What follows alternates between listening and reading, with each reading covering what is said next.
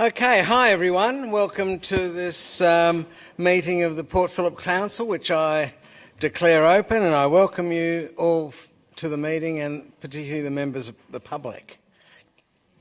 So the City of Port Phillip respectfully acknowledges the Yalukit Willam clan of the Bunurong language group. We pay our respects to their elders, both past and present. We acknowledge and uphold their continuing interest in the land.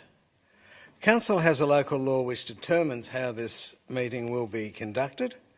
There is a time allotted during tonight's agenda for public question time. This is where you get to ask questions of any sort. You can ask specific questions on general matters other than those relating to a topic that is on the agenda for tonight. Members of the public are to only ask a specific question and shall not provide any statements or contextual comments. Consequently, the official minutes of the meeting will only record the question asked and any response given. The number of questions that a member of the public may ask shall be at the discretion of the chairperson, myself. There's also an opportunity for members of the public to ask a question or to make a comment on a specific item in tonight's agenda. This will be done prior to the council considering the item. So there are two opportunities: general public question time, or if you want to ask or speak about an issue that's a part of the agenda. So we encourage questions or comments from the public that are directed through the Mayor, are not defamatory, abusive or objectionable in language or substance, but rather are respectful, and we ask that all speakers to abide by the directions of the Chair. Now, if you wish to ask a question in general public question time or speak to a report, please complete the blue form that's available at the table just outside the chamber and hand it to a staff member. I encourage you to limit your questions and comments to around 3 minutes to avoid repeating any points that have already been made by other speakers. Please note that all council meetings are now being live streamed. So what does that mean? It means essentially that you won't be on the movie camera.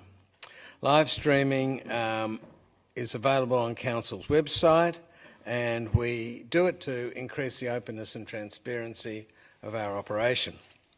The recording of this meeting will also be available to view a few days after the meeting on the Council's website and YouTube channel.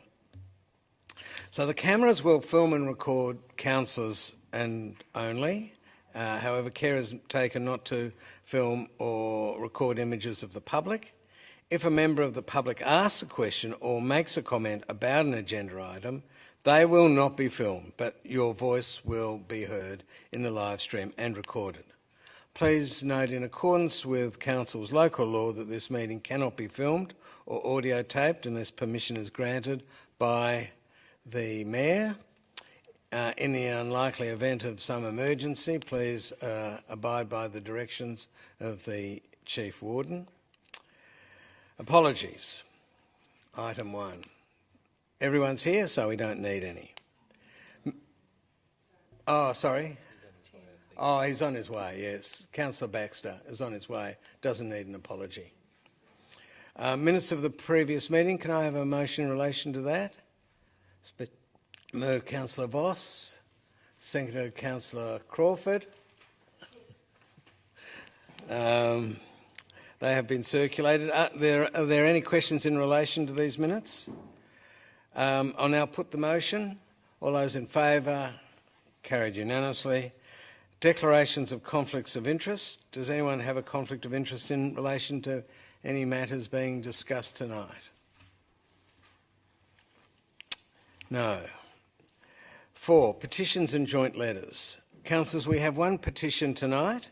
Item 4.1, a petition requesting cooling fans at the South Melbourne market. Councillors, we haven't received a request from a member of the public to speak to this item. So do we have any questions of councillors? Do we have a resolution? Moved Councillor Voss, seconded Councillor Pearl. Do you wish to speak? Do you wish to speak, Councillor Pearl? Any speakers against? I'll move to the vote now. All those in favour? That's carried unanimously. Sealing schedule. Councillors, we have no documents that require sealing. Item 6, public question time. Councillors, we have 2 people who wish to request to ask a question tonight. I'll take these requests in the order they were received. Now call on Alan West to come and sit in what I colloquially call the seat of truth, and make sure, Alan, you just press the middle button to push your mic on.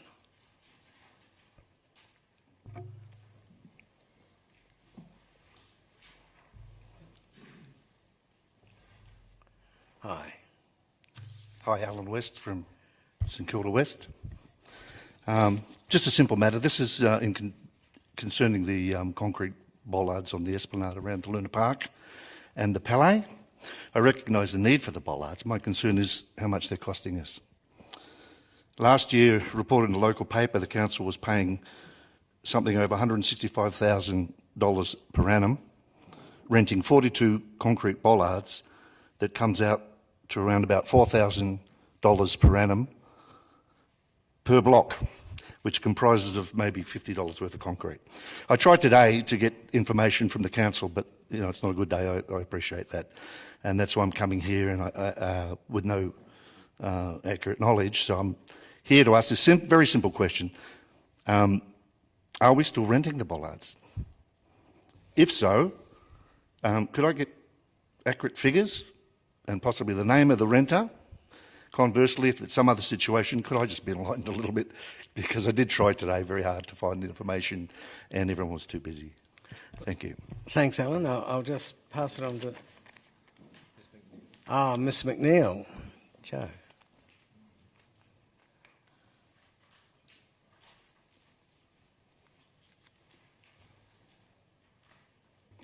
Through you, Mr Mayor. We are still renting the temporary bollards around the Luna Park and Palais Theatre forecourts. They've been put in place as a temporary measure whilst planning is undertaken for a more permanent measure. Given the high profile of that area and the number of people that come there annually, we've taken the time to make sure that the planning is done right and that the right solution for that space is reached that addresses any security measures that need to be taken, but in the context of the space itself. And I would have to take on notice the question about how much we're renting them for. I haven't got that figure on hand. Thanks very much. Thanks, Alan. Peter Holland.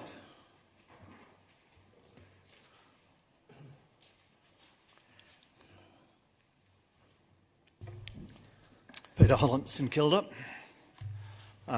This is regarding the proposed interim lease for the St Kilda Marina.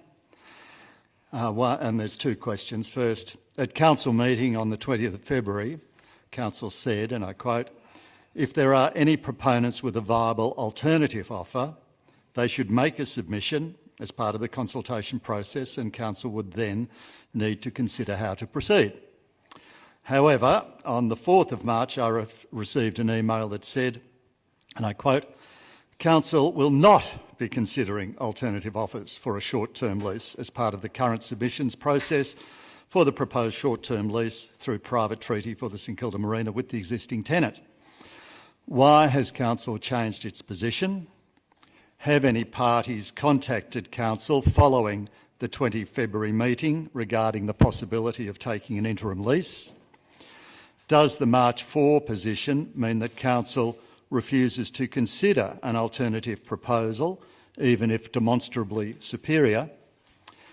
Was the March 4 decision by council made at officer level or by the elected councillors? My second question is, The state government's leasing policy for Crown land 2010 and or the 2018 guidelines state that a competitive selection process will apply to the leasing of Crown land, unless there are special circumstances where direct negotiation is permitted, subject to ministerial approval. Has ministerial approval been given for direct negotiation with the current tenant? Can any such approval be extended to direct negotiation with a potentially superior alternative? Thanks very much. Is that Ms McNeil?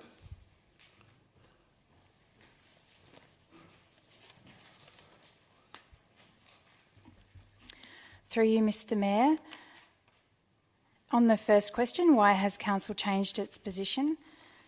My most recent correspondence via email to Peter Holland and my comments on the 20th of February are consistent, the difference being that I have provided further clarification regarding the situation in my correspondence.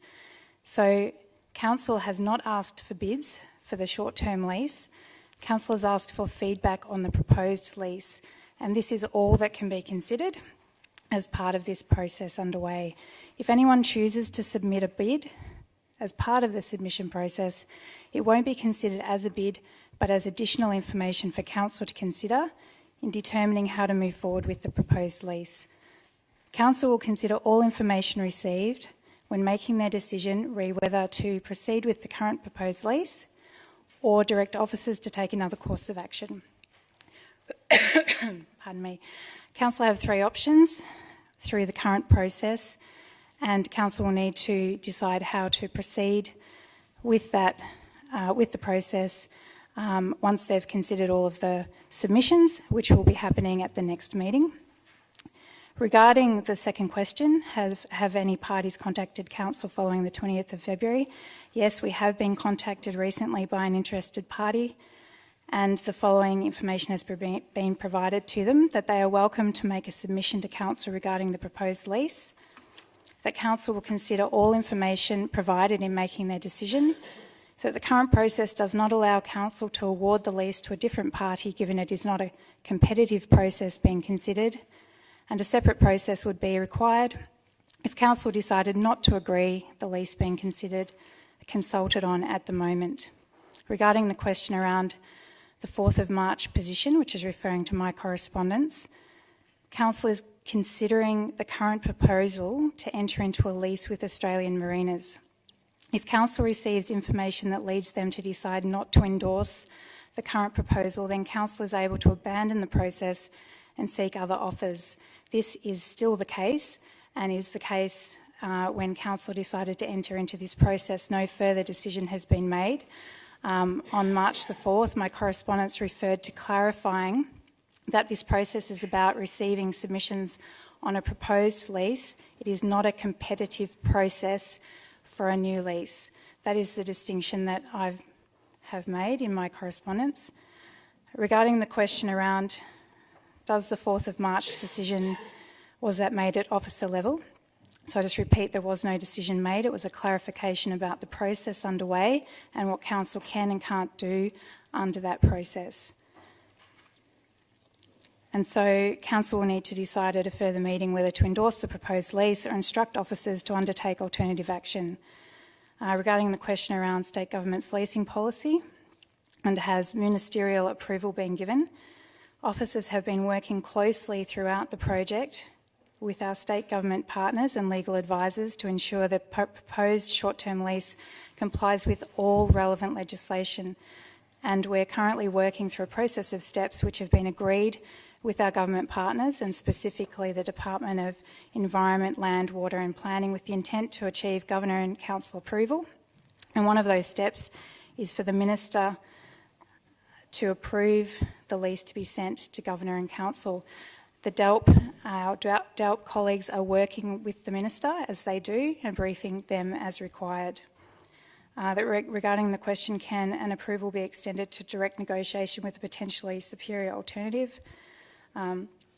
As I've said, the process underway is considering proposals for considering the proposed lease no other consideration can be made at this time, council will need to decide whether or not to proceed with that lease, and if not, then what the next process would be. If council did decide to abandon that process and undertake a different process, it would most likely need to be a commercial, competitive process that allows all people, including the current tenant, if they wanted to submit a bid with an equal playing field. And there would need to be a compelling reason for council to take another action. Thanks very much. I now move on to the agendas. Agenda item 8.1, presentation of the CEO's report, issue 52. There are no... Mayor, sorry, will councillor question time be entertained? Oh, sorry. Sorry, you are correct.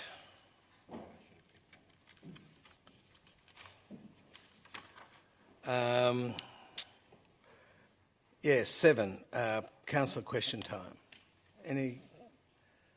Councillor Pearl. Thanks, Councillor Gross, and thanks, Councillor Simic, for the reminder. Good to be back in South Melbourne, one of the best suburbs in the city, obviously, and particularly sitting in this fine town hall where I hope that this council meets for many decades to come. There's a beautiful site just out the window there, the police station that will soon become the former police station. I'm wondering if council is engaging the state government as to their intentions regarding that building and what role the City of Port Phillip will be playing in the future of that site and that building. Thanks very much, Councillor Pearl. Subject to the usual rules about confidentiality, can we ask Mr. CEO? Through you, Mr. Mayor. Just for clarification on confidentiality, there's been more than enough media articles recently about the purchase of a new site and the open relocation of that site there, so I don't think I'm breaching any confidentiality. No. Through you, Mr. Mayor, and to answer Councillor Pearl's question, my understanding is that we've made some preliminary inquiries around vacancy dates and future use, but that's about as far as we've got at this stage.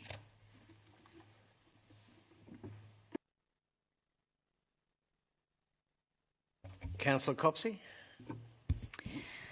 A quick one, I hope. I noticed that the lighting on the bike path and pedestrian path along the 109 tram has been out, or was out last night. Can officers explain what's gone on there and when it's going to be restored? Through you, Mr. Mayor.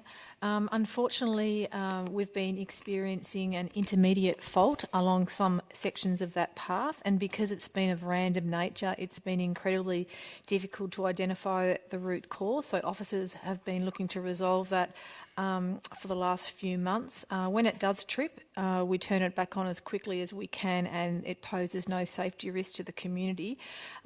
So we're at the moment, we've been able to get agreement from the designer of the lights to replace entire sections of the cabling and the electrical control gear at no cost to council, and we're hoping that that resolves the issue long term, and that work's likely to occur in the next month or so. Thanks, Ms Blair. Councillor Simic? Can officers provide council with an update on how the Fisherman's Bend framework's progressing? One of the key pieces of work that the community has been waiting for is governance structure and a funding and finance plan. The interim governance structure we've received information on, but we still don't know how much all of the community infrastructure, like the public open space, will cost and how it will be paid for. So can officers provide an update, please? Through you, Mr. Mayor, Councillor Voss and I attended the Mayor's Forum last week, and I understand Councillor Voss will be sending out shortly an update to councillors from that forum, but I can advise you, Councillor Simic, that we did discuss the timing of both the infrastructure contributions plan and the funding and finance strategy. We have asked for a little bit more time on the infrastructure contribution plan so that Council has adequate time to consider its position on it. At this stage, my memory of the program is that the current plan is for that to come towards the end of this month. We've received the draft of that and we'll be briefing councillors on that shortly. and the plan is for that to be funded in line with state budget timeframes, and the funding and finance strategy, which is a broader funding plan, will occur in that sort of timeframe. And we've received advice that will be shared with council, and we'll have opportunity to comment on it.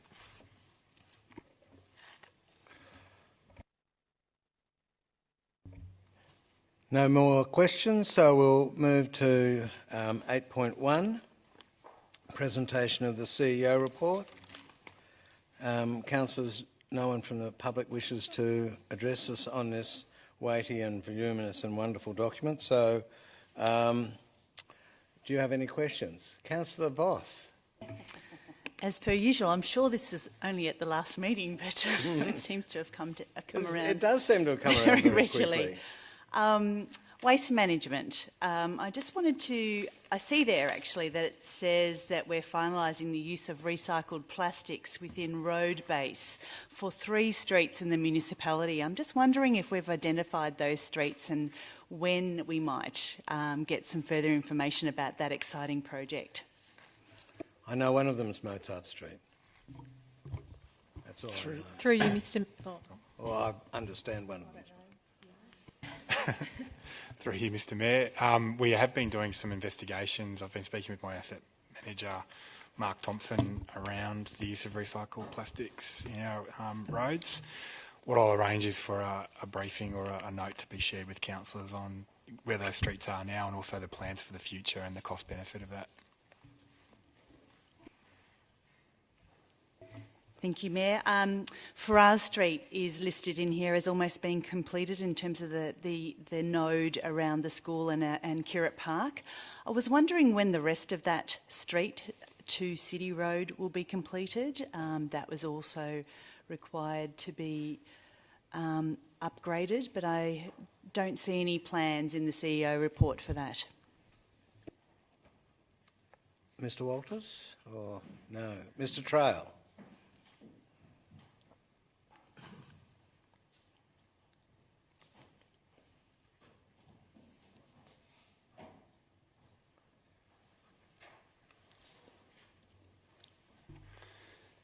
Through you, Mr. Mayor, the current project doesn't include that city power based around the resolution we adopted when we looked at this a second time. We brought it back into chamber based around community feedback around parking access in the precinct.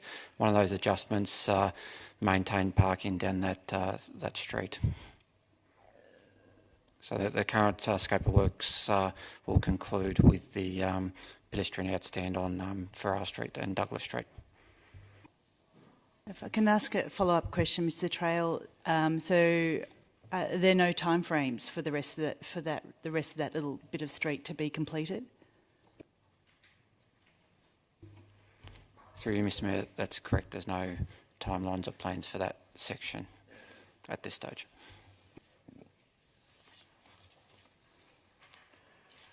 Councillor Voss?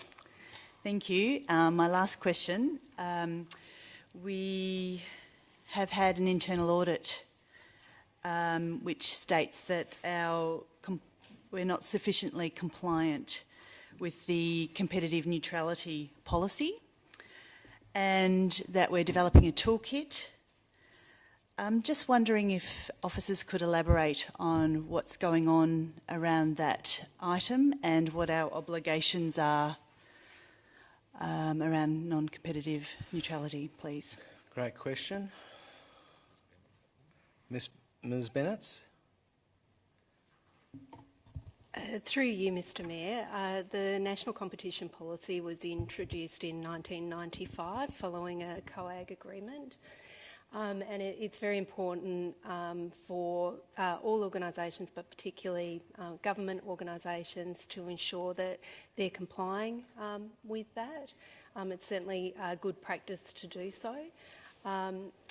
So in essence, it's about making sure that council's operations or the services it provides, we're not giving an advantage to a particular service or activity because of the because of our ability as government. So that's the kind of essence of it. It's quite a complicated activity, but certainly since the internal audit that was recently completed, officers have developed a productive relationship with the Office of Better Regulation, which is a state government department, and we are currently developing a framework and taking advice from them in doing so. We're holding a workshop in March this year, or later in March this year, so that we develop a common understanding amongst our staff and particular areas where this principle is important. We've actually engineered it into our business planning process so that it's regularly assessed and is part of a systemic approach going forward. And also, Council will also provide a regular report, public report on that through its annual report each year, which is a significant change and improvement from current practice. Councillor Crawford. I just wanted to ask if I could get a bit more of an explanation. The Elwood Wall and Playground area has been going to be upgraded and finished for a very long time now, and I understand there have been delays, and the more recent one was because of a design to the proposed wall. If I could get a greater explanation of what was the problem and what are we doing? Ms Blair. Through you, Mr Mayor. So just a bit of history reminder on that project is the masonry wall that surrounded the space had deteriorated and posed a public safety risk. So the original intent was to demolish the wall and reconstruct a new wall during 2018, but we went to market twice to get a builder to undertake the works, and we were unsuccessful. So to make the works more attractive to potential contractors, we combined the works with the upgrade to the playground. The tender for this closes tomorrow, and subject to a favourable response to the tender, these works should be completed early in the 1920 financial year. Councillor Simic. Thank you, Mayor. My question is regarding the South Melbourne Lifesaving Club redevelopment. I can see the project's got a tick against it finally again. It was off track for some time, but I've had some complaints from community about the portable containers that are currently there. Will those be removed in June 2019 as well, when the project's likely to conclude, or are they likely to be there for any time longer than that? Through you, Mr Mayor, the project anticipation date to hand over to the club is in August, which is a couple of months earlier than anticipated. So the existing temporary facilities will remain there until such time that the club relocates into the new building. Councillor Simic. And another question about the Integrated Transport Strategy Implementation Plan, which is currently marked as off track, and it cites issues and delays with the parking permit policy and parking control policy. It says that more detail provided on page 6. While page 6 talks about parking and transport, it doesn't really illuminate the problem any further for me. Would officers be able to provide more of an overview about what's taking place here?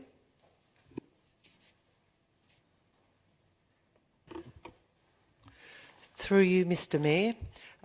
That refers to the fact that we're about to commence some community engagement, and in relation to the feedback that we primarily will get may influence the timelines for delivery of that project. And that's an item that's on tonight's council agenda, the Move, Connect, Live engagement strategy. Otherwise, the project is on track. I sense we've run out of questions.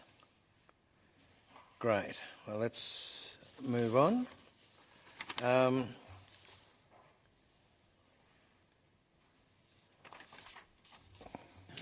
happy to move.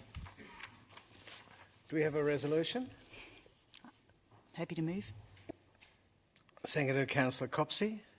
Do you wish to speak, Councillor Voss? Just briefly, it was really pleasing to actually see the South Melbourne Community Centre finished, and the renovation's terrific, and I just wanted to congratulate the officers on the work that's been done there in terms of accessibility, new ramp, new toilets, updated kitchen, etc., new roof. It's wonderful to see, and this is the first time we've seen it in the CEO report. And just to say, the CEO report just really is a fantastic way for our community to see what this council and the organisation's actually doing. It really provides a transparent way to get a bit of an understanding of the breadth and depth of what goes on every single month. Thank you. Councillor Copsey? Any other speakers? Move to the vote. All those in favour? That's carried unanimously. Okay. 10.1, Community and Stakeholder Engagement Approach, Move, Connect, Live, Parking Policy. Councillors, are there any questions? Can I have a may I have a resolution then? Moved, Councillor Voss. Seconded, Councillor Crawford. Sorry? Not really, but so it's been moved and seconded. Do you wish to speak, Councillor Voss? Thank you, Mayor. Just wanted to say that I endorse the communication campaign and how it's been structured. I think it's very clever, and I am excited that each one of our neighbourhoods will be communicated with in their own special way, and also the wards, and then they'll do a deep dive as well. So I think this is going to be a new way that we're going to be doing our communications with our community, and this is the first cab off the rank. I will state that I think we could still work on the key messages a little bit more. It doesn't include the words permit messaging at all, and that's part of the, I think that's quite key in my view, so perhaps we could work a little bit on that, but I'm very keen to see how this goes. Councillor Crawford? This is my favourite topic, but probably the most hated in the community. This is the toughest thing one of the toughest things we have to do as a council is nudge, shift, push behaviour change around how we move around this municipality, because the bottom line is we're going to be deadlocked and we just don't have enough room for cars to park or move as we grow, which means change, which we all hate. But this is the first much deeper and involved community consultation around this, and we're starting with probably the top issue at local council level, which is parking. So I'm sure it's going to be a very emotive issue, but I do think we are taking the opportunity to definitely speak to all types of people, those with cars, without cars, with permits, without permits, because the reality is we can't do it the way we've always done it. We have to adjust. So I'm very excited that we are taking this front on and actually addressing the issue that we have to. It may not be popular, but it's the right thing to do. So I do encourage people in the community to get involved, whether it be on the online or get involved in the deeper dives and in the different wards. Because we need your innovation and your insight in order to come out with the best policy options in order to manage this growth. Thanks very much, Councillor Crawford. Any other speakers? Move to the vote now. All those in favour? It's carried unanimously. Okay, 14.2. Review of councillors' strategic memberships.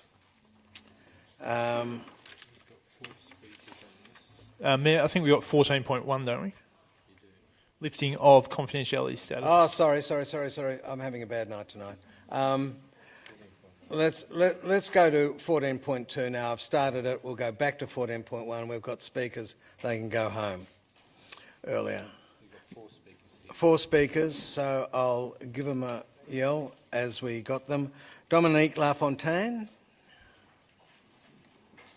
I might say to everyone in the room that we are going to be disaggregating these resolutions into bits when we finally get to the resolution. But we'll take everyone's submissions now. Name and suburb, please, Dominic. Port Melbourne, Dominic LaFontaine. Hi. Mayor, councillors, Mr Smith, good evening. Climate change impacts every part of council's business, and the South East Council's Climate Change Alliance is working to determine what this means for councils and to help councils access the support that they need to address the impacts of a changing climate. Membership of SECA provides access to 2 staff who themselves are experts in climate change, access to grants as a regional collaborative approach, which has a greater likelihood of attracting government grants than an individual council, especially when council project needs are all the same across the region. And membership also provides economies of scale, so delivering regional projects which are typically beyond the reach of individual councils. For example, SECA is currently seeking funding to develop a tool that will identify the impact of climate change on councils' assets, such as buildings and roads and drainage. The initial cost for the development of this tool was over $85,000 per one council. By bringing together the 9 councils that belong to SECA to work together and share costs, we can deliver the same product for approximately $25,000 per council.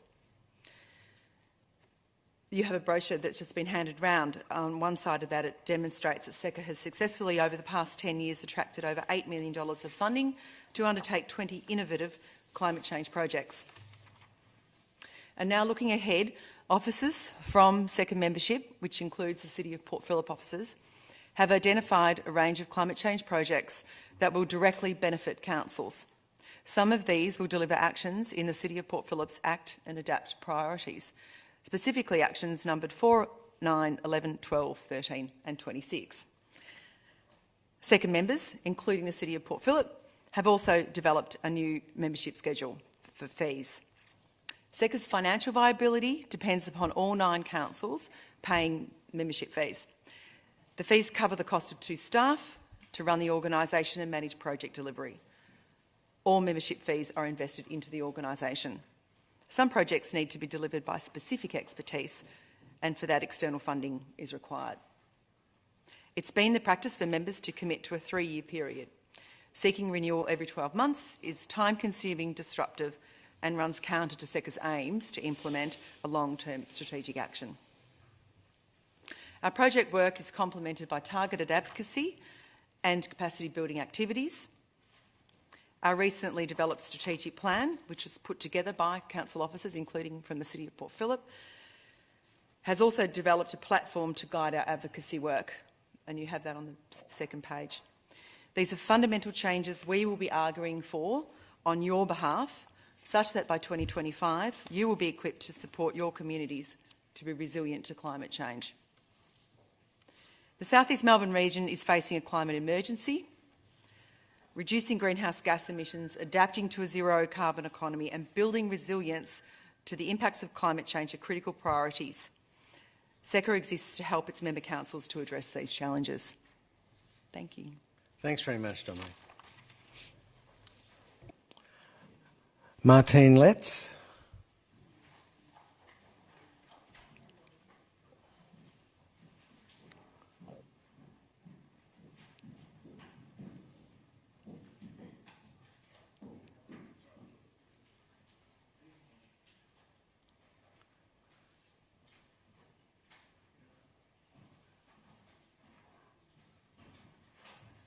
Hi, Martine. Could I ask you to read your name and suburb into the record, please?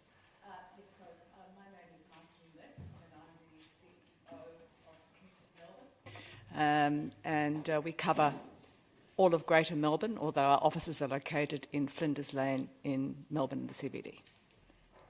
Is that do it? That's perfect. Your 3 minutes starts now. Thank you very much. Thank you very much, Lord Mayor. We have distributed to councillors and to officials a recent engagement report of the work that we're doing with the City of Port Phillip, as well as descriptions of some of the major task forces that we're working on. So I will take those as read, but I think you'll find, particularly from the recent engagement report, that our collaboration and the work we've been doing with the City of Port Phillip has actually been growing quite strongly, particularly since I came and first briefed Council in August 2017. In fact, we're particularly proud of the relationship we've built with the City of Port Phillip across both councillors and officials levels, and I think the engagement report reflects that. And this is also especially the case since we published our Melbourne 4.0 program, which is the Committee for Melbourne's flagship program, which has a number of strategic needs that we've identified we need to work on in a cross-sectoral way to make sure that Melbourne is prepared, particularly for what we call the fourth industrial revolution and the big digital transformation of our economy and our community. By virtue of your membership and through the kind participation as the chair of our Metropolitan Task Force, Councillor Bernadine Voss, and this is linked to your membership directly, you're in the driver's seat for the strategic need that we've identified as a metropolitan collaboration. And that is looking at how do we prepare councils, how do we prepare Greater Melbourne for some of the big changes that were also alluded to through things like climate and transport problems. Our task force, our transport task force, our affordable housing task forces support the priorities that Council in its own policy statements has identified. We're also looking strongly at the impact of artificial intelligence on transport and amenity, and these are all opportunities for engagement for the city through its officials and its councillors. We're deeply involved also through our Innovative Ecosystem Task Force, including on the Fisherman's Bend project.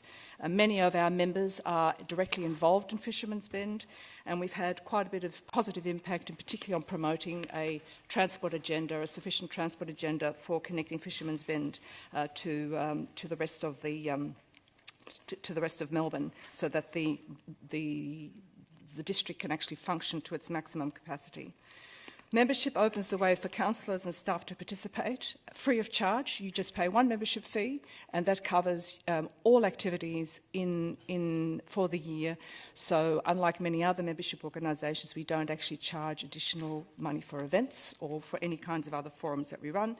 And you can come at multiple levels with multiple numbers. We don't actually have any restrictions on levels of participation. Important to point out that we get no government money at all for the work we do. All of this is membership funded, independently funded, but this also makes us a credible player and a very trusted forum for the discussion of sensitive issues. The relationship's been gaining strength over the years. We see synergies between our agenda and yours, more so than ever. The fact that you're a foundation member, there are only two councils that are foundation members. They are the City of Melbourne and the City of Port Phillip, due to your size and the weight of influence that you carry. And that helps you also have a really good voice at the table. So we believe that you will get the greatest benefit from your relationship by continuing to be a foundation member.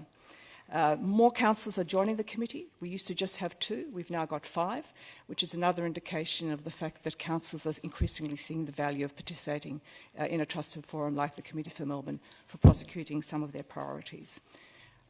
Did I hear the bell go? You heard the bell go. Okay. Well, my final question then is, I'm very interested to hear what else you think we can do together as we go forward in the relationship. Thanks very much.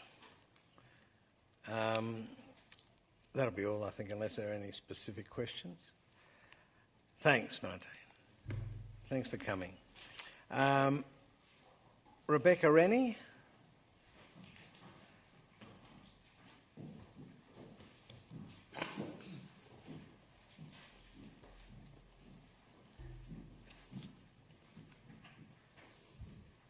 I'm Rebecca Rennie. I'm the Operations Coordinator for Resilient Melbourne. Our offices are based in the City of Melbourne, and I happen to be a South Melbourne resident. Good evening, council colleagues, councillors and Councillor Meg Ross. Thank you for the opportunity to speak, and please also accept my apologies on behalf of Toby Kent, Chief Resilience Officer, who cannot be here this evening. I understand that your council officers are giving clear recommendation not to support Resilient Melbourne in the financial year 2019-2020. For your awareness, you should know that the original Resilient Melbourne funding model was designed so that this coming year would be the final year of seeking investment. We're currently redesigning the operating model for Resilient Melbourne, and we will not be asking for further direct contributions from you past next financial year. However, to withdraw funding at this time would pose risk to the overall project and its ability to deliver commitments that align with Port Phillip's council plan. These range from being able to link Port Phillip's urban forest work with other councils. We'll be holding a launch event for the 32 Metropolitan Mayors on the 5th of June 2019, which is World Environment Day. We're also negotiating a funding arrangement with the state to support participating councils. Similarly, we remain keen to advance our work in placemaking with co-design studios here in Port Phillip, as well as extending our work on social housing with the Barnett Foundation. Resilient Melbourne is about far more than just advocacy. It's about delivering real projects on the ground. Of course, we hope that City of Port Phillip will choose to continue to support us. However, it's really important for us that you understand that should the decision tonight go against us, Resilient Melbourne will still be keen to work with you under our future structure. Thank you for your time.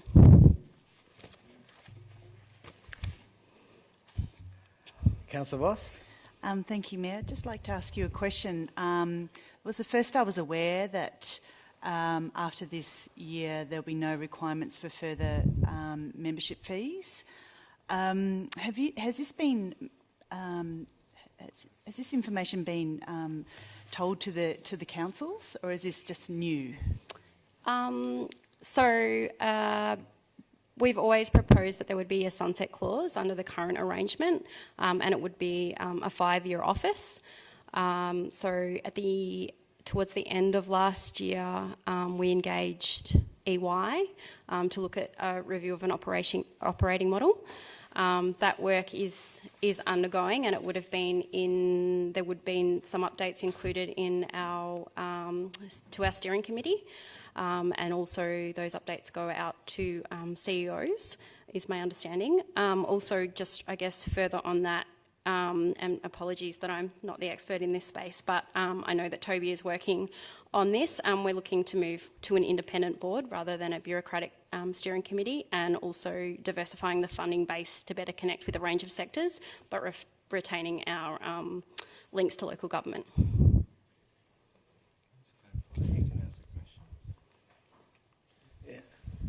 Mr Mayor, can you just clarify, when you say year, do you mean fees will stop from the beginning of the 2021 financial year, or are you talking Correct. calendar year?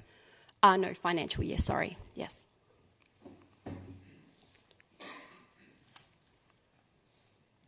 I think that's it. Thank you. Thanks very much. Helen Halliday?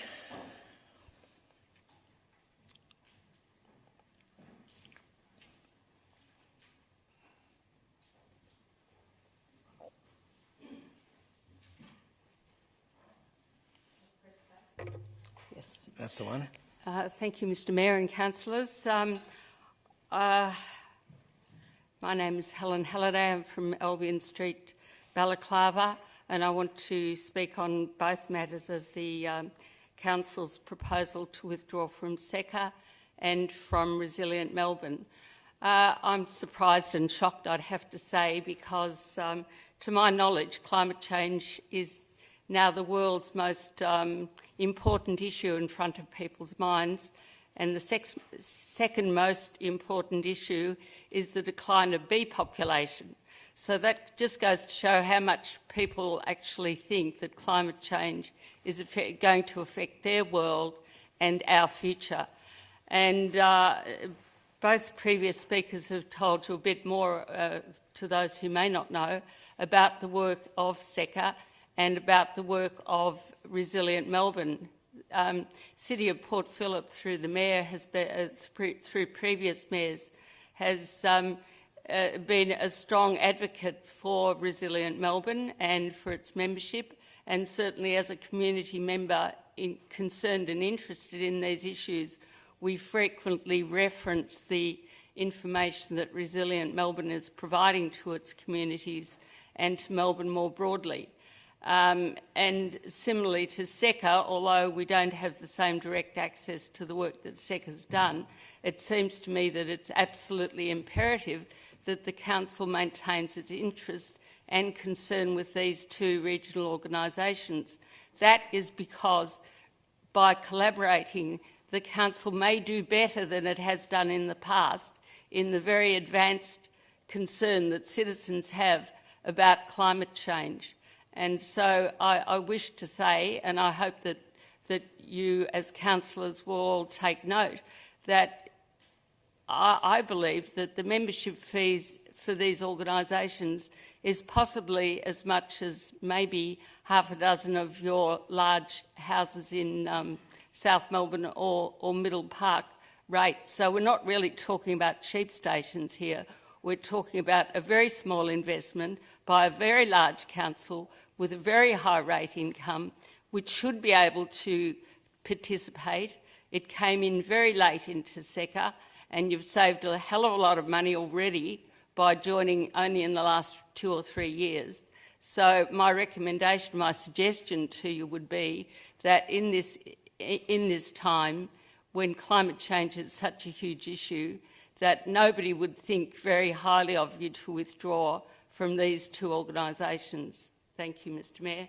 Thank you, councillors. Thanks very much, Helen. I don't think you need me to answer any questions because I didn't actually provide you with any information. Okay, councillors, any questions? Quick one, if possible, Mayor. Just want to confirm something. I'm just reading the SECA handout that was given here. I just want to confirm that we are still a member of SECA, because it's got here members, 8 member councils of SECA, and the City of Port Phillip isn't listed on the pamphlet we were just given by SECA themselves. Oh, for 10 years only? Just, are we still a member? Through you, Mr Mayor. Okay. Just at the top here, it's got 8 member councils and we're not listed.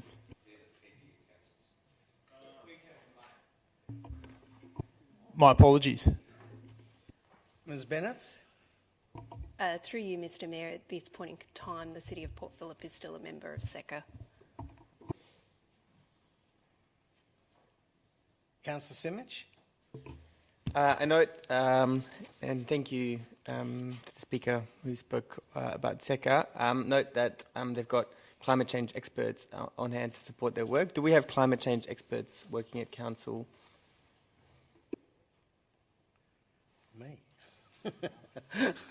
Well, that's a good question, but I'll ask one climate change expert to come and give an answer. You go first. Through you, Mr Mayor. I think it's fair to say that the City of Port Phillip is blessed with a highly skilled group of climate change and other climate-related expertise. We are probably better placed in that expert level than many other councils. Thanks very much. So, yeah, we're dealing with questions, but remember we're going to go through this in a disaggregated form, and we're going to deal with A, B, C and D separately. So, Councillor Voss? Can I ask a procedural question? If we do go through each one, will you allow questions on each one, or do we ask the questions now? Good question. I'm happy to be quite permissive, and if you get to something and want to ask a question, I think that's fine. Councillor Baxter. I think I'd rather ask the question while Mr Walters is sitting in front of the mic. So, okay. Just with regards to SECA, obviously we are blessed with some amazing people in our sustainability department, and I certainly acknowledge that. What involvement has our sustainability department and our officers had with SECA in the past and more recently as officers? Through you, Mr Mayor. Our officers form part of the have a seat at the table in the regular governance meetings that SECA hold, and it's fair to say that in the preceding few years, as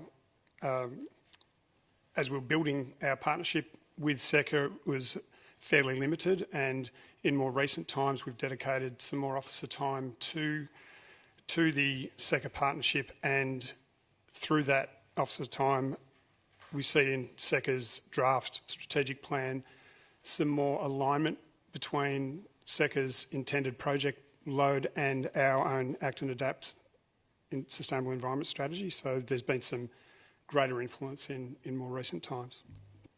Well, can I ask a follow-up clarifying question? The question is, we contribute to SECA. What exactly has SECA contributed to this city?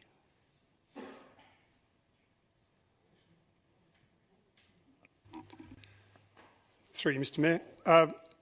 There are a number of projects. A really significant one in recent times has been, you can sit there if you like, has been some advocacy work that SECA led, which led to us presenting at a Senate committee into climate change. Without SECA leading that submission, we wouldn't have had a seat at the table. That's a significant thing in the last 2 years, certainly. It's probably fair to say that I've got all sorts of notes coming to me now. Yeah. I should really just get them to say something, actually. But actually, I might do that. I might ask Ms Omani to contribute. Through you, Mr. Mayor. Since joining SECA in 2016, we've worked with them on a number of projects. I don't actually have the list here in front of me. No,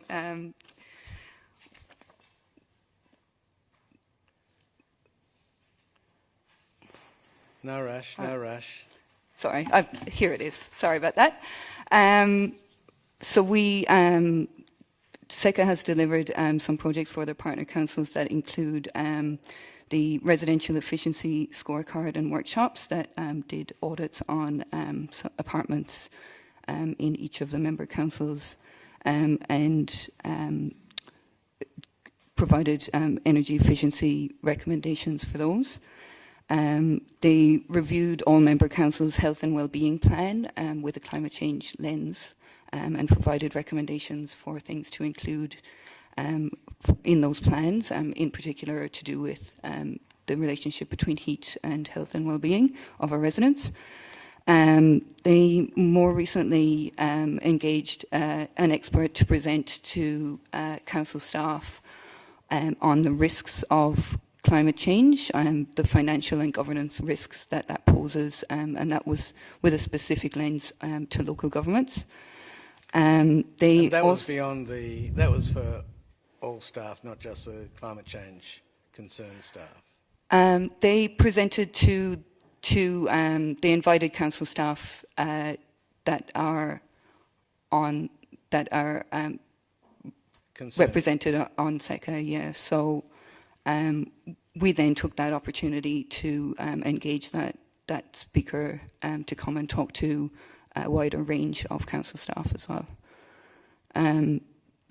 We also are part of one of their projects called SEMREP, which aims to replicate our most recent MREP project, but also to open that up not just to councils but to some businesses within our area as well. Thanks very much. Councillor Pearl? Just on the committee for Melbourne, on page 68, it's quoted, officers of the view that on balance there is limited contribution to delivery of council priorities, indicating that officers don't seem to see there's much benefit in us renewing this membership. I'm just asked this on notice earlier today by email. I'm just wondering how long have we been a member of the organisation and how much money in fees have we paid over that time?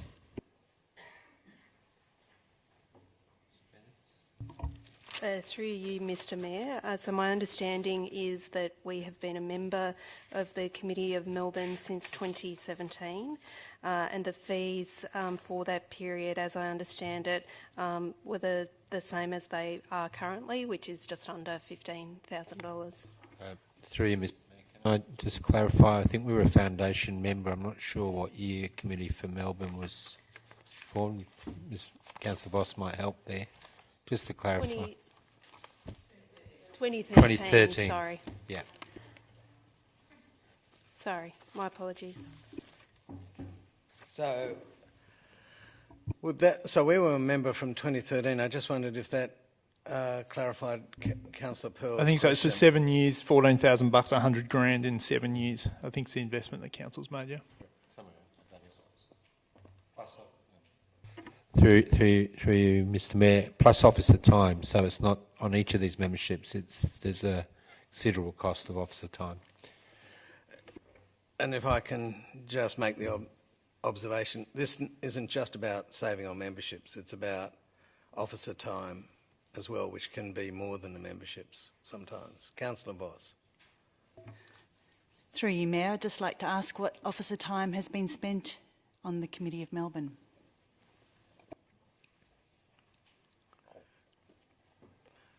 Mr CEO. Through Mr Mayor, most of our participation for the Committee of Melbourne has been through attendance at events, I understand. Ms Bennett might be able to assist with some additional information.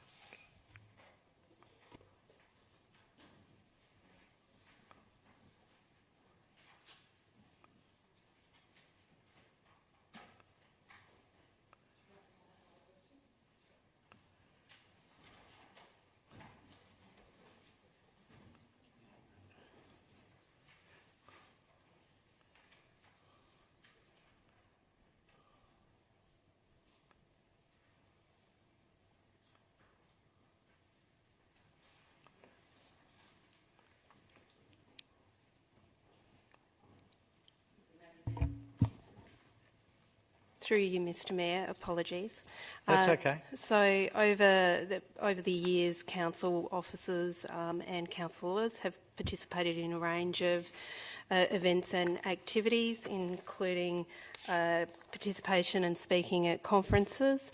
In terms of the exact level of time that officers have spent there, I don't have I couldn't quantify or estimate that for you right here and now, but certainly the predominant activities and engagement of council officers has been attendance at functions and events. Any further questions? Councillor Simic. Just to follow up on that question, officers attending events and functions also provides a benefit to our officers, particularly also if there's conferences that they're attending. There's a direct benefit or gain to council. Is that not true? Okay, Through you, Mr Mayor, we've assessed the benefit in formulating our recommendation on this item. Councillor Baxter. I have another question regarding SECA. How do the proposed membership rates for SECA going forward compare to membership rates for other climate change or greenhouse alliances such as EGA, NAGA or WAGA, which are very fun to say? You look fulfilled. Is anyone able to answer that? Yeah. Through you, Mr Mayor. The other alliances mentioned, EGA, WAGA and NAGA, currently their fees are in a similar ballpark. The EGA fees are $20,500 starting fee with a 2.5% increase each year. The Western Alliance is $22,000 with CPI increases with a 4.5-year MOU. And the NAGA fees are currently $25,000 a year with a CPI increase and a 2-year MOU. And there's a 3-year MOU for EGA. And through you, Mr Mayor, if I can just add a little bit to Mr Walters' feedback, answer. In 2021, we're aware that the SECA membership would increase by a further approximately 15,000 per annum. And so we're not sure how that compares with the other alliances, but we're aware that there's a substantial increase in 2021. Can I just clarify for those watching along, what would that take it to a total to in 2021? So for the membership, that would be approximately $36,500. And then I'm not sure if there'd be additional project costs, but that's the membership. Councillor Voss? Just like to explore one of the events that's listed on the documents that the CEO for Committee of Melbourne gave us, and that's the Open Mind Forum. Committee for Melbourne, I'm sorry, Councillor Pearl. The Open Mind Forum, the Integrated Transport System, there were a number of us that attended that, and I was actually on the panel. Perhaps my question is specifically to Ms Rosick, in terms of what benefits we directly got out of that forum, what collaborations, what relationships we developed that we didn't have access to easily before. Are you able to articulate from that one event? Through you, Mr Mayor. Sorry, Councillor Voss, which organisation? We attended that with the committee for the Committee of Melbourne. I was on the panel. Yes. And yes. Sorry. Now I remember. I recall. How could you forget? I remember Councillor Voss's presentation. It was very good. Which was sublime. We have formed some relationships, obviously, with Department of Transport. They're now called. So we are regularly meeting with various representatives on various transport priorities for the city. So we have established that. We met some car manufacturing firms, I remember Toyota as well, and had some discussions about in regards to that. Other than that, I'm not aware of any other changes or improvements that we've made in the transport area of transport as a result of that forum. Thank you. I sense have we got any more questions? Can we move to resolutions and try and clarify some thoughts? I'm happy to remove 3.1, which is to maintain the membership of the following: the Association of Bayside Municipalities, the CRC for Water Sensitive Cities, the Green Building Council of Australia, the International Council for Local Environmental Initiatives Partnership Program, Local Government Professionals, Main Streets Australia, and Metro Transport Forum. Do I have a seconder? Seconded, Councillor Baxter. You want to? Sure. I guess this is a process question. If I want to swap one from the other category, do I swap it into the one we're keeping, and then, or do I minus it from the? You know what I mean? How? What's the best way of doing it?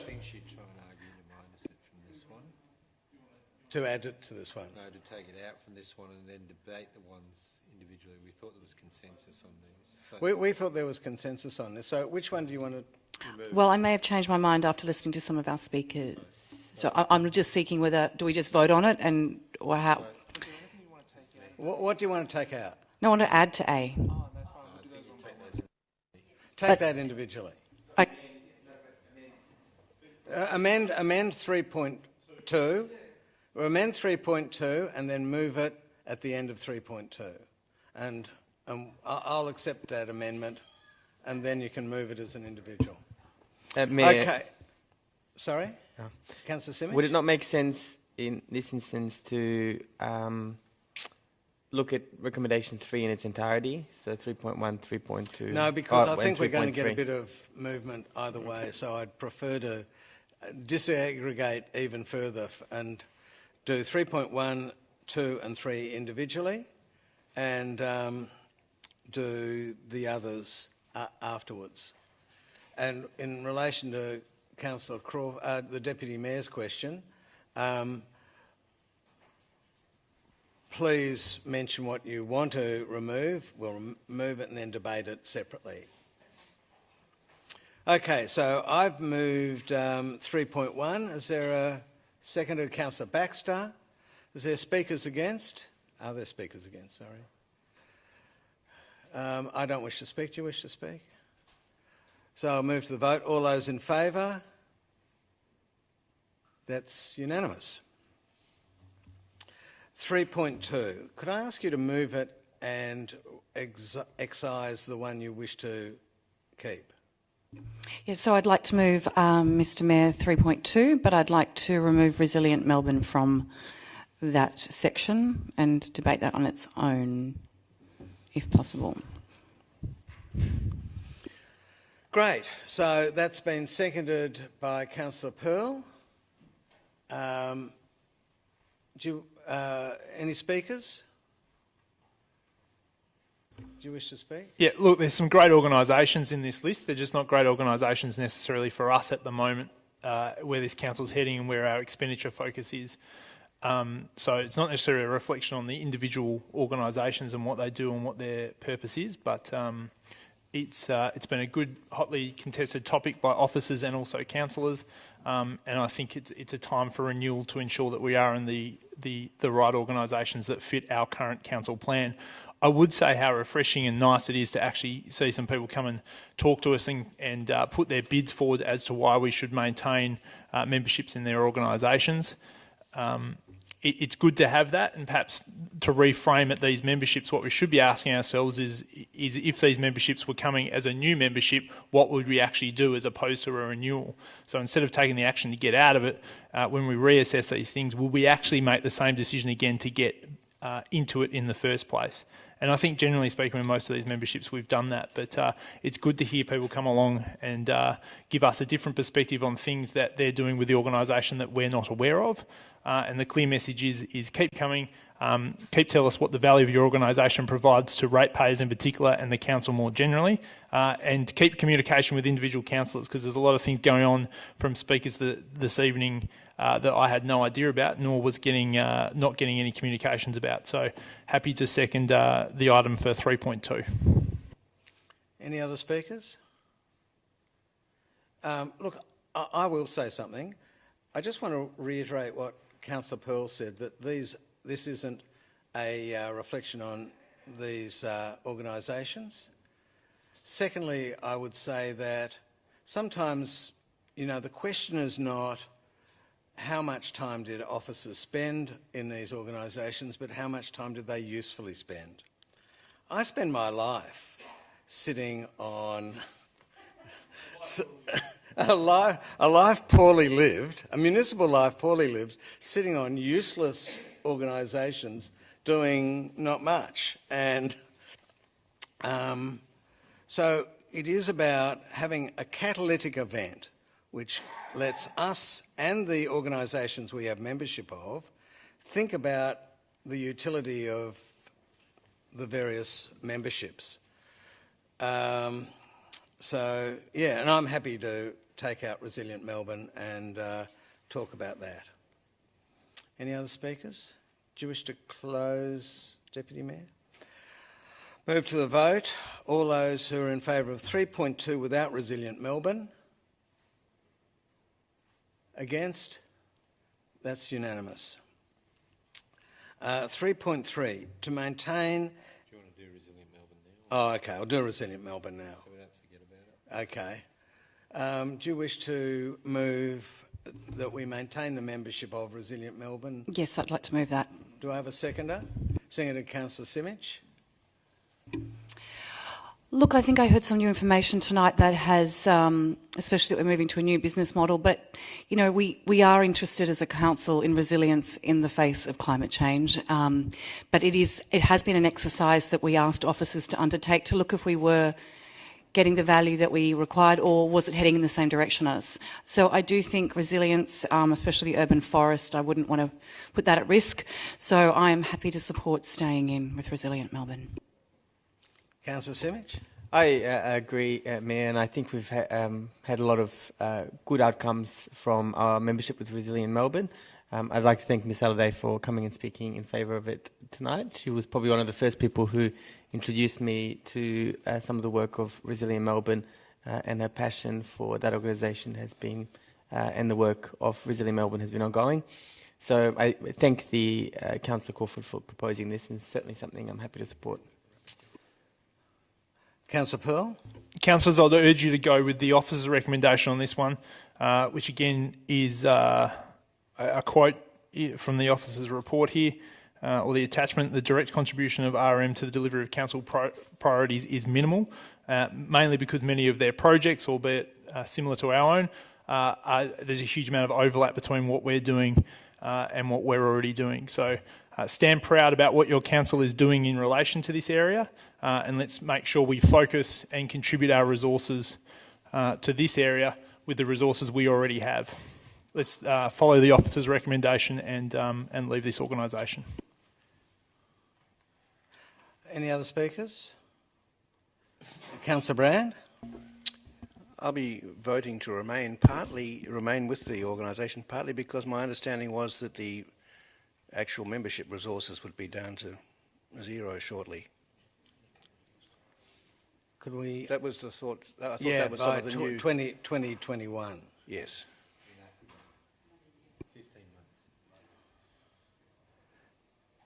Any other speakers? Oh, look, I'll say something.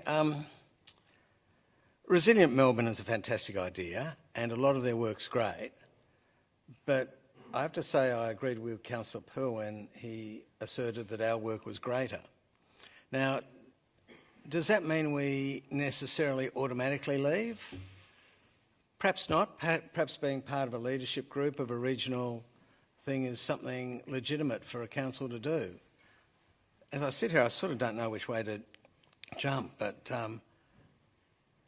some of the work that our officers do is superior to the work, or led by, or initiated and only provided by our officers. So it's hard to know which group's going to be the leadership vehicle and which is not. So I just wanted to leave those thoughts with you. Do you wish to close, Deputy Mayor? I'll now move to the vote, which is to maintain Council's membership of Resilient Melbourne. All those in favour? All those against? I declare it carried.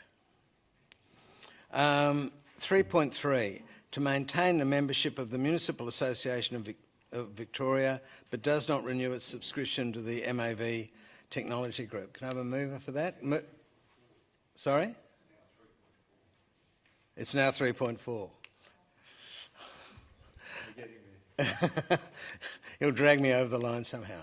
So that's been moved by the Deputy Mayor, seconded by Councillor Copsey. Do you wish to speak to that? Move to the vote. All those in favour of 3.4? And that's carried unanimously. We now move to the Committee of Melbourne, and councillors, you'll notice that there Committee for Melbourne Chair.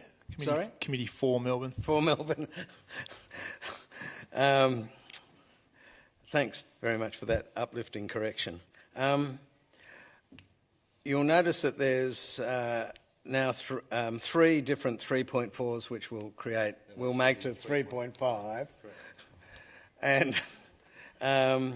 and so there's three different options: to maintain membership, to maintain at a different category, saving of $6,500, or not to renew. Moved by... I'm happy to move part 3, B3, sorry, B3. B3. So do I have a seconder for that? Moved and seconded. Do you wish to speak to that, Councillor Pearl?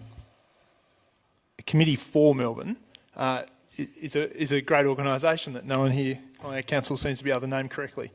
And they do some good things and they have a good membership base. And the thing I like about the Committee for Melbourne is it has a good corporate core to it in terms of the principles. It was started by a range of business people, connecting business people with government, and they've extended that to local government. But I find it difficult to support an organisation that ultimately recommended that this council be abolished in some sense, in terms of their last most strategic paper that was put forward. To the credit of the staff of the Committee for Melbourne, they came and gave us a briefing and provided a different angle to that report, and also I sincerely believe that they, more so than most organisations, have had a real effort to ensure that, from their point of view, the council receives as much value through the membership as we possibly can. I haven't been involved in any of that engagement, but I know Councillor Voss has been appointed a chair of one of their committees, which I'm sure she enjoys and gets a lot of benefit out of. But the ultimate test here is, councillors, what benefit is our ratepayers getting? And I think the organisation does some great work, but I'm not sure if that work relates, and I'm sure Councillor Voss will speak shortly about how I'm wrong, but I don't see how the average ratepayer sitting around us now gets a benefit out of it. And $100,000 over 7 years, we've given it enough chance to get a decent amount of benefit on it. I think we owe it to our officers to respect the recommendation that they've indicated in the paper here this evening, and for us to leave what is a perfectly good organisation in a respectful way, to thank them for their 7 years membership and what we've gained out to it. But going forward, we have to rationalise these things, so I'd urge you in a respectful fashion to vote for my motion to remove us from this organisation. Thanks very much, Councillor Pearl. Councillor Bond? Councillor Copsey?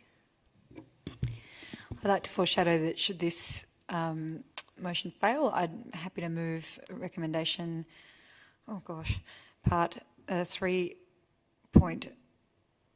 B2. B2 or B2, yeah, I'm sorry, it's changed our papers now, so I'm part B1, 3.5 part B1, to maintain its Committee for Melbourne membership should this motion fail. I appreciate the further information that's been provided by presenters tonight, and I acknowledge the significant amount of work that has gone into this committee for Melbourne by Councillor Voss. I think that the Committee for Melbourne provides a fairly unique cross-section of perspectives on challenges that face inner city municipalities, and some of the strategic focuses are very, very relevant to priorities that the City of Port Phillip has, particularly around the current challenge faced in affordable social and community housing and public housing, and the challenges. We need a broad range of views to inform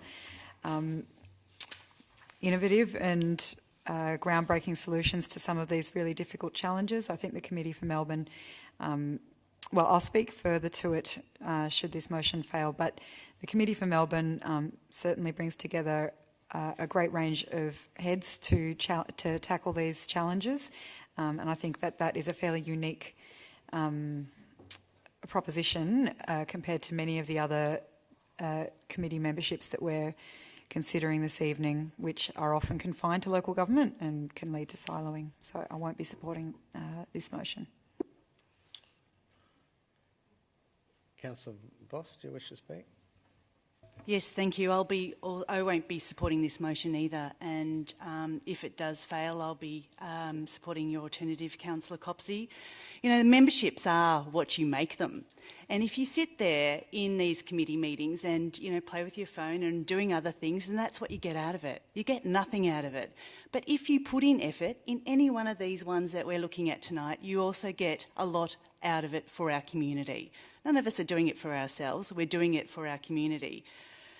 You know, we've been in the Committee for Melbourne since 2013. It's been mutually beneficial and has intensified recently. And I would endorse the CEO's Martine Lett's submission before.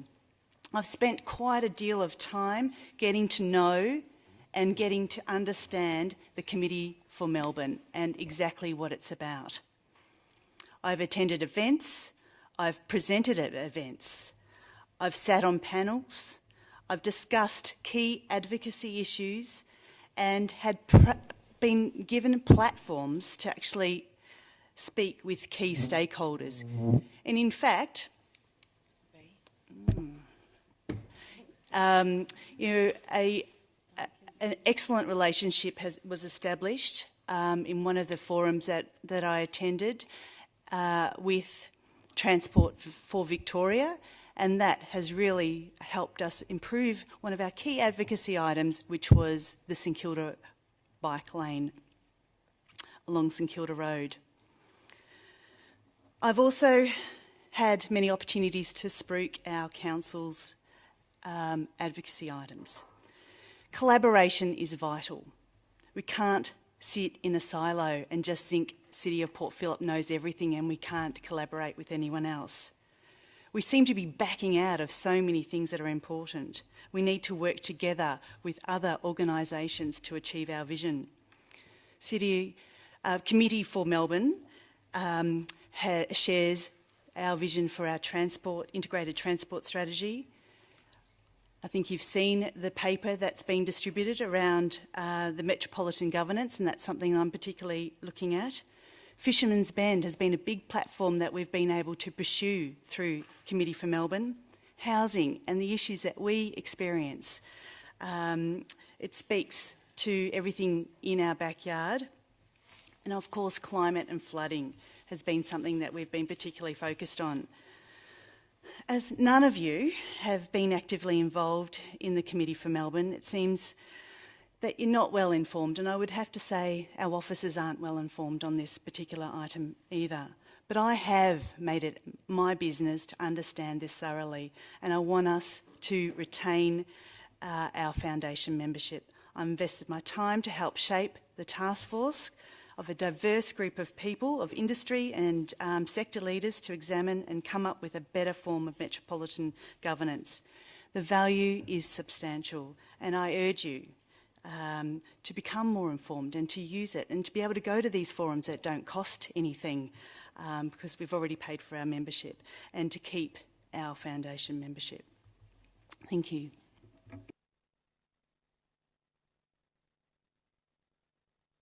Thank you, Councillor Voss. I also won't be supporting the recommendation and will be supporting the alternate recommendation that was foreshadowed if it were to come up. I agree. I think on the basis that we excluded ourselves from membership of some of the organisations earlier, one of the things that drove that is that we're not particularly engaged with those organisations currently. While they do good work, we're not particularly engaged.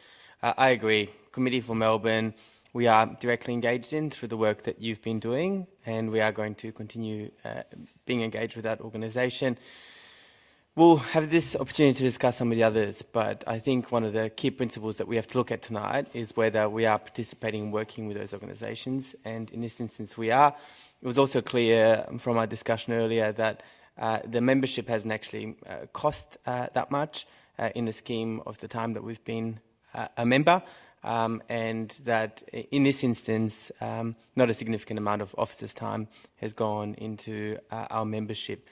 So I think it's true to say that we've received value for money so far, and that we will into the future, and also encourage other councillors and certainly myself like to be more involved with the Committee of Melbourne going forward, given the discussion we've had tonight.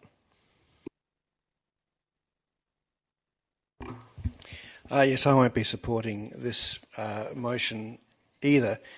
So much of our discussion this evening has been about membership fees, and if we've got value for money on the membership fee, maybe if we've saved enough money to offset the membership fees, and other ones, why are we paying to be a part of an organisation that's doing the same thing as we're doing, a sort of a redundancy thing. These are completely valid questions and issues, and some of them put us in the deficit in a certain way.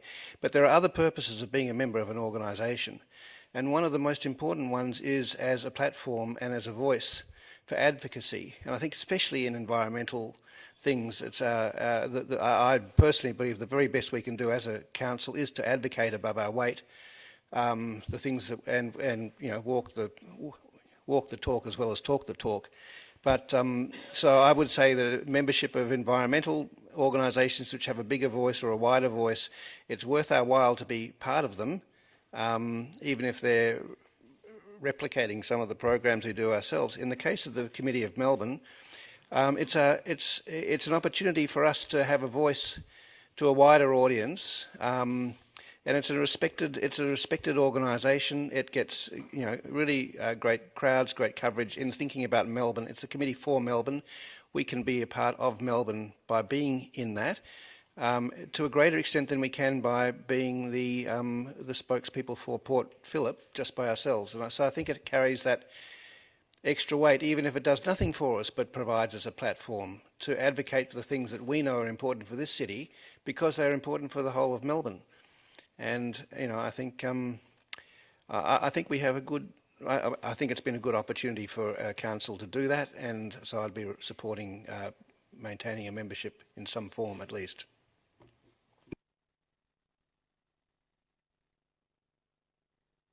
Just quickly, regardless of what happens, we'll get a better outcome because it's been well thought through, that's for sure.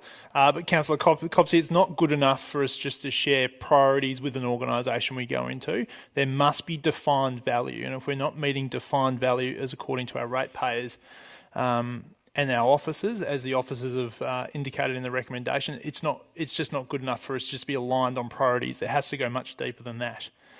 Councillor Voss, obviously recently you've had a lot to do with the organisation. And that's good, but I don't think you can, and you're very passionate about it, but I don't think it's fair to say that other councillors haven't been able to share in this, because basically we haven't been able to share in it equally in terms of, I had no idea that you were doing these sorts of things with this organisation up until about a week ago, and I haven't heard you as clearly articulate the benefits of this organisation any time before this evening. So I would encourage you to share the benefit that you're gaining with your fellow councillors, so that benefit can potentially be shared with the rest of the community. Councillor Simic, $100,000 is a significant amount of money in anyone's book sitting here, and I think it's fairly flippant to say $100,000 even over 7 years isn't. It's a considerable investment that we could do a considerable amount of money for.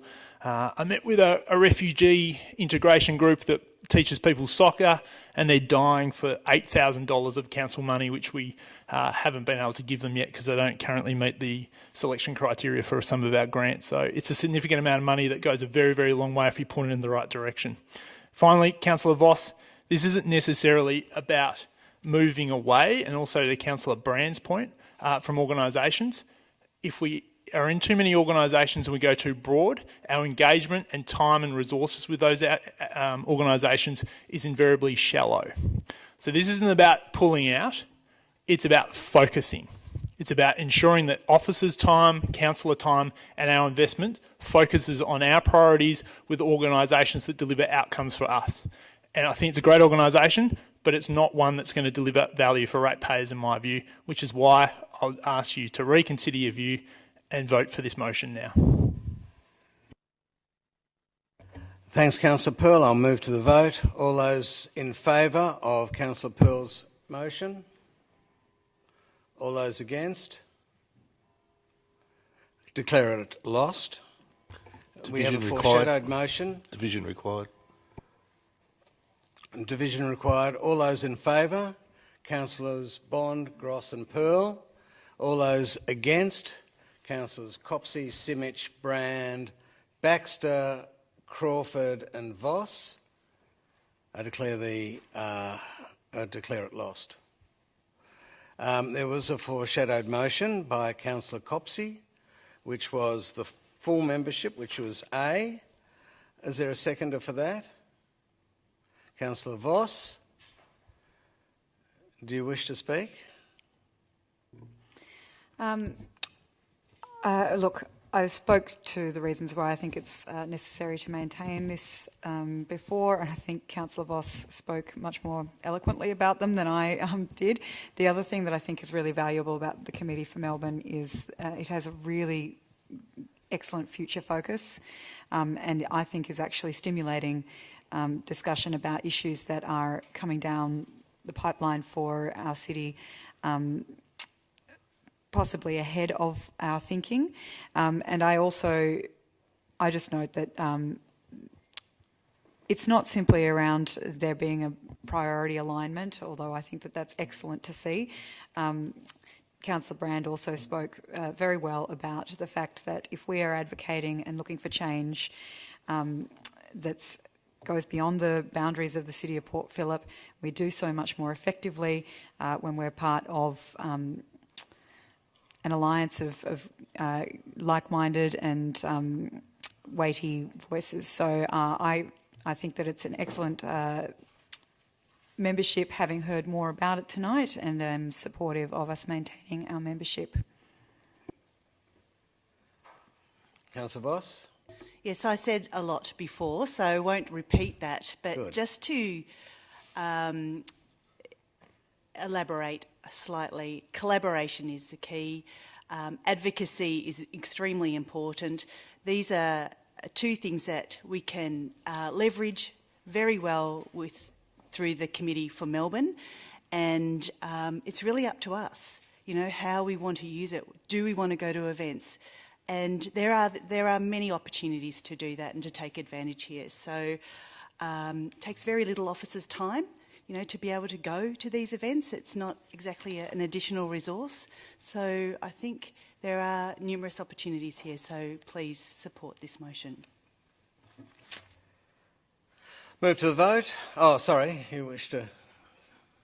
Sorry, Mayor Gross. Look, I'll be really quick, but I did want to point out that when measuring the value to our ratepayers, that we have to acknowledge that, a lot of our ratepayers work in the CBD, a lot of our ratepayers go to the airport, a lot of them travel around the state and engage in activities that are advocated for and all of these things. So we don't necessarily need to get an outcome directly within the geographical boundaries of the City of Port Phillip to get value for our ratepayers and our residents. So I think it's just important to acknowledge that, and that's what advocating beyond your borders is all about. And we shouldn't take too narrow a focus on that. Councillor Crawford? I will be supporting this motion, but I do ask as part of this that as much as you've been a part of it, Councillor Voss, I haven't known about it. If there's an email list we need to get on, or the dissemination of what's going on, somehow there's a communication breakdown. So if this motion should get up and we continue our membership, we need to find a way that we all get informed about it. Do you wish to... Any speakers? Do you wish to close, Councillor Copsey? Move to the vote. All those in favour? Against? Declare it carried. Division required. He always likes to out me. All those in favour? Change your votes. Councillor Baxter, Councillor Crawford, Councillor Voss, Councillor Brown, Councillor Simic, Councillor Copsey. All those against? Bond, Gross and Pearl. Okay. Can we now move to 3.6, the Inner South Metropolitan Mayors Forum membership?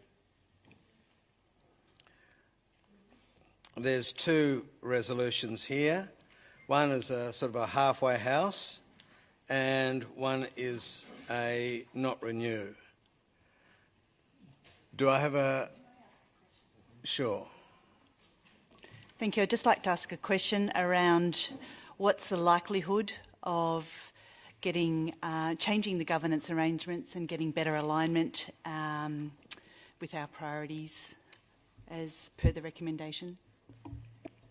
Through you, Mr Mayor, the executive group that supports the mayors on this particular committee are currently doing a review of governance arrangements. As part of that proposal, the group is seeking to reduce the number of times that the mayor and CEOs meet, so that would have a reduction in officer time and commitment, and also a reduction we would expect in terms of the payment that's made to the Secretariat as well. So I would suggest that there is a strong likelihood that there would be governance changes if Council wish to remain in the group. Can I ask a follow-up question through you, Mr Mayor? If the governance arrangements were to lessen the meeting times, would it still be effective in reaching any outcomes? I might answer that through you, Mr Mayor.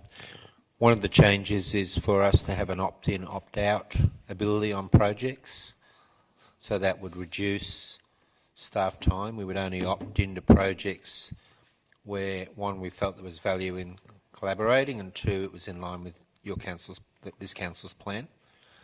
And we'd opt out of projects in terms of staff time that didn't meet those two criteria. The new governance arrangements, I think, would be put in place in time for our membership fees for the next year. So it's a viable option, as Ms Bennett said, to test that for at least a year, if that's the option you'd like to go for. Okay. Councillor Pearl. This is without notice, and I have no idea what the answer is, but why did the City of Yarra cancel its membership? Was it geographic isolation, or they weren't getting benefit? Do we have any more information on that? Through you, Mr Mayor, I spoke to the CEO of the City of Yarra prior to them leaving. There are, as Council aware, new state-formed regional partnerships, and Yarra with us in the inner metropolitan partnerships along with the City of Melbourne. That new inner metropolitan partnership overlaps to some extent the IMAP partnership we're in, which is the next one. And the City of Yarra believed that IMAP and inner metro partnerships were meeting their needs. And the inner south, we had less community of interest with some of the councils. They go right down to Kingston. So there was less community of interest in some of the issues we're working with on inner south Metropolitan Mayors Partnership than IMAP and inner metro partnerships. Thank you. Councillors, do I have a motion? Okay, I'll move 3.5. Seconded? It's a bit different now. Oh, 3.6. C1. To maintain. Moved Councillor Voss. Seconded Councillor Voss. I don't wish to speak. Do you wish to? Yes, I'll support this motion because I do think there can be some change. There are a number of issues with the Inner South Metro Mayors Forum, and I think one of them is the fact that there are mayors on the forum. And I say that not because of who they are, but they tend to change every year. And so you have 3 or 4 meetings a year in terms of the meeting regularity, and then the next year it's a whole different bunch of mayors. And that's true. It's you know, it's quite difficult to keep up with the agenda when there's 3 months, you know, between meetings. So I think with some governance changes, some priority focus on particular topics, and some of the other changes that you were mentioning there in terms of reducing the number of meetings to just the ones that you need to do, I think will have a lot of benefit. It is important that we continue to collaborate with them. We just don't have to be in an inner sanctum. We can be, you know, right down to the south in terms of our collaboration with other councils. So I do think it's important. You know, I'll be supporting this subject to those governance changes. Thanks. Any other speakers? Councillor Bond? I won't be supporting this. In 6 years, I have seen very little come out of this.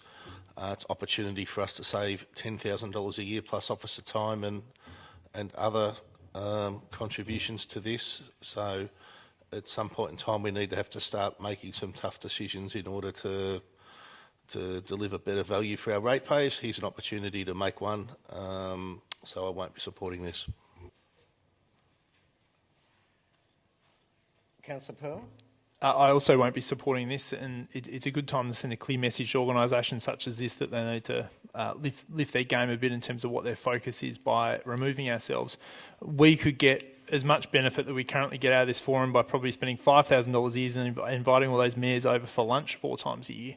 That probably will have the exact same benefit to ratepayers than this formal structure would, as indicated by this report. So I'd encourage councillors here today to vote against this. Okay, I won't close. I'll move to the vote. All those in favour of 3.6 in red on the screen? All those against? So I declare that carried. Division required. All those in favour? Councillors Baxter, Voss and Gross. I love saying that. Crawford's got a hand up now. Oh, Crawford? Yeah, you were. Bondi, you wanted to out you, so... sorry, can I start that again? Councillors Baxter, Crawford, Voss, Gross, Copsey and Simic. Against? Councillors Brand, Bond and Pearl. Declare it carried 6-3. Okay, D, which is the Inner Melbourne Action Plan membership. Once again, we've got a couple of options. Do I have a resolution? Councillor Copsey. Yes, I'll move recommendation part D1, maintain the IMAP membership subject to seeking improved governance arrangements, greater alignment of projects with council priorities and reduced resource commitment from council financial and staff time. Thank you. Do I have a second of Councillor Brand? Do you wish to speak? I think that the motion's fairly self-explanatory. I think this is similar to the previous association, one where there has been some willingness explored to greater align the projects that are the subject of IMAP with the City of Port Phillip, and also proposed changes to governance arrangements that will allow for, I think, more streamlined work on those priorities. I know other councillors have been deeply involved with the IMAP membership and outcomes, and I certainly have enjoyed seeing the pretty regular reports that have come out of this organisation on their strategic objectives and their progress towards them. So I'm supportive of maintaining, and great if we can see even further improvements to the benefits of that membership. Councillor Brand? Yes, I feel a little bit bad about voting against the last one, and a little bit hypocritical for then supporting a similar sort of thing. Double standards of the... Yes, I'm about to explain. But I think because you can actually draw circles around all of your neighbours in different ways, so you could come up with half a dozen different organisations to support a slightly different set of alignments, all of which would be useful and valid, but you can't do them all. And I think I was trying to sort of think, well, what is the one or two alignments that are really important, I think, for us? And I think the Inner Melbourne Action Plan is one of those, because I think very strongly that the City of Port Phillip is an integral, important part of the whole of Inner Melbourne, which I think is a really important entity for, you know, it's the world's most livable city. It's Australia's, second, great city, and I think it's the centre of it. And we need to be a part of it. We need to be able to advocate and plan at that level, and not just our own parochial part of it. And I see the future of the welfare, I suppose, and the character of what Melbourne is going to be emerging from, in very large part from what happens to its inner city, and we need to be a part of that discussion. And I think it's served well by being on in an alignment which is focused specifically on that, and not just protecting our own turf within that, but actually advocating in common voice with the other councils that are part of this entity, which I just see as such a major part of the future of Australia, actually. So this is why I'm sort of wanting to keep this one going. I don't know whether it's been all that successful yet, but it is certainly a structure which is has the potential to be very important and very successful. I'm going to speak to this, just to speak in favour of the mover of the motion that's been moved, but, and this is to display my hypocrisy on this issue, like you, Councillor Brand, wax and wane, flop and flip. Yeah. Okay, I was around when IMAP was started, and for me, I remain really disappointed with its inability to provide the sort of high visible leadership that is needed for inner urban Melbourne. And there's lots of things that we need, and this is one of those difficult ones. You know, it's got potential, unrealised in my view. It costs, in the most recent past, $95,000. It's really expensive, but to be fair, it's built up a surplus. So this resolution explicitly talks about a reduced resource commitment. So because of the potential rather than the record, I'm voting in favour. But I am alarmed at how much it has cost in the recent past and look forward to officers creating really significant savings. Councillor Pearl.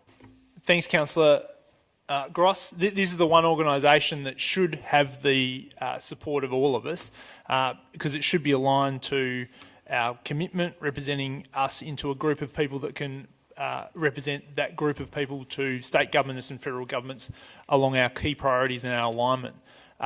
The good thing with this organisation is we get to see transparency of their annual report which comes to this council, and there's some concerning things in it in terms of the priorities of this organisation. They're sitting on a very large cash balance. We still continue to contribute a large amount of money to it. The amount of money they're spending on printing of maps, etc., basic administrative things, and also the cost of their CEO doesn't represent anything like what the potential of this organisation should be. So if we stay in it, I would encourage whoever from this council gets to represent the City of Port Phillip on it to push as hard as you possibly can to ensure that this organisation lifts its game and its output, because it should be advocating very audacious things, ambitious things. Not that street signs aren't important or tourist information signs aren't important, and previously tourist maps. They have a place too, but they don't have a place in IMAP. IMAP should be much more aspirational than what it currently is, and the amount of money we're contributing versus what we're receiving in return is outrageous, and I don't support this one. The good thing is we have more transparency on the annual report, but it showed a bit of a horror show when it came to council this year, and I hope it improves next year. Any other speakers? Councillor Bond.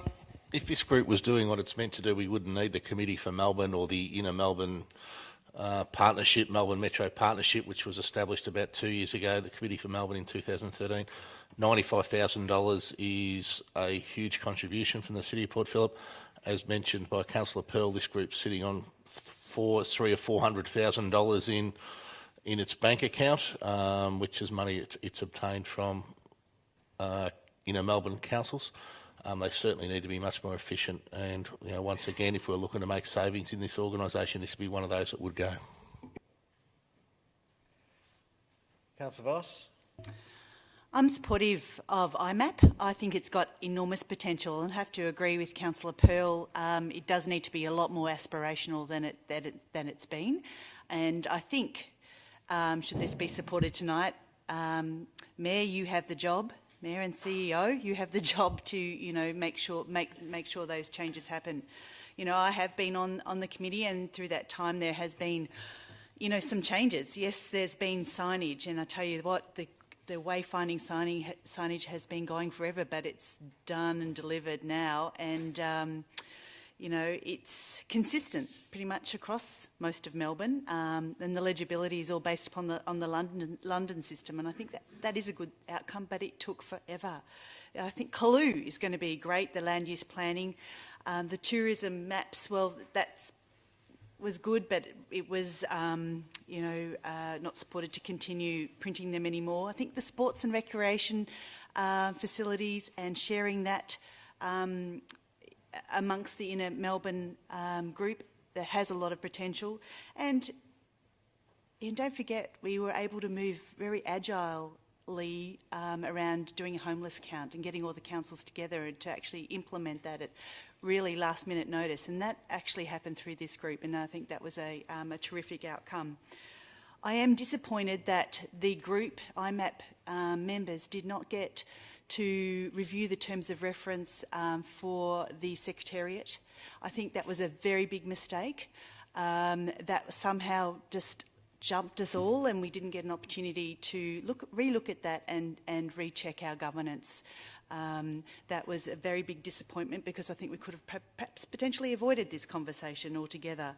IMAP is quite a lot deeper and broader than many of the other organisations that we're involved in, and perhaps there needs to be a bit more focus and more aspirational. Councillor Pearl, as you've just said, it is expensive, so I do support, you know, realigning what we're doing and perhaps matching that with the money that we actually fund for this. So I'll be supporting it though.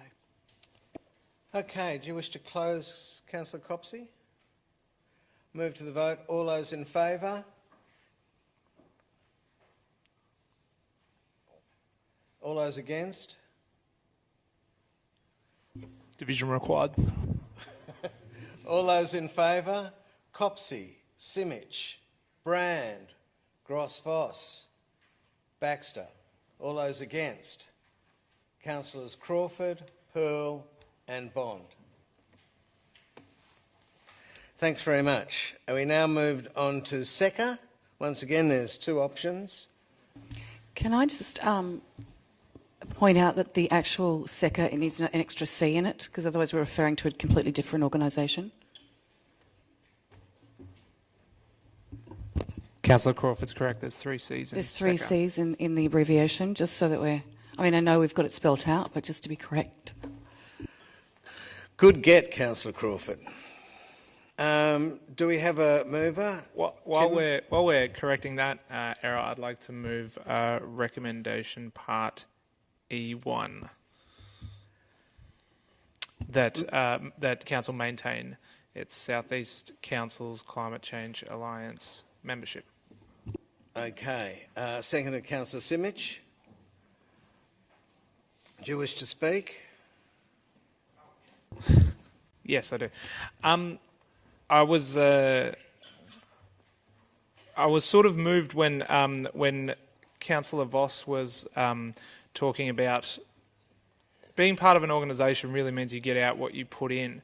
And I've heard in conversations that I've had from the officers that the role that we play in SECA is large and growing. We have an enormous amount of influence on SECA now, that we have a seat at the table and are making decisions. We have, when I say we, I mean the officers, obviously not me, have had a really instrumental role in setting out a strategic plan.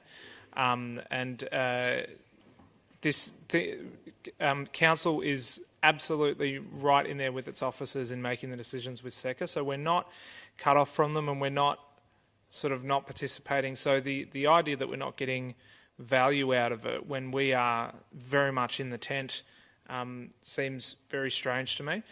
So it's quite obvious that not only does SECA deliver on all sorts of different projects, some of which are in other municipalities, some of which are in the city of Port Phillip, and some of which can be tailored to be used in whatever municipality you like. Some of which, as Ms. LaFontaine was saying, can literally save us money on procurement of certain services. Not only are they doing that, but being part of a Greenhouse Alliance or Climate Change Alliance sends a really clear message from Council to our community and to the state that we're really serious about climate change and that we're really serious about tackling the biggest challenge humanity's ever faced. So for us to actually pull out to say, yeah, they're doing all of these projects, yeah, we're basically, you know, very much in the tent there and having a huge say in how this organisation is run, but, you know, we'd rather not, really seems to, yeah, I don't know where everyone's standing either. I think it's because you smell, but anyway. It could be. But it's out of respect for my speech, obviously. But yeah, it really seems to me that we need to continue to send a message to our community. We haven't been in SECA very long, and in that time we've now worked our way into you know, really having a great relationship with them, where we're able to have a whole lot of influence for our municipality, and I think we should continue that. Thank you. Councillor Simic?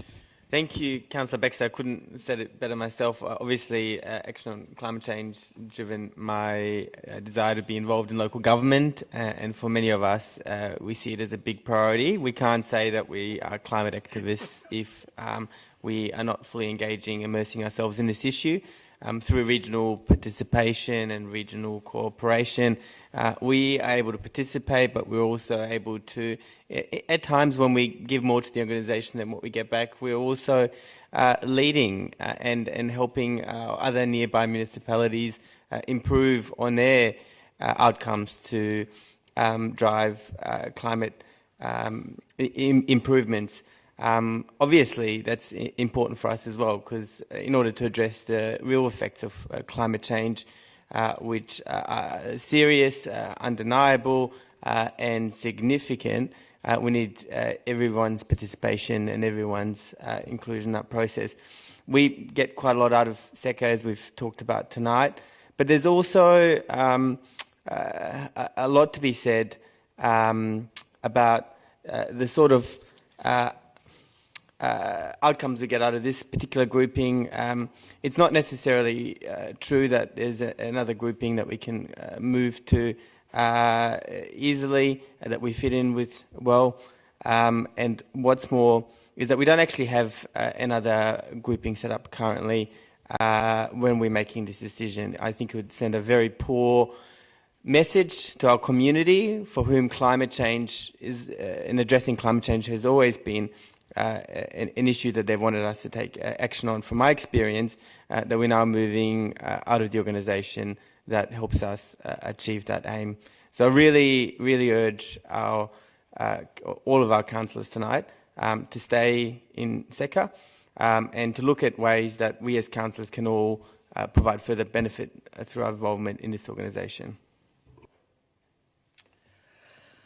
I'm going to speak. I'm going to say I'm going to probably vote for the motion, but so far the indications are that the review of memberships has cost more than what we'll probably save tonight. Secondly, the thing in local government that's impossible to do is kill something off, even if it's a terribly bad idea, and we've gone over this in infrastructure, and now we're seeing it tonight. We're just a conservative sector. And thirdly,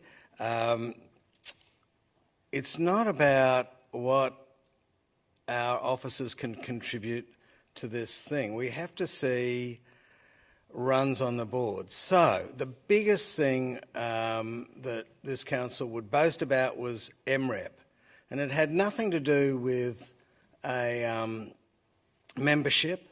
It was about the serendipity of people with like minds coming together.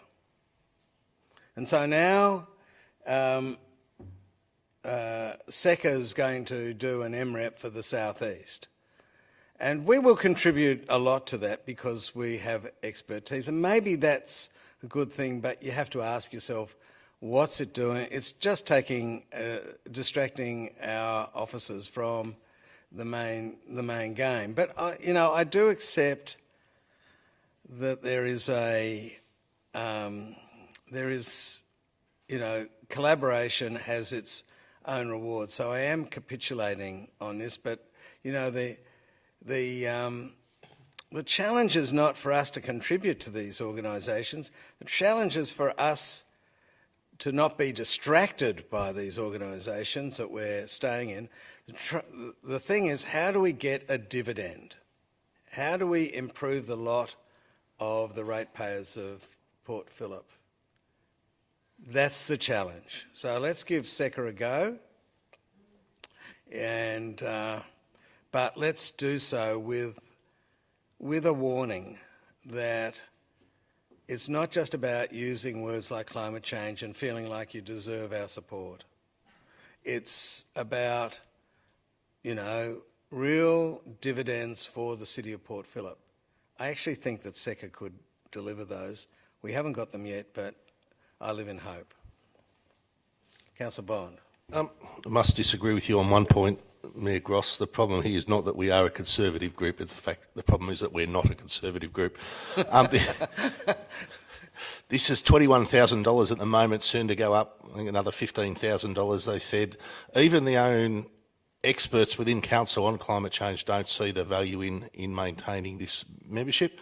It's another one of those memberships we should be removing ourselves from in order to save some money, which will give us, I think we're up to about 200,000 we potentially could have saved tonight. We've chosen not to do that per annum, which we could certainly put to many, many other worthwhile projects. Councillor Pearl. I was here in the chamber at the back there in June 2016 when this motion was when the motion was passed to put us into this group, and there was a large amount of faith placed in the proposition that was given to councillors that night from the two officers, who were very impressive individuals. One of which has now moved to Peru, and the other one is now working at Bayside.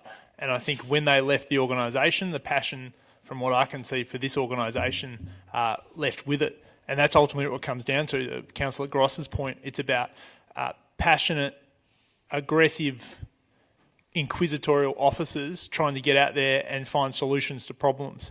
And being members of these formal groups where you turn up and discuss things and it's agendarised and other people in the organisation says, well, that's his responsibility, actually reduces innovation. It reduces the incentive for people to get hungry and get out there and find a solution to a problem. If those two officers stayed in the organisation, I think the outcome of our commitment against this organisation would have been a lot better. But it's pretty obvious that going forward, I don't think we should be a member of it. We credit the organisation for coming in here tonight and fighting for their position. I didn't see anyone from IMAP here tonight fighting as vigorously for their position. Well, they should have got up and had a chat. But so thank you for coming and putting your position. And I won't be supporting this motion.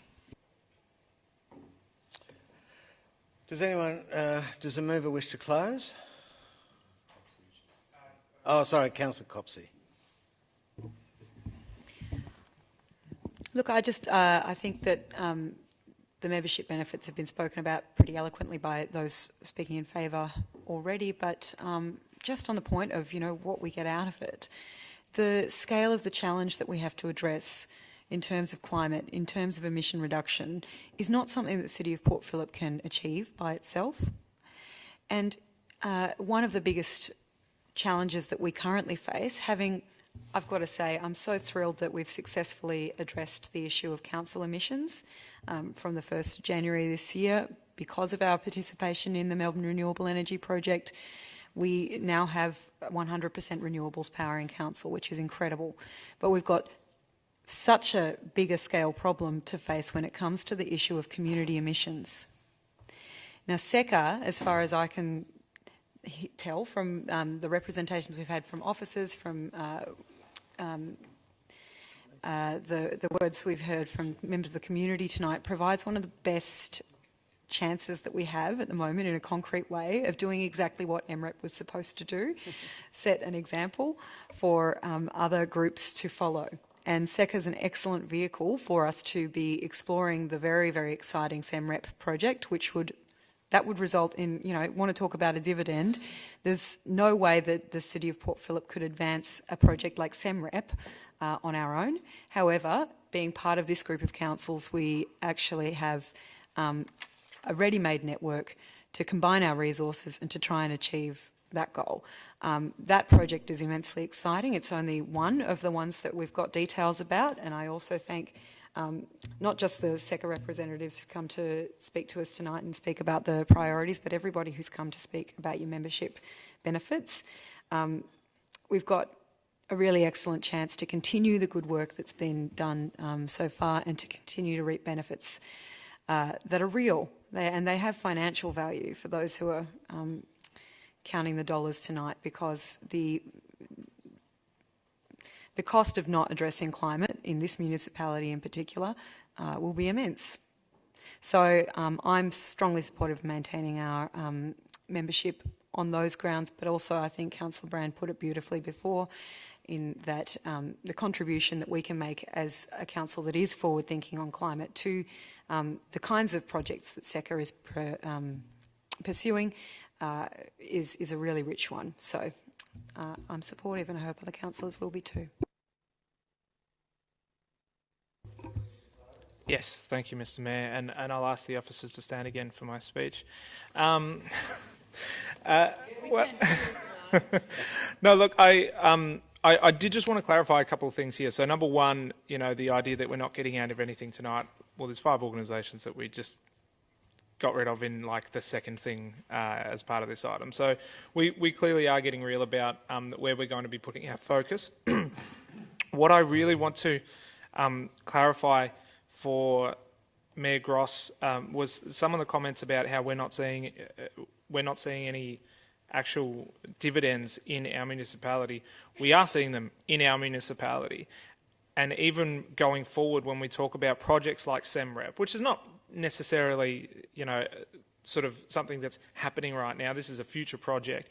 But when we talk about that, we're not talking about doing the same thing we did with MREP, where we would just put our council electricity on there, because we've already done that. That's committed. We're talking about using SEMREP as a vehicle to achieve our Act and Adapt community emissions reductions by presumably assisting businesses and large apartment blocks and those other large stakeholders in participating in this project. So that would actually directly help us achieve our goals in our council plan and our Act and Adapt plan. So these are literally things that will be ticked off of our list by participating with other people. Now, nobody can guarantee that's going to happen in any particular way yet. All of that's still got to be fleshed out, but those are the direct benefits that can come to us. Our Act and Adapt plan is a council strategy that we've all endorsed, and we need to do everything we can to make sure we meet those requirements. I'd just also like to thank the people that came here to speak. I do want to really give a shout out to the officers that have done, in the sustainability team, that have done so much work in not only preparing this report for us and really trying to make sure that we're getting value out of this membership, but also those officers that are involved with SECA as well, and making sure that that we as a member of SECA are getting lots of value in the decision making of SECA itself. So I'm really hoping that we can stay in this one and extract as much value as we possibly can for us and for the planet as well. Okay, I'll move to the vote. All those in favour? Against? Division required. All those in favour? Baxter, Councillors Baxter, Crawford, Voss-Gross, Brand, Simic and Copsey. All those against? Bond and Pearl. I declare the motion carried. And the final one is the VLGA. We have a maintain or not renew dichotomy, which is 3.9, I believe.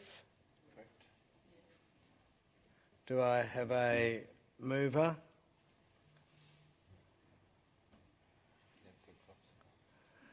Sorry, moved Councillor Copsey, seconded Councillor... Do you want to know which one? Yeah. Which one you move? All right, so I'd like to move through 3.9 Part F1. This is like, I need to go back to get my glasses fixed, I think, to maintain the VLGA membership. Seconded Councillor Crawford. Do you wish to speak? I will speak. Actually, you know what? I might reserve. Had a lot of chats. So I'll close. I'll quickly speak. Look, I think there is benefit that cannot be measured always by the bottom line. I think that's true of most of the valuable things in life. What makes us a society and how we advance our causes and everything is it's not a tangible thing always, and a lot of it's based in relationship, which the more I've sat here tonight, I think I've kind of come to that realisation that it is all about relationship building. However, it should be effective relationship building. That's not to say we should be light. But the one thing that VGLA do very well is support women in local government, which is a first step for many women, or not a first step, it could be, you know, just a step in their great lives. But I think being still underrepresented in this sector, it is great to have that support and allow women to feel they have the confidence to step up and take on this role.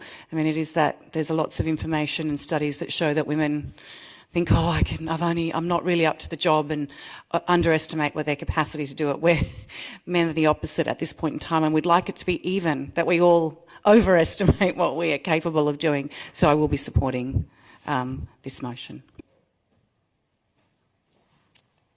Speakers? Councillor Bond? Yeah, $28,500 with this one. It's another one we could potentially get out of. Only 44 of the 78 or 79 councils in Victoria are remaining members of the VLGA, so there are a considerable volume of other councils that have dropped this membership prior to us, so there's nothing groundbreaking in us doing so. Also, the role of looking after local government is currently covered quite sufficiently by the MAV. You know, they do, they're a statutory body, so we have to be, we don't have to, but they're probably the one we should belong to as opposed to this, so there's an opportunity here to drop what I see as a duplication in local government bodies. Yes, Councillor Baxter. You're clearly riveted by the debate, Mr Mayor. Look, I just want to echo Councillor Crawford, that's right, Councillor Crawford's views. I'm a little tired. On this one, there are a lot of things that the VLGA do that actively make our local government sector better that is really difficult to actually quantify. So they make sure that people have better governance training and are able to act as better councillors. They provide really good pathways for women to get into this sector and stay in this sector and do amazing things in this sector. So I think that they're quite different from the MAV. What they do and what they advocate for and how they develop people is quite different from the MAV, and I've found that myself. And I do think that it's actually quite valuable to have a bob each way by, remaining in the MAV, but also having the VLGA for quite different things. Councillor Pearl. The issue now with approving all the ones that officers, we couldn't kind of work out behind the scenes and officers have put to us, is that if you prioritise these ones we've approved against the ones that we didn't renew, we've probably put a couple of duds back into the pile. And this could be potentially one, so I wouldn't rank this one as high as some of the ones we actually threw out. So they do a good job in terms of marketing and communications. We're always aware of what the organisation is doing, the events they put on, and they have good quality training events, etc. It's just I think we should focus our resources on the MAV. That's not to say they're not doing a good job, etc. But as I said, now that we're just throwing a whole heap of these memberships back in, there's probably a couple that we threw out before that would have ranked higher than the ones we've thrown back in, which is sad. So I don't support this one. Do you wish to close, Councillor Copsey?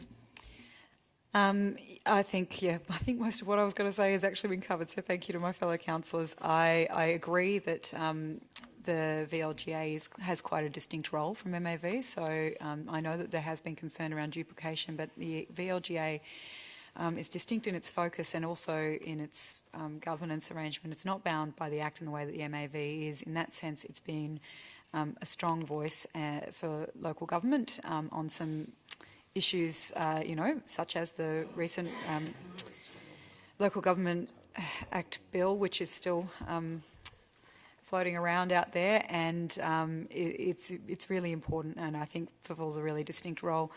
Again, I would urge councillors who haven't seen the value of the VLGA to engage with this organisation. I consider that it's certainly one of those organisations that you get out of it what you put into it. They run some fantastic trainings and forums on topics that are really of relevance to local government, and it's fantastic in terms of, as has been discussed, its promotion of women getting into local government. And I think that there's actually an event tomorrow for women leading local government at the Kensington Town Hall. I believe it's the launch of their... So yeah, if councillors are interested, that's going on tomorrow, and I think it's absolutely crucial that we continue to promote equal representation in local government, and that's something that VLGA is doing with our support and on behalf of us. So I'm really strongly supportive we remain in. Okay, we'll move to the vote. All those in favour of 3.9 in red? All those against? Declare it carried. All those in favour? Baxter, Crawford, Voss, Gross, Brand, Simic, Copsey. Against, Bond and Pearl. Declare it carried. Okay. 14.1. Lifting the confidentiality status of information considered by Council in closed meetings of Council. Do we have any questions, councillors?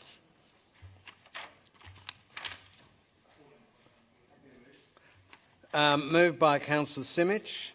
Do I have a seconder? Councillor Baxter.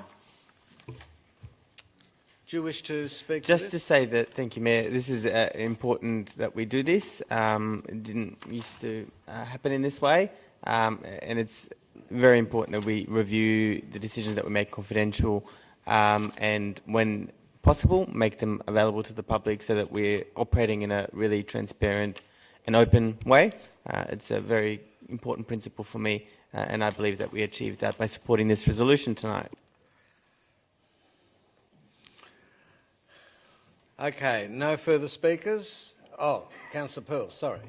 Agree with Councillor Simic. The only thing I would say is if it's possible to get the report, so for example, one of the items relating to Marlborough Street, for example, that's now been split into partially confidential and partially non-confidential.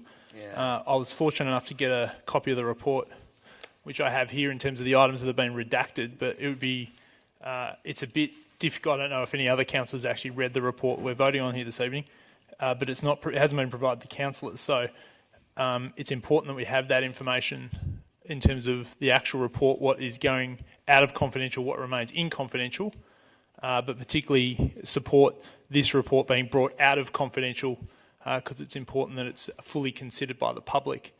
Yep. I've got a copy of it here if anyone wants to have a look at what is non-confidential, because it might become important for an item later on this evening. Thanks very much. I sense consensus. Are there any other speakers? Move to the vote. All those in favour? Unanimous. Let's now move on to item 5.1, the notice of motion, rescission of urgent business item. We have 1, 2, 3, 4, 5, 6, 7 speakers, some of which are questions. And I'll go from the top as we get them. Rhonda Small. Rhonda, could I ask you to read your name and suburb into the record, please?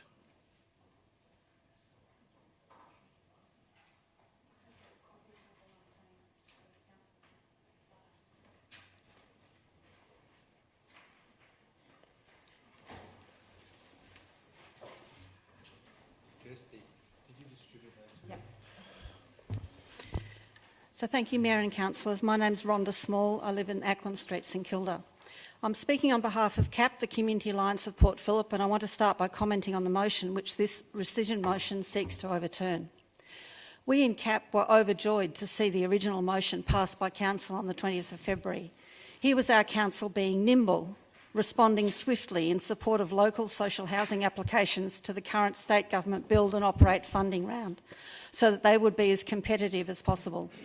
It also represented the first time in 3 years that this council has been prepared to move funds out of its housing reserve of $1.5 million to actually commit to getting social housing built in the city of Port Phillip, and in particular to advance its own flagship Marlborough Street project, long in the planning and now with a real chance of state government funding.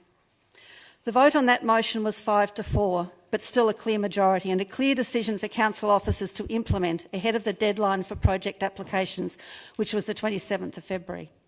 The action of Councillor Bond in lodging a rescission motion can only be seen as a cheap political stunt to derail the democratic process, in the knowledge that such a motion could not be considered until Council next met, that is, until tonight, meaning that action could not be taken on implementing Council's decision until after the application deadline that had passed. Now, it might be argued that the original motion and the majority decision to support local applications with funding contributions has now become irrelevant. The deadline for applications has now passed. But please don't let yourselves be misled by such an argument. It is very important that this rescission motion fail and the original decision be allowed to stand for at least two very important reasons. First, the current state government funding round is open until decisions are made. Applications are currently being considered. And following our own inquiries, we can advise that any applicant already under consideration in the current round may submit additional information in support of their application, and it will be accepted.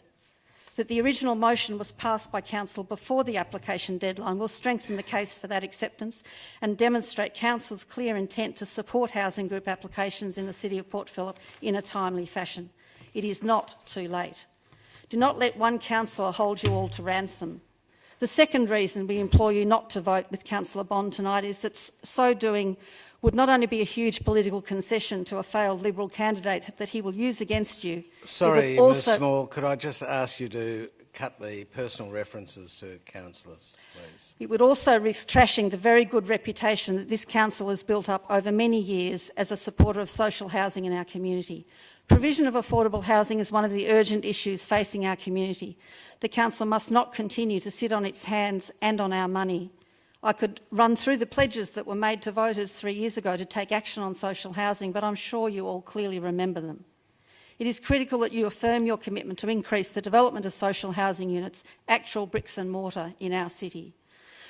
The reputational damage, I'm almost finished. The reputational damage of this rescission motion, if passed tonight, would be immense. Firstly, with the community that is looking to you for leadership on this issue, and also with the state government, with whom you wish to partner and on whom you must rely to be successful in increasing the provision of social housing in Port Phillip. Please vote this rescission motion down. Thank you. Thanks, Ms Small. Christina Sirikoff.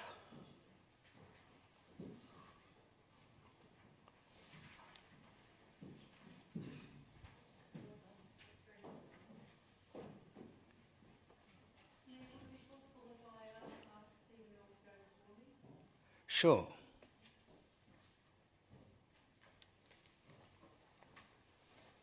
So you're Stephen Earl.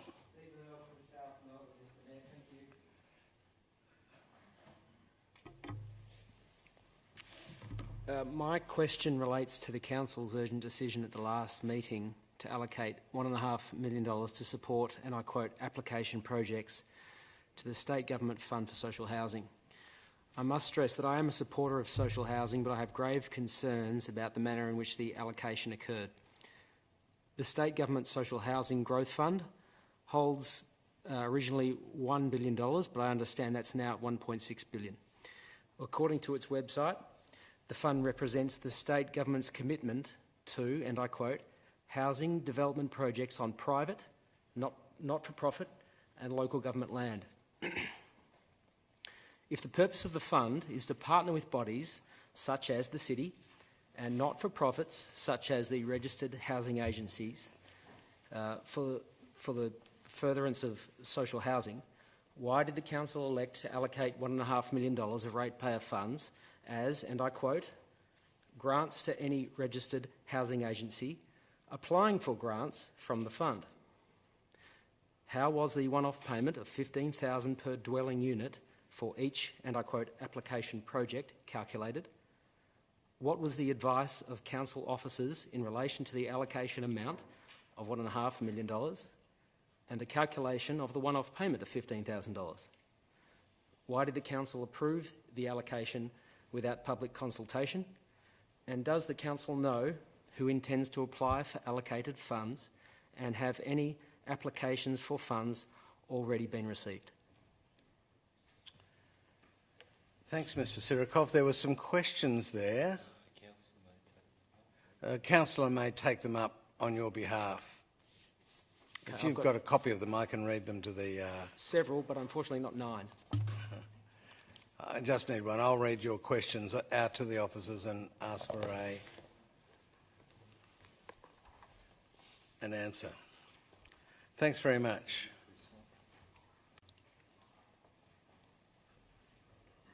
Sorry, that was Mr Earl. I got you wrong. Ms Sirikov, do you wish to talk now? Please sit in the...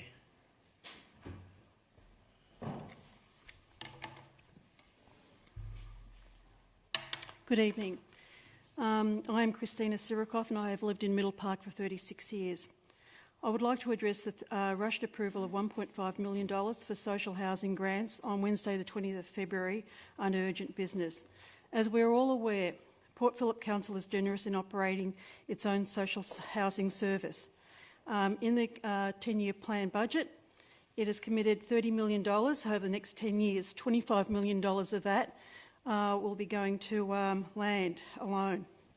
The Council also reported in its 10-year plan for 2018-19 that it has allocated a budgeted $1.6 million on social housing, and this is an ongoing service.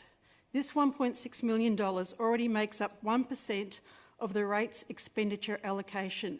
And now, because of this recently approved $1.5 million, the Council has doubled that allocation of money to social housing for this financial year, and which it does not appear to be budgeted for.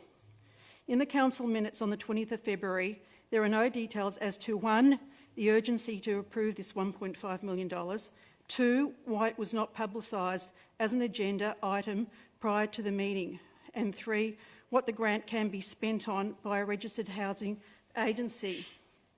Only a narrow majority of councillors approved this item, and there is no mention in the minutes if the CEO or any council officer supported this $1.5 million. It appears this agenda was not given due process for councillors to debate or properly consider and to report back on. The state government, as we know, under its Social Housing Growth Fund, has allocated more than $1 billion, making funds available to housing agencies. Could council please provide an answer as to why it is making available $1.5 million to registered housing agencies, and I quote from the minutes, to help fund their application project, close quotes, given that these agencies should be experienced and competent in tendering without council's financial assistance or incentive. Also from the Port Phillip Council 10-year plan, page 1-26, I quote, "The cap on rate increases is forecast to impact our bottom line by $14 million over the next 10 years if we don't make changes to the way we operate. Difficult decisions will need to be made about our services, investments and assets to ensure the health and well-being of our people and places within these fiscal constraints." Close quotes. Yet, despite this powerful statement in the budget, in the plan, we must wrap the up Council soon. voted to make available an unbudgeted $1.5 million to housing agencies.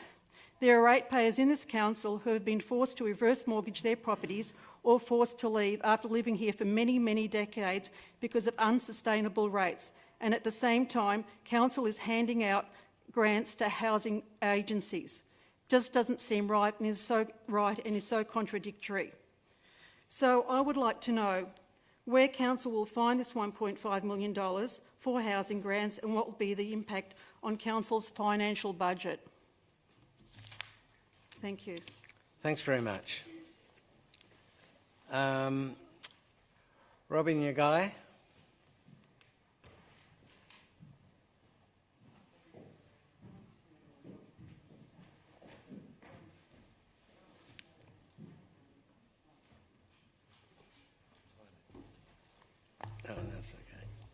Thank you, Mr Mayor. Councillors, Robbie Nyagui from Mitford Street, St Kilda. I'm also here tonight sort of in dismay about the fact that this motion has been put forward. This council has a proud history of investing in social housing for the people of its city. I think housing is one of the most important things in our society, and the fact that this council has done that over a number of years is something I'm very proud of as a resident. And I think it's vitally important that that continues. And that's something that is sort of encouraged in our backyard but isn't actually being acted upon. We've had 3 years now where that money is sort of sitting there, that every year it's another $500,000 is put aside, and opportunities to invest it in actually increasing the supply of social housing and passing us by. So I was really excited to see a council a couple weeks ago that this motion got put forward in terms of setting that money aside to actually enable housing agencies to come forward and apply in the current funding round with state government and actually have that money put out toward housing. And I'm really dismayed that that Councillor Bond objected to the process. I think it was a pretty legitimate process to have this decision made. I understand that the timeliness of this, obviously we have a current round of funding going on at the moment, so I think it's really exciting to see Council, as is kind of encouraged by the current state government, step up and say, well, we want to work with our registered housing organisations, we want to work with the state government and put forward what we can. And considering that you've already put aside the $1.5 million, allocating that to projects in the current round seems like a very sensible thing to do. I think in terms of enabling this motion to be rescinded, it would be potentially closing the window of opportunity to have that money actually spent, which I think would be a really terrible thing in terms of actually sending, that money into the supply of new housing. But it also sort of sends a message to the community that potentially we're not as committed to social housing as we're all saying that we are. If we're really committed to spending that money on social housing, the current round of funding is there, the money is sitting in the bank. Let's actually enable, the wonderful organisations that we have in Melbourne to apply and spend that money on building more social housing. Because ultimately the goal of In Our Backyard includes council creating another 160 housing units, affordable housing units. So I think, we've 3 years, nearly 4 years at the middle of this year, and I'd like to see that money spent, and I'd like to see this motion prevented from getting up tonight. Thank you. Thank you.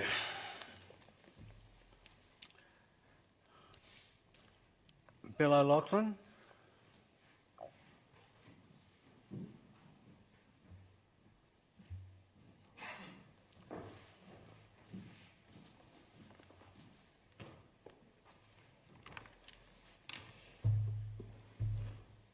Thank you. I'm Bill O'Loughlin from St Kilda East. I'd like to begin by putting the context for why we're talking about social housing in this city and linking it with the wealth of many people in this city, the city itself and how that wealth was created.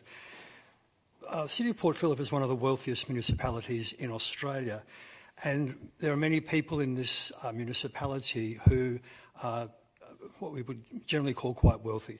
And we know that wealth's been generated in recent decades in Australia from a number of factors around the changing nature of work, the changing nature of profession, changes in salaries, etc. And we know quite clearly, and it's a fact in Australia, that the gap between what they call the rich and the poor is wide and constantly widening. And I would say that in this municipality there are a large number of people that you would colloquially call, roughly call, wealthy. And in particular, much of that wealth, or some of that wealth at the moment, is obtained from policies such as negative gearing, which has directly, as we well know, increased the cost of housing, not just in this city but across Australia. But Port Phillip in particular is a specific reason why the wealth of people and this council is directly linked to social housing. For decades, large portions of this city provided low-cost housing and rent. And there was a kind of informal social housing in the number of rooming houses and boarding houses that were in the city and are now virtually gone through the process of gentrification. I knew someone very well in the late 70s and early 80s who owned a number of boarding houses and apartment buildings in St Kilda. One of his boarding houses fronted onto Ackland Street with a high front fence, and he would regularly turn the front garden hose up over the fence to drench the women and drive them off the street to enhance the environment, basically, and he thought it was quite funny. Now, that's a crass example, but what happened was people like him moved into the area, bought cheap properties, did them up, and that house now is quite a grand private home, which is worth a lot of money, but in doing so, it's increased the rate of the surrounding properties in the suburbs. And in doing so, has directly affected the wealth of this council because the rates those properties are now contributing is quite significant. Which is why when you look at in our backyard document, the first point that is made about the rationale for it states there's a significant unmet housing need in this city and this is unacceptable. And for example, there's the document specifies the Marlborough Street site as a property for development, and that site has not just appeared in the recent years, that's been on the cards for many years. This council, the councillors and council staff have been working for a long time and had many opportunities to help develop this property. The council has put aside $500,000 in the last 3 years for this purpose and it's available. The timing right now is critical. We've shown that it's an issue of priority. That was why the submission was going forward. And I would strongly encourage council not just to support this motion, but to find ways in which this money can be made available. And the submission that went in might have an attachment or an addendum to include this additional funds. Thank you. Thanks, Bill. Campbell Spence, please.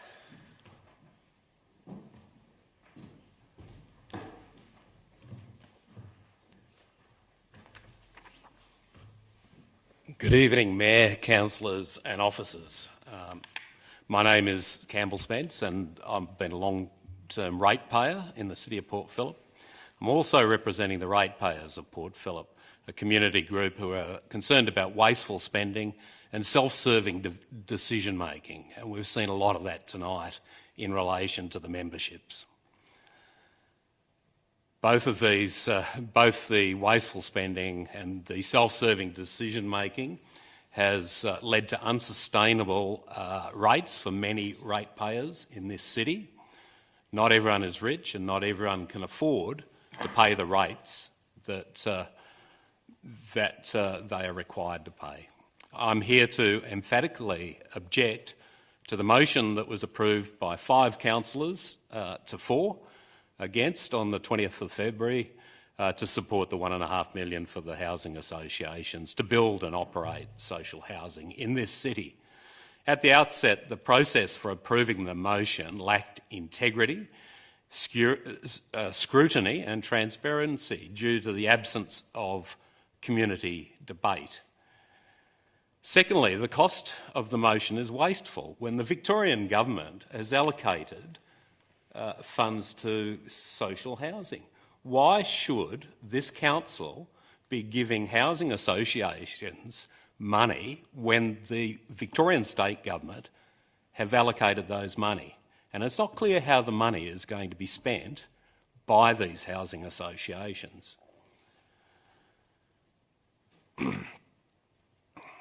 We understand the money was unbudgeted. It's coming out of reserves. Why is it coming out of reserves when you've already budgeted $1.5 million for social housing? Now, presume you talked before a lot about dividends for the ratepayers. How about voting for this rescission motion and giving the ratepayers a dividend? I'm not seeing dividends coming back from memberships of these meetings. Stick to the housing. I think okay. Best. Okay, back to scrutiny. So why was it an urgent motion? Why was it rushed through without debate and scrutiny? We don't know what the council officer's position is on this motion, and generally the City of Port Phillip is obsessive about consulting with community. Just look at the St Kilda Marina. The St Kilda Marina, this council decided 3 years ago to put out the tender for the lease. And because of the community consultation, it's been derailed, it's been undermined. So it appears the councillors who supported the $1.5 million donation didn't want scrutiny from the community. It's unclear where the $15,000 per dwelling, it's unclear how the $15,000 has been calculated. Nobody presented the basis for that calculation. We don't know where the money's being spent. So, look, in summary, I've heard the bell go. We strongly object to the motion. And the donation, again, represents wasteful spending by this council, and the money you have in reserve should be given back to the ratepayers as a dividend. Thank you. Thanks very much, Campbell. Our final person is Bruce Armstrong.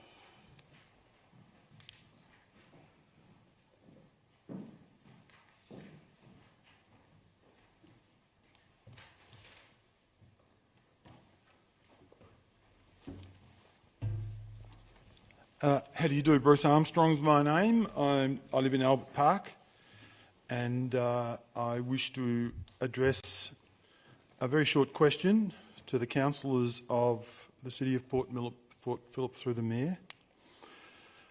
Earlier this evening and last week we saw the CEO furnish his report number 51, which myself and I'm sure many ratepayers read with a lot of with all the detail, and he's obviously clearly held to account strongly by you councillors to deliver on these things. And then tonight I hear him being asked questions about ticks and crosses and those sorts of things, which is strongly being held to account again. I'm wondering if it's not too much to ask for the councillors of the City of Port Phillip to be held to account in a similar strong, robust manner when they allocate funds that go into unbudgeted funds, which go into areas which are marginal and not discussed and are not broadcast broadly to the ratepayers of Port Phillip. Thank you very much. Thanks very much. So, councillors, I'm going to reiterate some of those questions for the officers, if they can, to address. So, this is for the if the purpose of the fund is to partner with bodies such as council, this is the State Government Social Housing Growth Fund, and not-for-profit such as registered housing agencies to support for social housing, why did the council elect to allocate $1.5 million of ratepayer funds as grants to any registered housing agency applying for grants from the fund? Through you, Mr Mayor. In relation to the first point, I think it's important to clarify that based on consultation in setting its long-term plan and also in our backyard strategy, the council did set up a $500,000 per annum social housing fund program to provide support to housing agencies and others to deliver social housing units. That fund has not been drawn down on for the past couple of years, so the balance in reserves for that is $1.5 million, so it's not unbudgeted, and the reserve is tied to providing those social housing units. In terms of why to provide support to the registered housing agencies, in our case, council works through the registered housing agencies at this stage, and in particular the item that we were looking at during that time was particularly with the partnership with Housing First.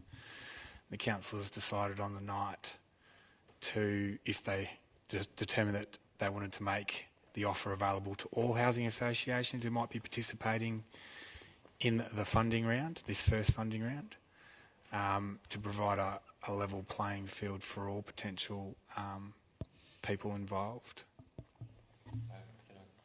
Can I just clarify, that was only if they were successful. It wasn't handing it over to them unless they were successful getting the state funding. It's a very important point. That's right. It was contingent. It was $15,000 per housing unit delivered, with the CEO being asked or tasked to ensure that the process that we went through to implement that decision was transparent and delivered value for money. How was the one-off payment of $15,000 per dwelling unit for each application project calculated? Yep. Oh, I'll start, but Peter can probably, the CEO can elaborate. I think first, this would go to the next question, but Council's officer advice was not to support the Housing Fund application by Housing First, and I can elaborate on that as to why when I get that asked question next, potentially. But we did advise councillors, if they were of a mind to provide support, that they should consider providing that on an outcomes basis and making it open to all the housing associations who were considering putting in for the fund. The $15,000 figure came about through conversations between the CEO, myself, and Mr. Keenan, who's also an expert in housing. But essentially, it was largely based on what did we think within the $1.5 million funding that was available, what did we think was potentially an equitable distribution of the fund, up to 100 housing units potentially being delivered, and also believing that that was sufficient enough to be a tipping point potentially for successful proposals, potentially.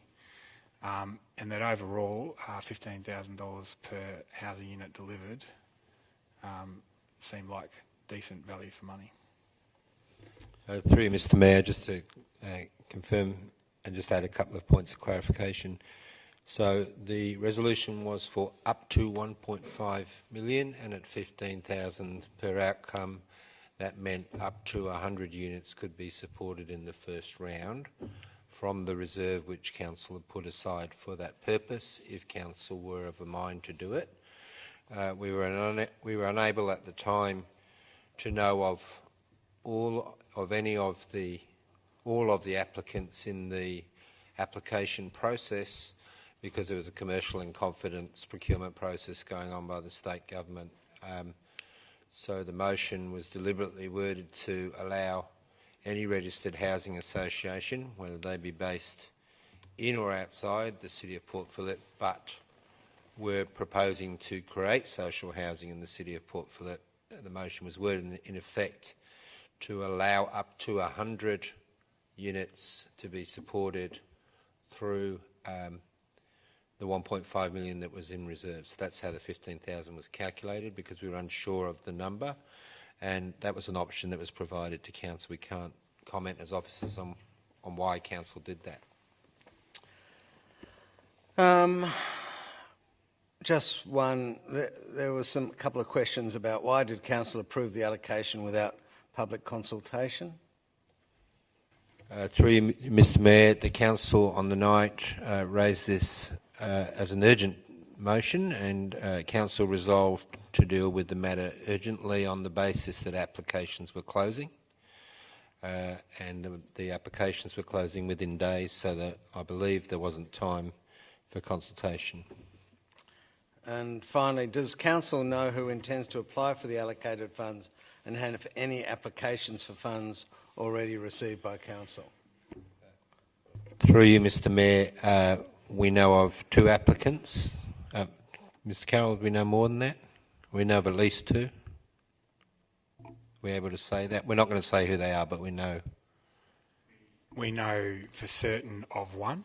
Okay, thank you. And we've been informed there may be another, but that other party, as far as I'm aware, hasn't spoken to us or confirmed it to us.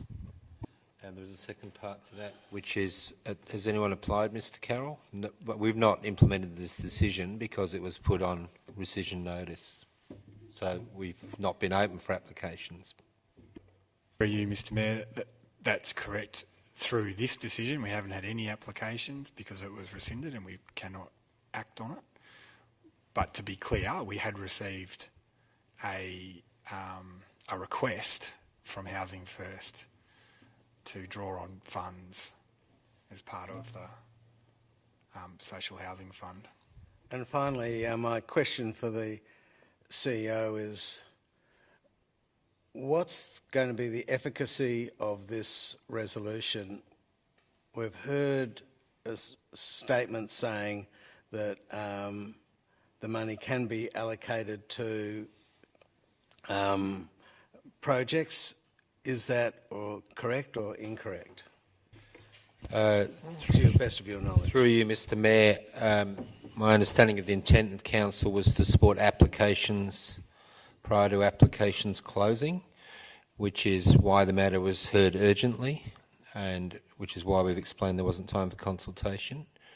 The effect, as I understand it, of us considering this after applications is closed is that there may be very limited opportunity to get full value from continuing with this motion if it's passed. That's because the state would be in a commercial procurement process. I've been advised today that they are already in the process of evaluating applications, and having worked in the state government previously through similar processes, the criteria for evaluation of proposals under probity guidelines, I'm pretty sure, would have been established well before the evaluation process started.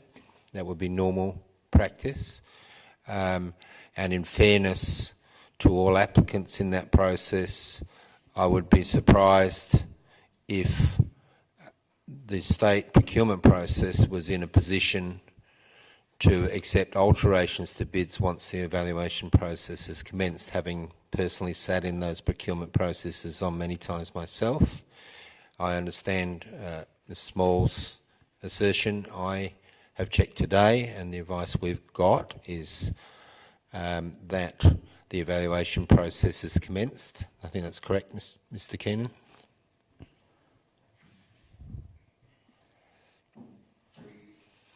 Through you, Mr Mayor, yes, the applications closed at the end of September, and the advice we had, the evaluations have commenced. So end of February, I think you meant to say that. End of February. So to answer your question, I think there's two points for Council to consider here. One is if they grant money to registered housing associations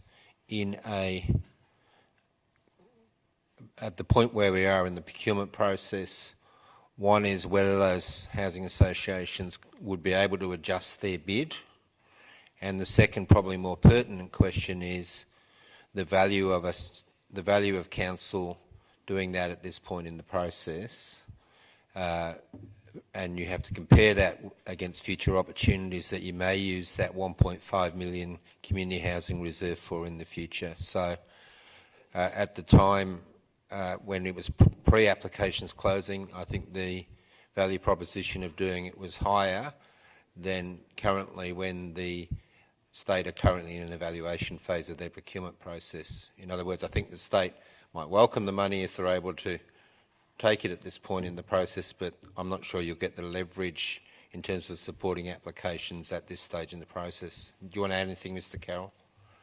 Through you, Mr Mayor, just based on my experience with procurement and our own procurement rules here, it'd be very difficult, if not impossible, for us to accept a material change in a proposal after the closing date of tender submissions.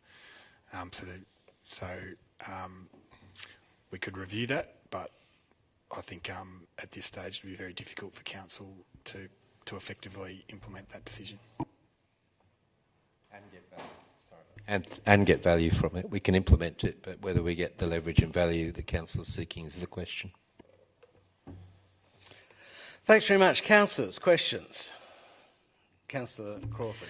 I just wanted to check in. So when it was under the previous council, which we have taken on, is in our backyard, there was a lot of community consultation around that particular policy and the commitment to put $500,000. And the question aside. is? So was there extensive community consultation at that time when the commitment was made for 10 years?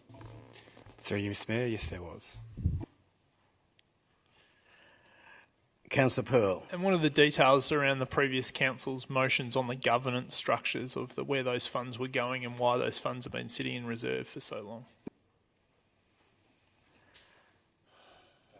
Through you, Mr Mayor, there are probably two relevant current processes. One is that we are doing a review of In Our Backyard program guidelines.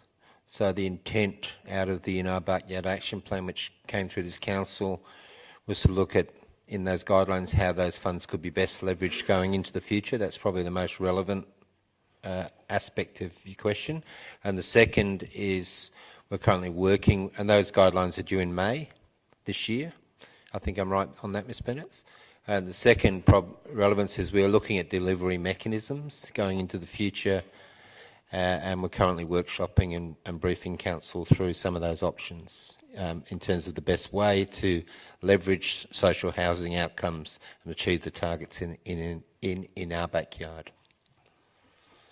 Councillor Pearl. But the $1.5 million has been building up in reserve post a decision awaiting that decision by council. So there's a governance review going on that will come back to us, which was instigated by the previous council, which is why those funds have been building up in reserve. Is that correct? Through you, Mr Mayor. The previous council In Our Backyard did look at governance arrangements for how to optimise council's investment into the future. And also a fundamental tenet was about competitive processes for accessing funding into the future and land. Any further questions? Okay. Councillor Bond, do you wish to move your notice of motion? I certainly do. I, Councillor Andrew Bond, give notice I intend to move the motion of rescission outlined below at the ordinary meeting of Council on 6th of March 2019. And the motion is that the following motion carried by Council at its 20th February 2019 ordinary meeting under urgent business, that Council 1 notes that the Victorian Government is undertaking a tender process to provide funding to registered housing associations and providers under the Build and Operate program of the Victorian Social Housing Fund. 2, notes that this presents the first significant opportunity to increase social housing in the city of Port Phillip and to realise the goals established under In Our Backyard of increasing the number of community housing units in the city.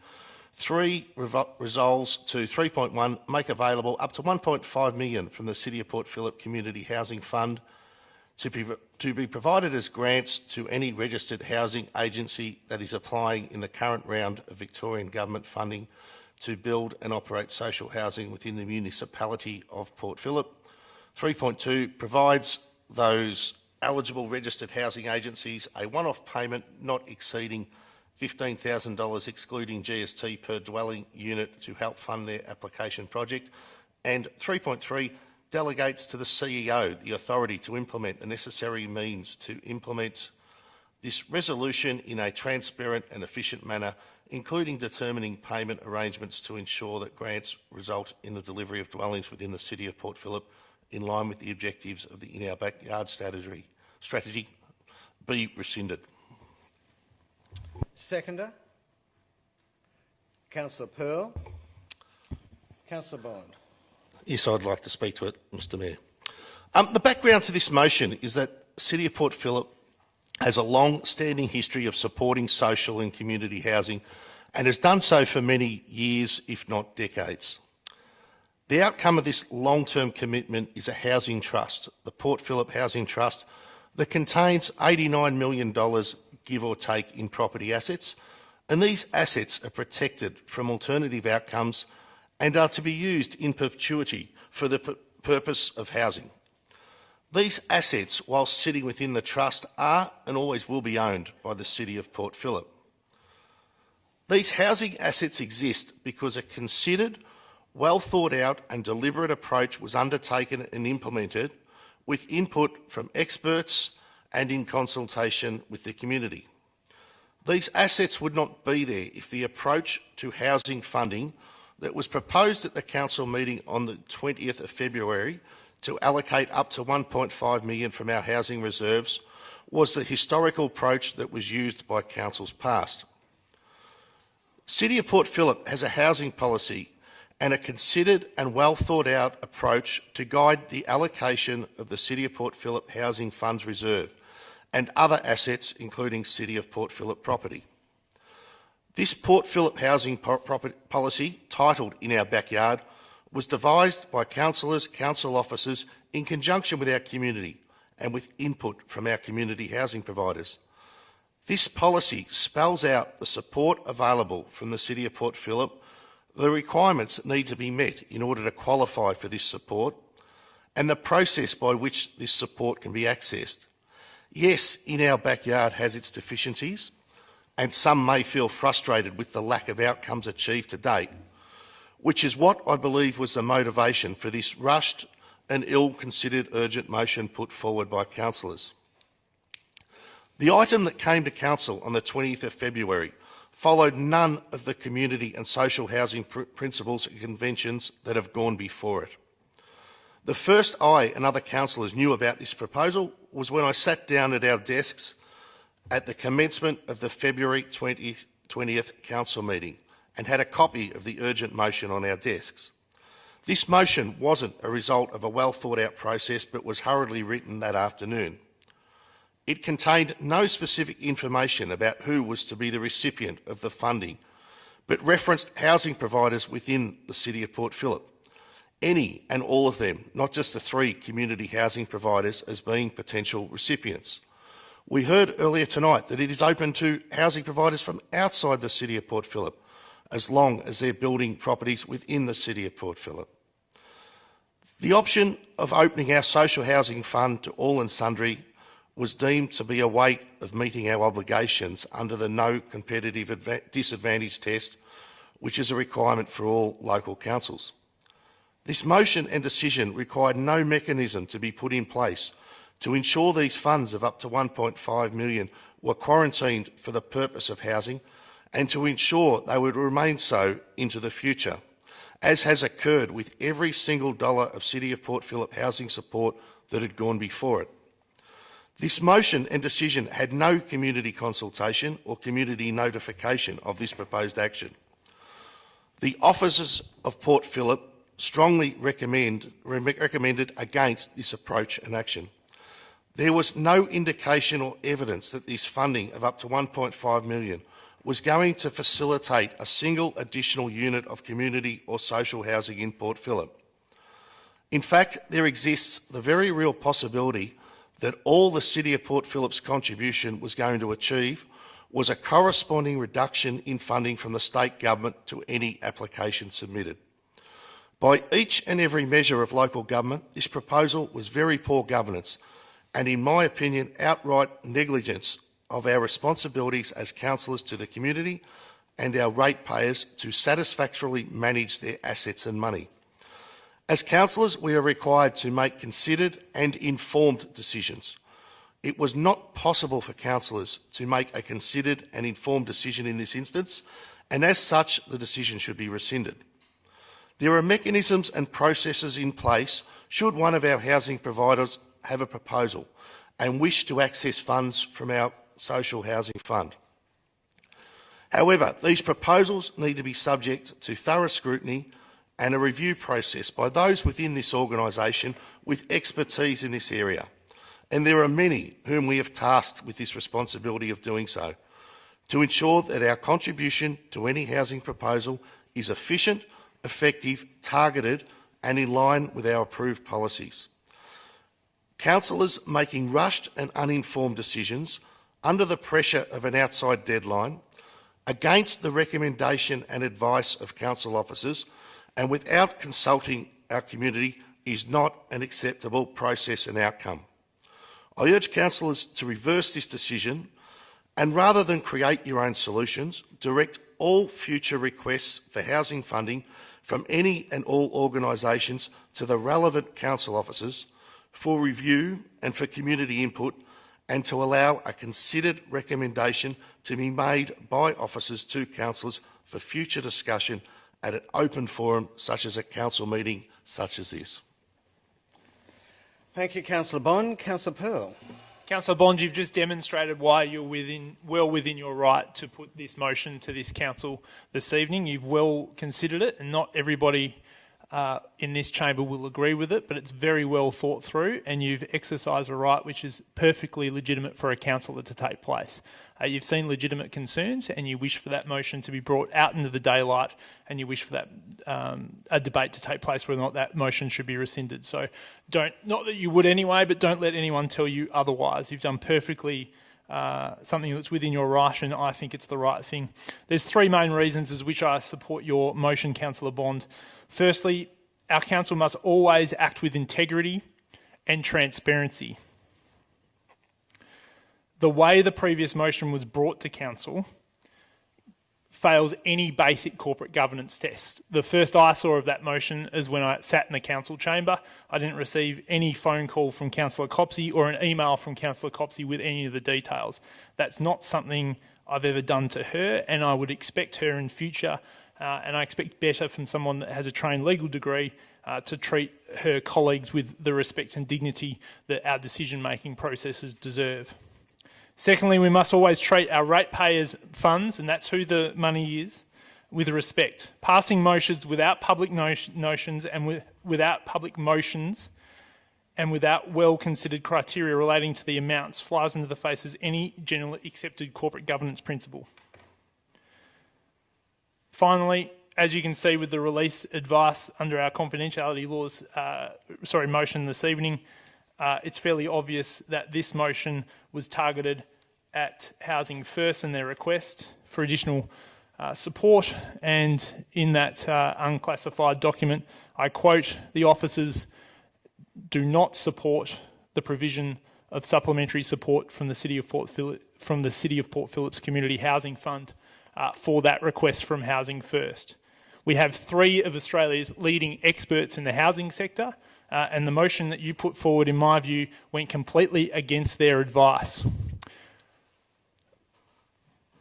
Anyone who voted for that motion that aspires to a higher office or to espouse corporate governance principles needs to have a good hard look at themselves in terms of what they're actually doing. You can't move motions at the 11th hour with no public consultation when you had weeks, if not months, to do so, and bring these sorts of motions to council officers to be opined on, and then bring it with a formal process to council. The motion about whether or not we should remove ourselves from the committee for Melbourne this evening got more debate and more consideration from officers and us as councillors than an unbudgeted $1.5 million splurge did at our last council meeting. It's unacceptable. On what grounds?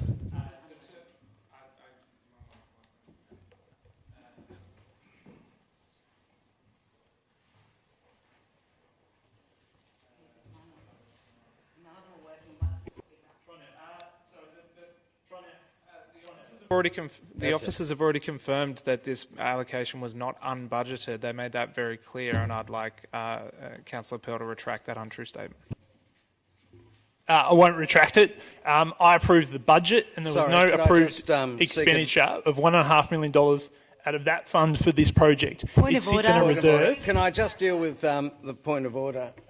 Through you, Mr Mayor, the reserve was in the budget, so to put the $500,000 aside, I think the debate is, was it allocated to be spent in this way? The answer to that will be no. So if council...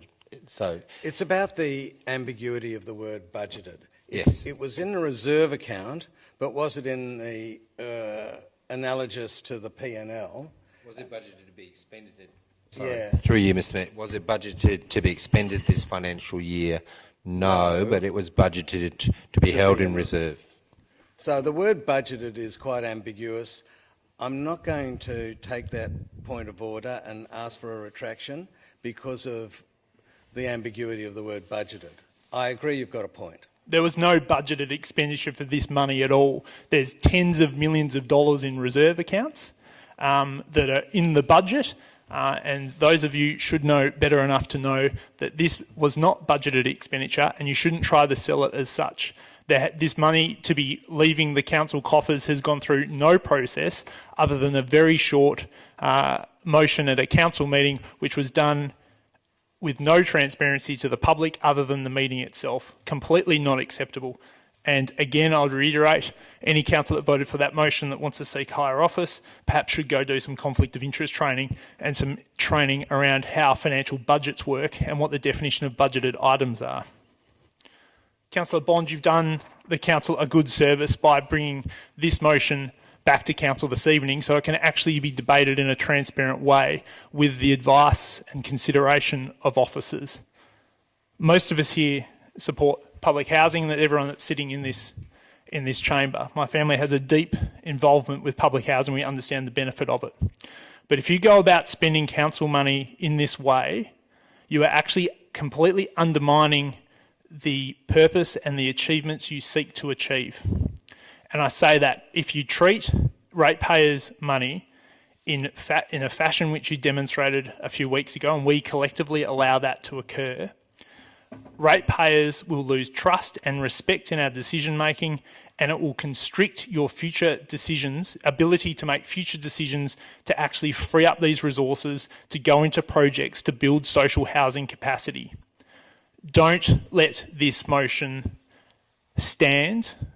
Vote for Councillor Bond's motion tonight so we can correct a corporate governance wrong at a minimum, and wait for the officers' approach to how we can improve our governance structure to ensure that for decades to come we get this problem solved in a proper way and a sustainable way. Thank you again, Councillor Bond. You've done the right thing. Councillor Baxter. Thank you, Mr Mayor. Do you know what makes the public lose trust in council? It's not those decisions. It's when a single councillor can negate a majority council decision by using the letter of the law while ignoring the spirit. Point of order. On what basis? Yeah, that's not factual. Not one single councillor can, under our local laws, do what Councillor Baxter just said. I'll ask him to withdraw. I'm sorry, so that is the effect of what has occurred. This rescission motion put in has negated our ability to get to have this motion acted on before the close of applications. That's a different formulation of words to what you said initially. One single councillor put in a rescission motion, and that Councillor Voss, has he withdrawn? He hasn't withdrawn. Councillor Gross, has he withdrawn? No, he hasn't, but... Are you able to he's clarify what... He's reformulated it, which is fine. Are you able to clarify what I'm supposed to withdraw? He's reformulated, which is fine. Okay. Keep on going. Councillor Pearl's personal insults need to stop before we can actually continue with the meeting. So I also think that it's not so much about me getting sucked in. It's not the place for this. He shouldn't be doing it. So you actually need to be chairing the meeting in that respect. So this is what loses faith in council. If we decide that we are going to go ahead and reward the decision of one councillor to use a rescission motion for the express purpose of killing a majority decision of council. This councillor did not speak to any of the 5 councillors who voted in support of the motion to get them to change their vote. He knew he didn't have the votes. He put the rescission motion in anyway because he knew that that would kill the motion, because by the time we considered it at the next council meeting, we would have missed the deadline. This sets an extraordinary precedent for our council. I've been unhappy with many council decisions that have been made, but I accept every single one of them that is the decision that's been made. I might go out and say how unhappy I am. I've never tried to actually negate them. I've never tried to delay them by putting in a rescission motion so that I can get 2 extra weeks of that decision not being enacted. This is setting a new low standard for our council that I think should not be tolerated and rewarded by voting for this motion. I really cannot stress that enough. I've heard a lot of arguments from both Councillor Bond and Councillor Pearl about why they thought the motion was a bad motion. That's totally fine. And they voted against it. That's what you do when you think a motion is bad. You don't try and upend a democratic decision of council through a technicality because you reckon you know better. Point of order, Mayor Gross, it's not a technicality, it's a local law of the City of Port Phillip that I used to lodge this rescission motion.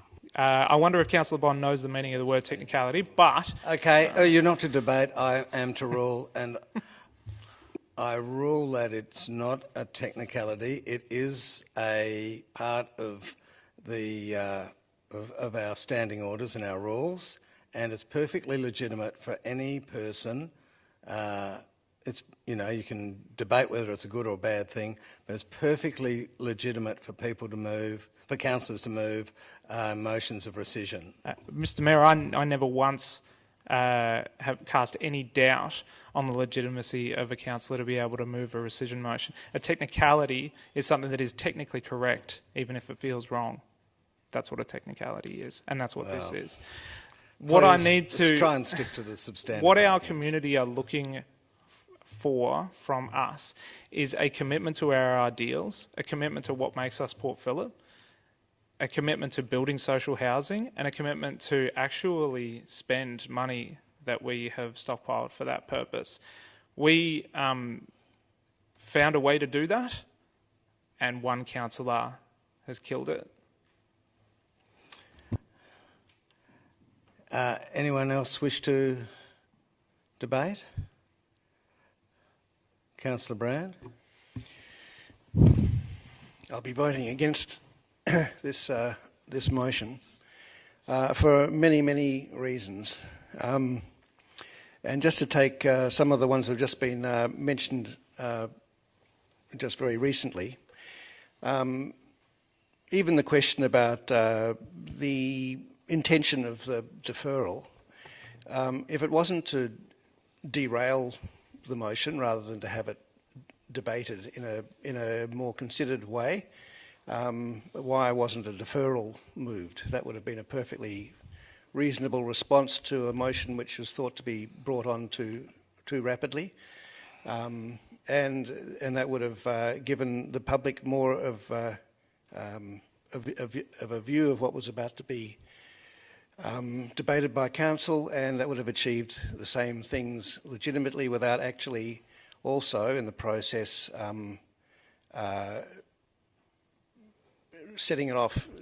running it past the deadline in a way that wasn't going to work. The budgeted question, I agree there are ambiguities, but we all have had an officer, a senior officer tonight. His exact words were that the money in that fund, in that reserve, was budgeted to support agencies to provide social housing units. That is pretty close. I'm not saying they're in direct contradiction. I'm saying that the meaning of this term allows that, and that is what those funds were there for. Those funds have been put into that fund specifically for social housing, and really the shame on council is not that it's found a way of potentially spending it, it's that it took so long to find a useful way to provide actually social housing units, assisted by the potential use of this fund. It's a beautifully structured motion, in my view. I was very pleased and impressed by the way that the officers came up with a simple request from councillors in briefings that at least one of the, well, Councillor Pearl wasn't in the briefing, but I think Councillor Bond was. But it was a request that came from councillors in the briefing to find a way to actually boost the chances of social housing being delivered in the city of Port Phillip during the current housing funding round. And they've come up with a way which I think is a really a clever, ingenious and is very fair-minded way of doing that. It acknowledges that in the current climate of social housing delivery, it is quite difficult in the inner suburbs to get proposals up because of a whole lot of complications and expenses and complexities of social housing in the inner suburbs. And this is a way that the officers found, at the request of councillors, to be able to vote democratically on a way of actually boosting the chances of housing in this city as opposed to housing in other parts of the state. And I think that we are doing the people of the city of Port Phillip, we were potentially trying to do them, a benefit of actually gaining a slight advantage in our bid, in our support for the bidding of getting more social housing in this municipality, which we need for our citizens. It's not something which is falsely spending money on an unworthy project if it actually gets to be used through this. If it would have been actually used, it's actually a way of saying that we value even further the provision of social housing, and we are supporting those bids in an effort to get them closer to being accepted in a competitive situation. So the state government still has to assess them all. They still have to assess them as competitive or non-competitive, and if we help make them more competitive, we are doing our job.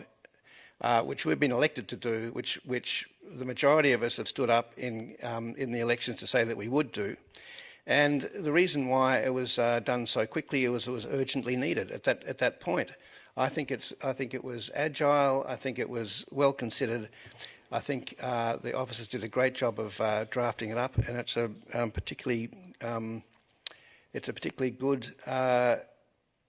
I think, clever way of actually putting this money, which we have reserved for so long for public housing, social housing, into some sort of action. So I think the original decision by council stands up very well. It perhaps stands up even better because it's had more debate. I also want to say that should it get up. Should the decision be overturned, I foreshadow that a further motion to frame the reactivation of the original offer. But with that, I will leave it. But I strongly support. I strongly reject the rescission motion and wish that we would get back to the status quo of the decision that we made democratically in council to a very good and proper purpose.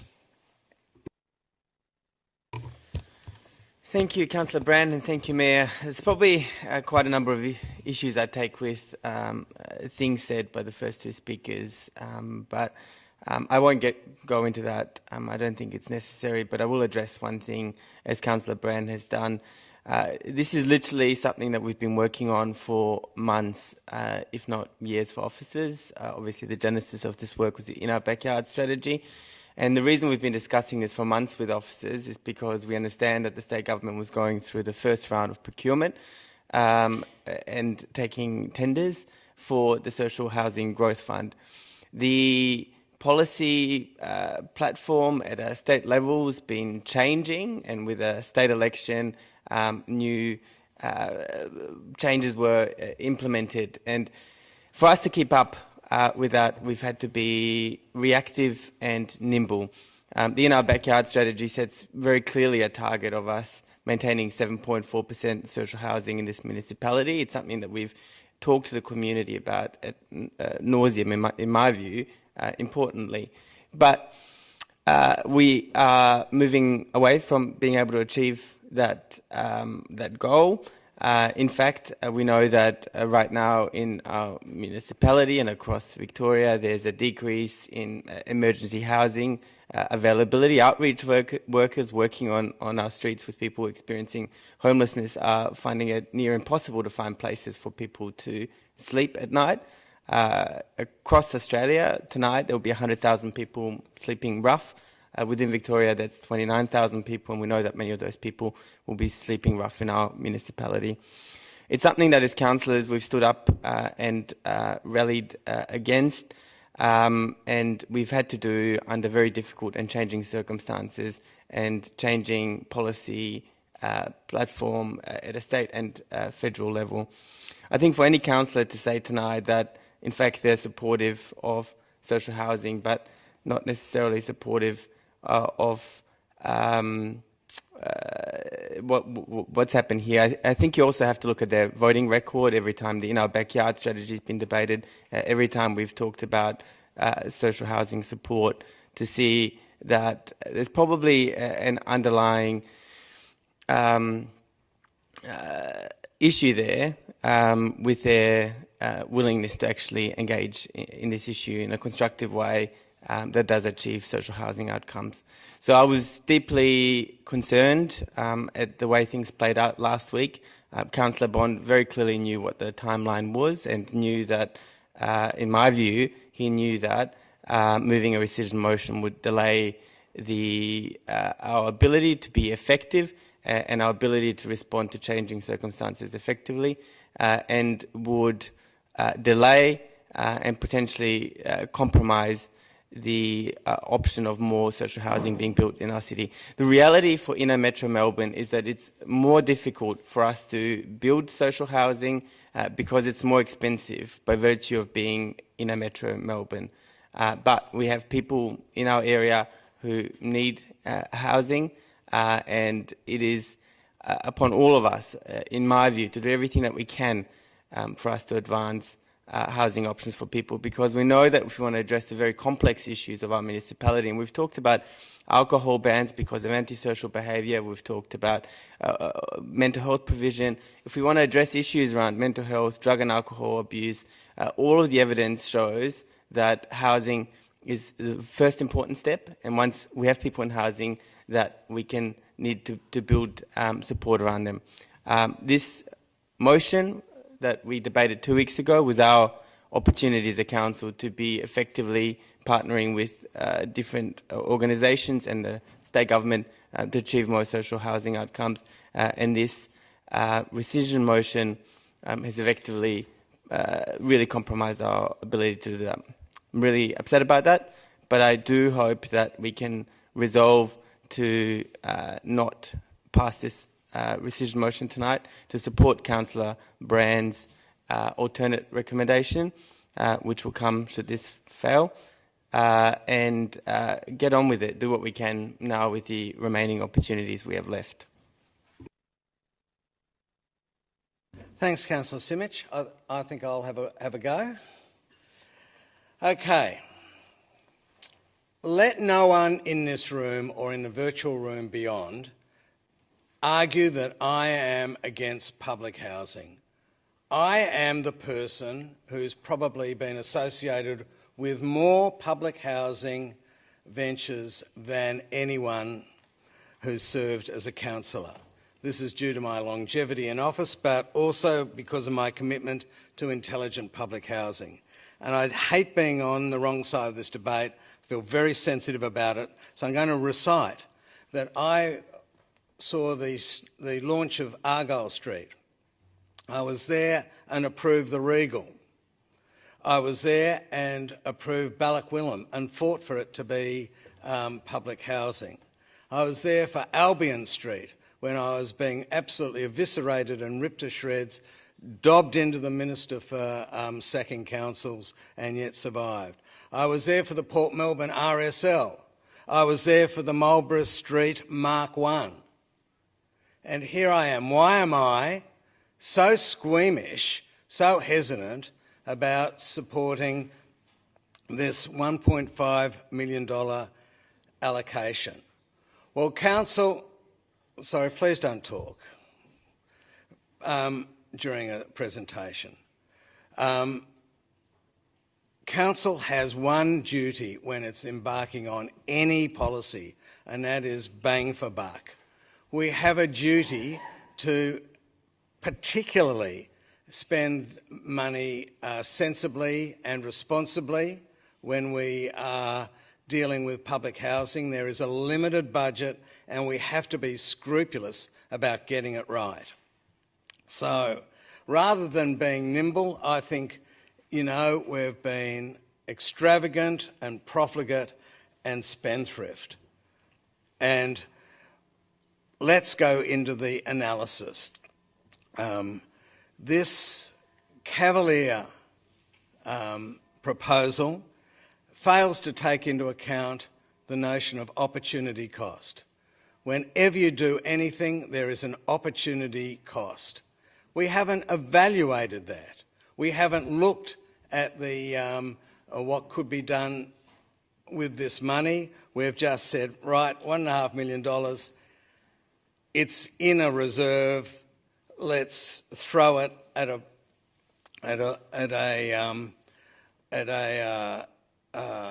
proposal that we think is failing. We think is failing to get success at a state government-run tender. There was no analysis of the yield per expenditure and no analysis of the opportunity cost of potential yield for expenditure. And most importantly, it ignores the fundamental issue of housing in Victoria. Housing in Victoria has been, not betrayed, but not looked after by the state government. For decades, it has underexpended on public housing. The way forward on public housing, if you are to be clever and intelligent about it, is to take our relatively meagre resources and leverage them and argue with the state government that the Productivity Commission inquiry found that we spend half, 50%, what the average of Australia, the rest of Australia, spends on public housing. That is the real opportunity of this money. We have a credibility in public housing and social housing. We have credibility that we can use to leverage, and, you know, maybe if we fail on this tender with Marlborough Street, it's such a narrow vision. And we know that it's producing very expensive housing. Why are we so wedded to it? Why are we losing the opportunity to take and husband our resources and use them strategically and intelligently to unlock the riches and shame the riches out of the state government for the benefit of the homeless in Port Phillip and beyond? So I think that this, part of the reason why it's taken so long to get off the ground is that this is a proposal that hasn't been subject to a competitive process. We don't know what the best site is out there, what the best solution is out there for this site in the market. We've got a proposal that provides very expensive housing, and when it doesn't stack up to the estimation of what we see from the state government, we're going to just irresponsibly, without analysis, against officer advice, throw money at it. It's alarming. It's not financially literate. It's embarrassing. And we have to not damn Councillor Bond for his actions, but we have to say, this is our chance to restart and not carelessly throw money at a proposal that was cleverly but very expeditiously put together, which doesn't work and doesn't fulfil our fundamental duty in social housing to be responsible and get bang for buck. Councillor Crawford.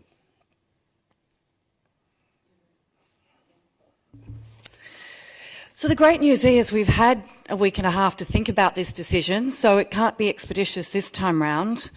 And, you know, I'd love to think that we live in a utopia where people didn't drop litter and we as council didn't have to pick it up, where people walked and took public transport and didn't use so many cars and we wouldn't have any problems with parking.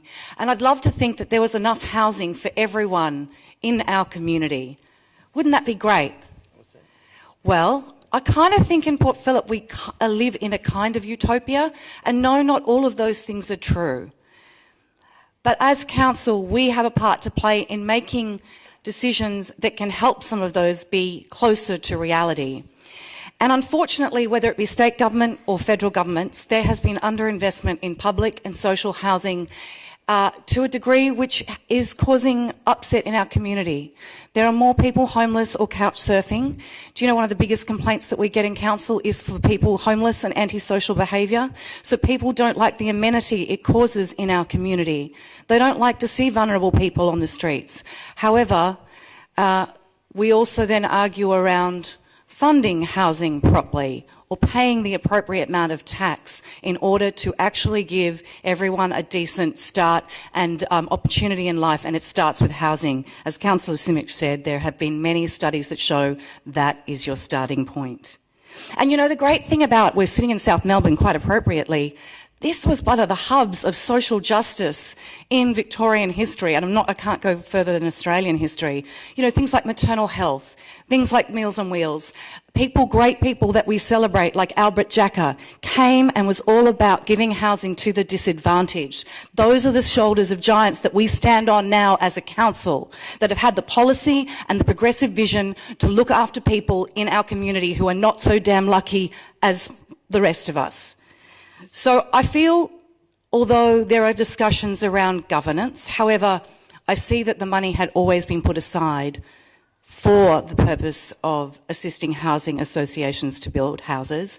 I also I note that that had been gone out to public consultation. It is not a new concept, and part of the things that we are struggling to find with our governance in our backyard is looking to the innovative, the agile ways to spend this money to get best bang for our buck. Let's talk about that. Unfortunately, delaying in time 14 years on Marlborough Street, and I'm not sure that there's been a lot of public housing that we directly as council have built via Housing First in the last few years. There's your opportunity cost. There's where you add your prices to the cost to society, the cost to housing as prices have risen. We live in an amazing area, and on a property market that is valued highly. Now, some reality checks have come in. Unfortunately, Fisherman's Bend is not progressing as quickly as you might have liked in order to have more social housing built, and there's not a mandatory 6% affordable housing as part of that. It's you know, quid pro quo in terms of getting more height on buildings. Our money's been sitting there. We may get more money from the state. That fund is, at the moment where it stands, is a limited amount for a lot of need. And then we may get a change of federal government who have, if that's the case, committed to building a lot more social and public housing over 10 years. And by the time governments change and programs kick in, we'll be another 2 or 3 years down the track. There's your opportunity cost. There's more people who cannot afford to stay in this area. There's more people on our street. There's more complaints from residents that we're not dealing with the problems, the antisocial behaviour, the mental health, and it all starts with housing. So I don't feel any different from my decision that I made a week and a half ago. I will not be supporting the rescission of the decision that we as a majority made because it is the right thing. The imperfect decision, yes. But we have been heading in this direction and trying to get outcomes for a darn long time, and we haven't. So at some point you have to go, what are we actually going to do and stand for? And I am very comfortable saying I will not support this rescission, and I will be happy to support Councillor Brand's alternative motion. Thanks, Councillor Crawford. Anyone else? Councillor Copsey. I don't think I can follow that. You just put it very eloquently, Deputy Mayor. But I feel, as the mover of the original motion, that I should just say a few things.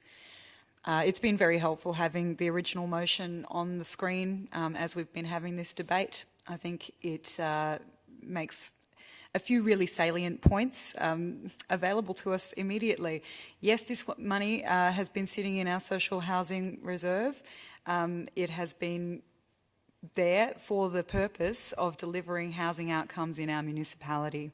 And here was an opportunity to do exactly that. It is a motion that is cleverly crafted, and I thank the officers, as I did last time. You know, this is the debate so nice, we've had it twice, so I'll try not to repeat too much of what I said last week. But the officers came up with a way that was equitable, that was not favouring any particular agency over another or any particular project over another, but was rather an equitable way that any registered housing agency that was applying to the current round of funding could apply for this subsidy to improve the competitiveness of their application in what I note is a competitive process that's being run by the state government. So this is about leveraging the funds that the City of Port Phillip has made available for social housing to back winners, to back projects that are judged as worthy of proceeding. We will not be committing funds unless dwellings are delivered. And the final point of the original motion, of course, states that those dwellings must be delivered in line with the City of Port Phillip's existing objectives in our backyard strategy. I think there's been a lot of things said tonight that aren't really reflective of the nature of the motion that's before us. So I just wanted to clear those things up. I don't think I can match Councillor Crawford's passion tonight. I'm feeling a bit tired, but you're absolutely right. When we invest in social housing, we invest in very high quality outcomes for our city. It is a human right that people have access to a safe and affordable and secure house. And when we fail to deliver that, at whatever level of government we are, I take the point that we would love to see greater investment at federal and state level in public, social and affordable housing. And Mayor Gross, I will back you to the hilt when you get out there and advocate on those topics, because I know that this city wants to do more, not less, in relation to providing affordable social and public housing in our city. When we commit to doing that, we actually secure great outcomes. There are very few things that you can invest in as a level of government that will deliver better outcomes than putting a roof over someone's head so that they can get on with the rest of their life. That's why this council has had such a proud history of committing to social housing delivery, and that's why I will not be supporting this rescission and hoping that we can actually get on with continuing to do that tonight. Thanks, Councillor Copsey. Do you wish to close, Councillor Bond? Yes, I will say a few words. This rescission motion is not about whether or not this money will be spent on social or community housing. It's about how it will be spent. And I think Councillor Gross outlined it magnificently. It's one of your better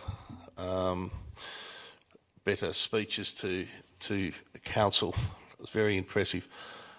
There is a cost to us participating in this program, and we don't know what that is because so much about this proposal is unknown.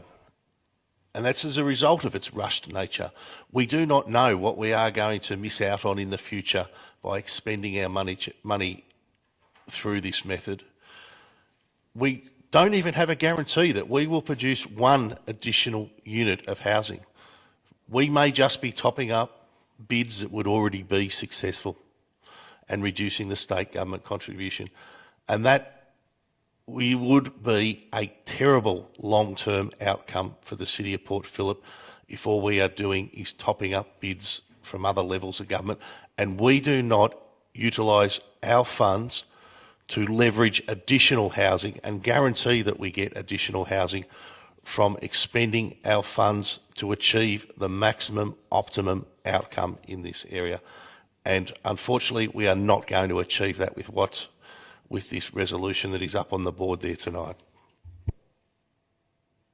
Thanks very much. I'll move to the vote. All those in favour?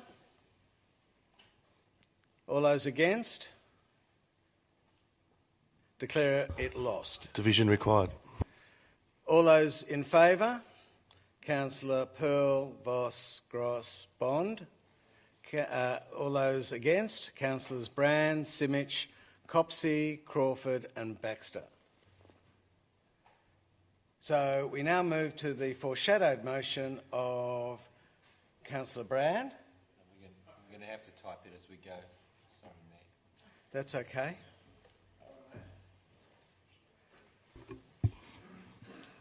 I would like to move the motion that I foreshadowed.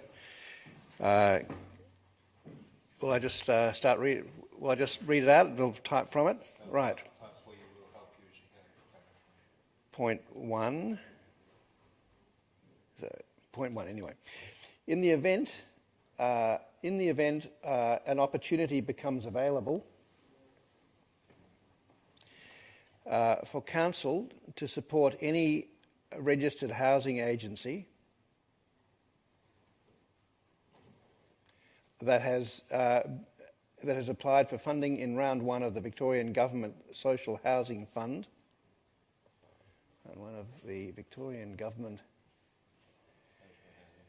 Social Housing Fund, to build and operate social housing within the municipality of Port Phillip, that council, in the city of Port Phillip, municipality, that council, I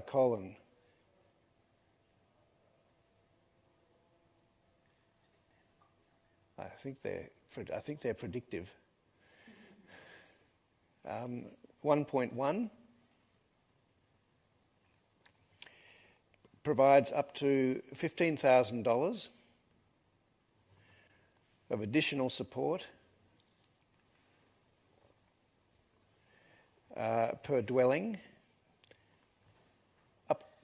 up to a limit of $1.5 million.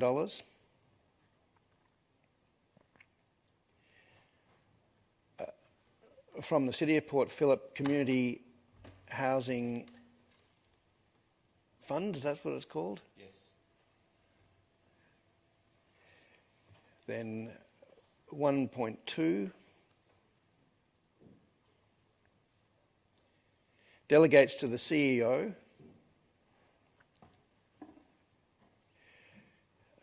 responsibility to determine payment arrangements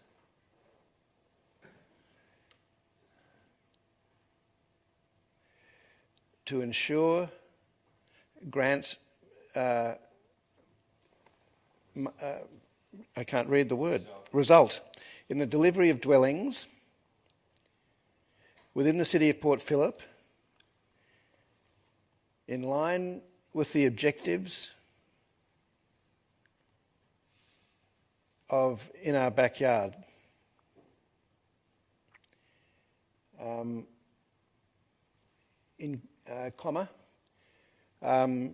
Including determining when the opportunity has been exhausted.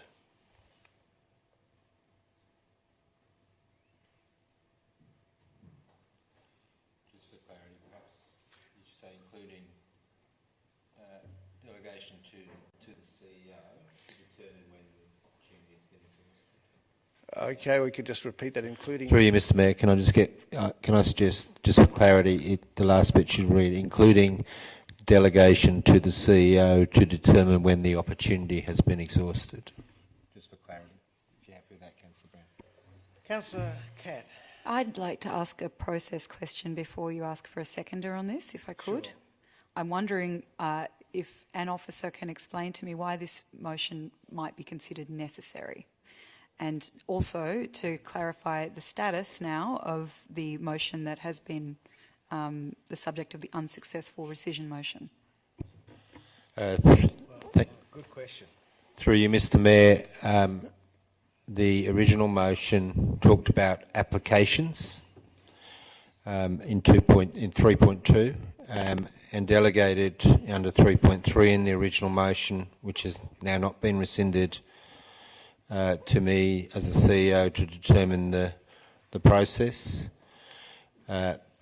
My advice is that I think that original motion, when it talks about the intent of which was to boost applications within the process, has been exhausted, and therefore there is now only an opportunity to support these applications as they are in the evaluation stage. So as I notified Council once I received the rescission motion, the effect of that was that we would not be able to implement their original intent with the motion at the last Council meeting.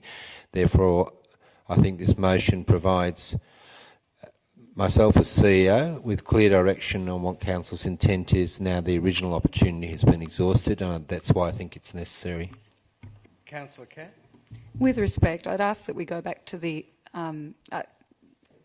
recognise this might be slightly irregular proceedings, but no, it's a good. It's a good point. Well, I'm looking at and as the mover of the original motion, and looking at the wording of the original motion.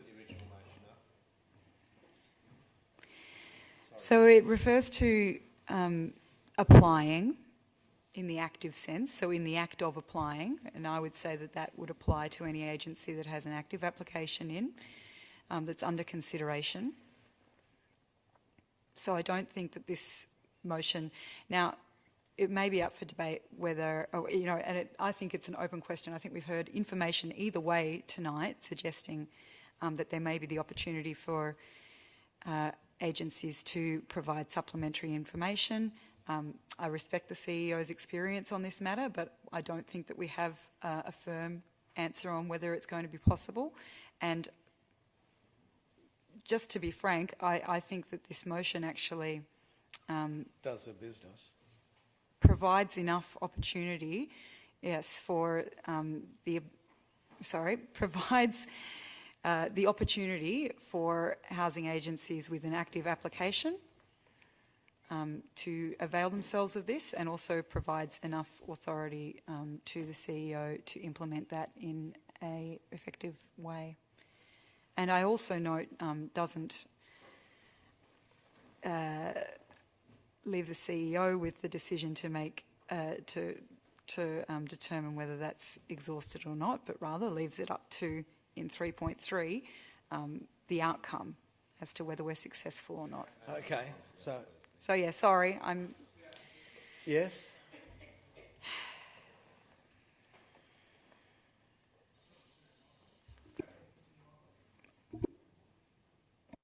That's right. Councillor Brand, I'm just wondering if you would be willing to consider putting this as a notice of motion at the next meeting so it can be fully considered.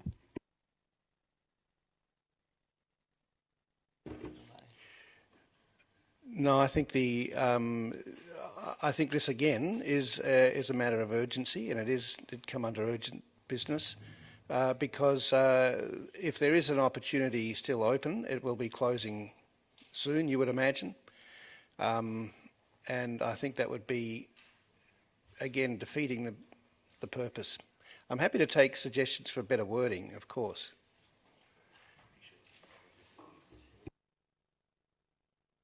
So, sorry, I'm ruling that a motion has been moved. Is there a seconder for the motion? Seconded by the Deputy Mayor. Well, I just don't feel that I've received an answer yet to my question. Well, can I give my answer? My answer is that we've got a motion saying A, B, C, and we've got a motion saying A and maybe B and D, E. It's going to be very hard to reconcile them and explain them at this late hour. So my ruling is that it's been moved and it's been seconded, so we just go ahead. Councillor Brand. I have indicated a willingness to have the words revised. I know, but I think the lateness of the hour and all that sort of thing. I mean, Councillor Copsey's view is that it's perhaps unnecessary, if I'm interpreting it correctly, and so no amount of wordsmithing will change that. Could I ask the officers for a small amount of wordsmithing to see if that will help? Mr. Mayor, may I speak? Absolutely. I am concerned that the original motion, to answer Councillor Copsey's question, I'm concerned that the original motion leaves a number of things up in the air. One is, and as your CEO, I need clear direction from Council. Yeah. What I need clear direction on is, so the two issues I raised earlier were, one,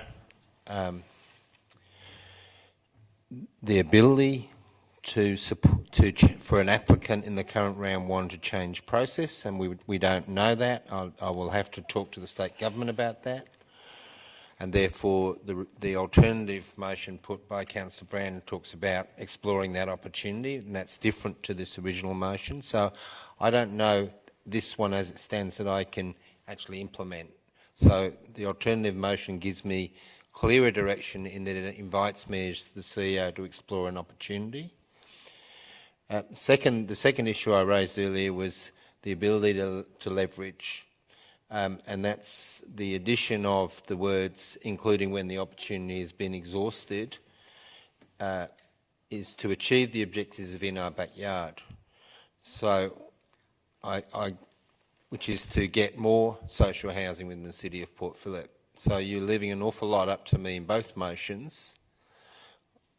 One of the things that under that delegation, as I would read it, is that I need to see if the 15,000 will actually achieve dwellings within the city of Port Phillip. We haven't put additional dwellings, we've just said will it achieve dwellings. In other words, will it get applications that are currently in an evaluation process over the line? Is the judgment you're asking me to make as your CEO under 3.3, and the addition of the words in the alternative motion is, if you're going to give me that delegation, you also need to give me the delegation to make the judgment around when the opportunity has been exhausted. In other words, when would it be a waste of your money? Because it's actually not going to, you know, I know it's going to depend on the actual delivery of dwellings, but I need to know when the opportunity is exhausted and then come back to you. So I think there is benefit in the motion which is afoot, which is the alternative motion provided by Councillor Brandt. Councillor Simic. So, sorry, just to summarise where we are, we've got a motion that's been moved and seconded, and the and Mr CEO has advised that he needs the certainty of that motion to proceed. Is that correct? That's correct. Okay, so I'm going to now stick to. Can I ask a clarifying question, Mayor? Yeah. So I'd like to clarify how. So I'm concerned that we are written a motion in a way where we are setting up the CEO to essentially an impossible task. My question is, the clarifying question is, any application currently before the Social Housing Growth Fund process is between the housing provider who's put in the application and the state government. I don't believe that the CEO would be able to access the requisite amount of information in order to be able to assess whether an application would actually be supported or hindered by the enablement of this grant. I believe that we have to write a motion to, if we want to see... Is there a question? Yeah, what's the clarifying question? The question is, sorry, let me finish. I believe that we have to write the motion in a way, if we wanted to represent the will of what we're trying to achieve in a way that sets the CEO up to be able to work with the housing providers who then work with the state government. My question is what I'm saying true? Who can remember? Through you, Mr. Mayor, to answer the question, it's very complicated. I don't know if I will be able to,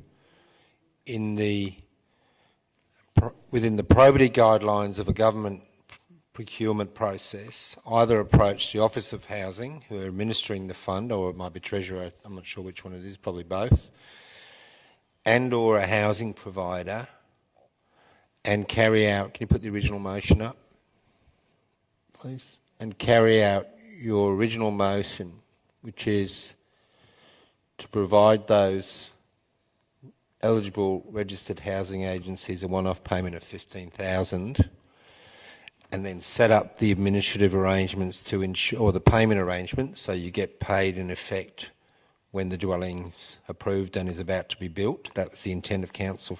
I don't know if I can do that. The alternative proposition, which is, can you put that one up, please? It says that in event that an opportunity becomes available, then you'll pursue it. So I'm not sure if that answers your question, Councillor Simic. I'd probably, if you can voice the concern, I might be able to address it through the Mayor. Sorry, Mayor, given the fact that it's now 10:30 and we've been going since 6:30, may I request that we have a 5-minute break, in which time we can actually discuss this in a little bit more detail amongst ourselves, so that we can have a clear way No, to that's a proceed. good idea, but Councillor Voss wanted to... I have a clarifying question, but I am happy to leave it and ask later if I can. I think there's a... Before we all freeze to death, let's have a 10-minute break. So, if I can get everyone to please sit down and... We've got a moved and seconded motion. I understand the mover and seconder want to amend it.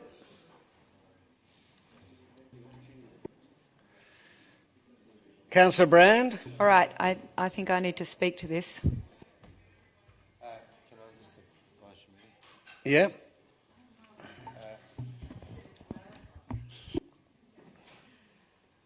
Sorry, yeah, you wanted to... Councillor Voss wanted to have a clarifying motion, but... Question, yeah, I've got some questions.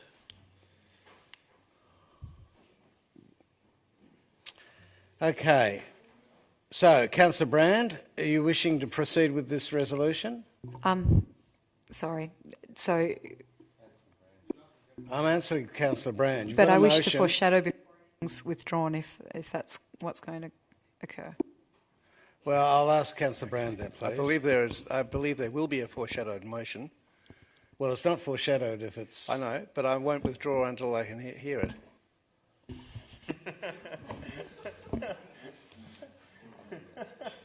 Okay, what's the foreshadowed motion? Well, So, sorry. should this I've motion not got a motion. succeed? Are you going to proceed with it? We don't, if I may, Mr Mayor, so we don't want this motion Point of order, Mayor. You've asked a question to Councillor Brand. Does he have the call or not? Yeah, I mean, the way the rules operate is a motion's been moved and seconded. If people don't like it, it will be lost, and another motion, I will accept another motion. That's right. And what happened to my clarifying question? Yeah, and Councillor Voss has got a clarifying question. Thank you. I wanted to understand if this motion was lost on the screen that's there, what happens? And nothing else is foreshadowed. What happens? Where are we at? Where are we at? So if this motion is lost, I will accept... I'll accept another motion, subject to advice from the CEO.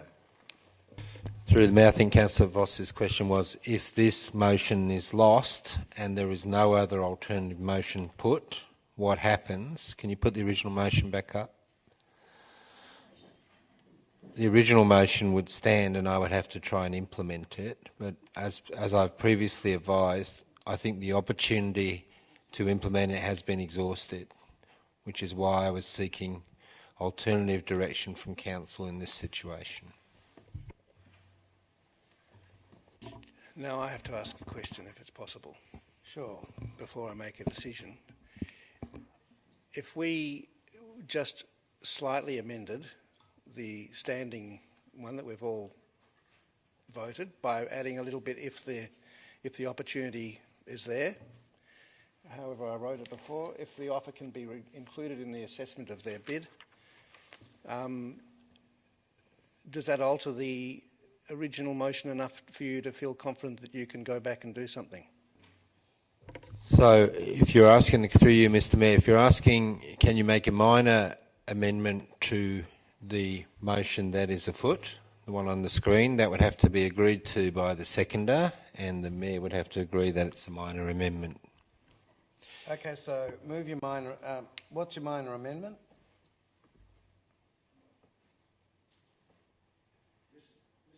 This would be the foreshadowed motion, and I'm not foreshadowing it. She is. Through the Mayor, you can either move on with this one, make a minor amendment to it with the permission of your seconder, or withdraw it, in which case the floor it's available for another councillor to move a motion or another motion. I mean, I've got a motion, but no, wait. So you have to... This is the moment where you have to do that thing you don't like to do, which is make a decision. And... Okay. I'll tell you what, I will withdraw it and I will foreshadow that I'll put it back on if we don't like this one. Okay. And I'm happy to say with that withdrawal. Councillor Copsey, you've got the call. Okay, so here is the alternate motion I would like to put. It is identical to the motion that Council has just upheld from our previous meeting, except for a clarifying sentence in 3.3. So that 3.3 now reads, delegates to the CEO the authority to implement the necessary means to implement this resolution in a transparent and efficient manner if the offer can be included in the assessment of their bid, including determining payment. That's all right. I've got the old one on my screen, including determining payment arrangements to ensure that grants result in the delivery of dwellings within the City of Port Phillip in line with the objectives of our backyard strategy. I am just reading through. I think instead of the word "there" in that insertion, I would like to say the registered housing agencies, and I might suggest the word application rather than bid, just for consistency with the rest of the motion. That's the alternate. Are there any questions? Is there a seconder of that, for that? Seconder Councillor Simic. Are there councillors, are there questions? So I'll have a few questions. Which registered housing agencies are we referring to? Those referred to in the rest of the body of the notice of motion. So any registered housing agency that is applying in the current round of Victorian Government funding to build and operate social housing within the municipality of Port Phillip. If you require further clarification, Mayor, I'm happy to have included in the assessment of the registered housing agencies referred to above's application, referred to in 3.1. I'm just trying to assess what's your knowledge of the agency's proposals. Do we know the name of the agencies, and we're about to talk about a lot of money. Do we know the name of the agencies, and do we know what proposals we're voting on? Is that a question for me? Yes. So explicit in the motion that Council passed was that this was available not to any particular agencies by name, but to any that had applications in the current round of Victorian Government funding to build and operate social housing within the municipality of Port Phillip. So it's deliberately silent on the names so as to provide an equitable opportunity for any agencies that fit that criteria to apply. But my concern is that we're being asked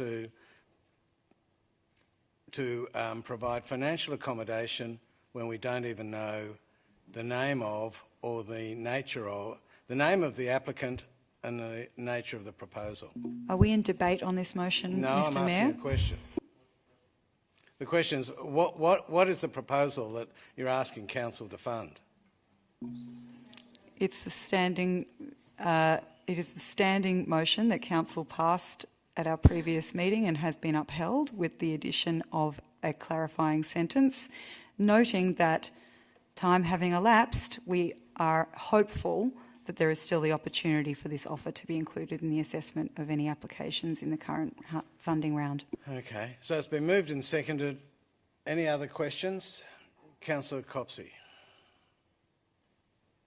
So I thank Councillor Brand before. I note that the CEO was seeking a bit more clarification on how this could be implemented now that some time has elapsed. I consider that there's risk in trying to reword the motion that Council passed and has been upheld significantly by redrafting something that was slightly, on an initial reading, seemed slightly different in intent, if I'm to be honest. I think the safest way to ensure that Council's will is carried out is for the duplicate motion to be affirmed now with the clarifying sentence. And look, I'm still not quite clear that the previous motion wasn't actionable, but I understand the CEO's need for clarification, and this sentence being inserted will ensure that the offer is there for if it can be included in current assessments, and the same contingency still applies, that the grants will only be paid should they result in delivery of dwelling within the City of Port Phillip in line with the objectives of in our backyard strategy. That is to the CEO and our officers to design that process, and I have full confidence in their ability to carry out council's will within the parameters of our current in our backyard policy. Councillor Simic? No. Anyone else?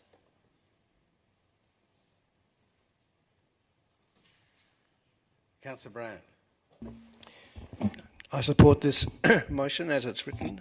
I think it's good that it is actually pretty much the same wording as what we have determined as what's council's will on this, with the clarification against the initial advice of the CEO that he thinks that the opportunity might not be there, that he will go and find out whether it is there or not.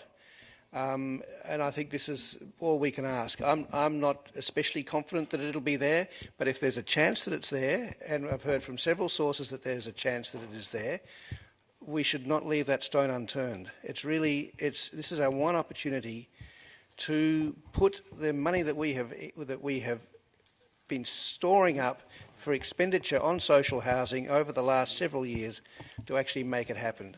So I think this is good. It's implicit that the CEO will go and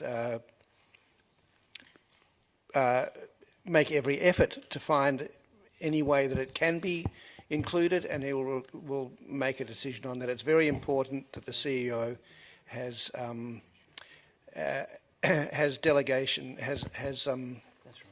the delegation to do his very best on this, to actually find out how whether it's possible to be included in the assessment of the applications. This is the best we can do now. I really hope it works, and even if it doesn't work, it'll stand as a testament to the will of this council, which has been thwarted by other means if it doesn't work. Thank you very much, and thank you for everybody's patience on this. I'll move to the... Do you wish to close? Oh, sorry, Councillor Bond. If anyone wants to know why the original motion should never have been put and why it should have been rescinded here tonight, you only had to watch the last half an hour of people... Point of order. On what backgrounds? What's your point of order? We're not debating the rescission motion that was debated earlier. I'm not debating the rescission, matey. I'm pointing out why it would have been the correct decision to rescind that item of urgent business, and I'll continue before I was interrupted. You only have to look at the discussion that's occurred in the last half hour between councillors and officers and councillors and councillors and officers to see there are so many vague definitions up there on that board. The CEO, I'll look at him now, he doesn't have a clear understanding of what his direction is coming from that. There's just so much in there that's unknown. This is a highly inappropriate way of expending our precious funding from our community housing fund. And my fear is that in our rush to do something, and it seems that it doesn't matter what, we just have to get rid of that money somehow, anyhow, we are going to spend that highly inefficiently and achieve nothing. And I think from looking at all these discussions that have happened tonight, that is a very, very likely outcome of what's going to happen with this money. And I think that's a sad day for this city, that over so many years we've worked to look after our housing money, to build up a housing trust through careful management of the available funding, that tonight here we're effectively just standing on the steps of Town Hall and throwing $100 bills in the air to anyone who wants it. And that is a sad, sad day for the legacy of this city. Councillor Simic, then Councillor Pearl, then Councillor Baxter, and Councillor Voss. Okay. Councillor Pearl? Huh? You're okay? You don't want to speak?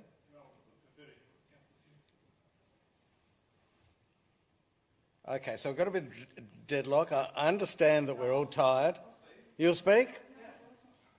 Yeah, and Councillor Voss, do you want to go? People are sort of playing ducks and drakes with No, their you need opportunities. to call it, and people need to do when you've said it. You can't sort of swap and change. But I'm going to say, I'm going to stick with the way I've originally voted on this particular topic. I'm very supportive of social housing. However, I am concerned about this motion, and the reason why I am concerned is because we have worked pretty hard with Marcus Spiller and as a group in coming up with different ways to leverage the money that we have, the $5 million potentially and the $25 million in property, to do something big and great. And by potentially giving it to a housing organisation through this way without going through the carefully considered processes that we've been undertaking will cause a lot of detriment to that whole process of leveraging. I firmly believe that that $30 million could actually get us a lot more money as a whole. So we could potentially get $100 million or more of a building by leveraging our $30 million, and that is what I was wanting to do.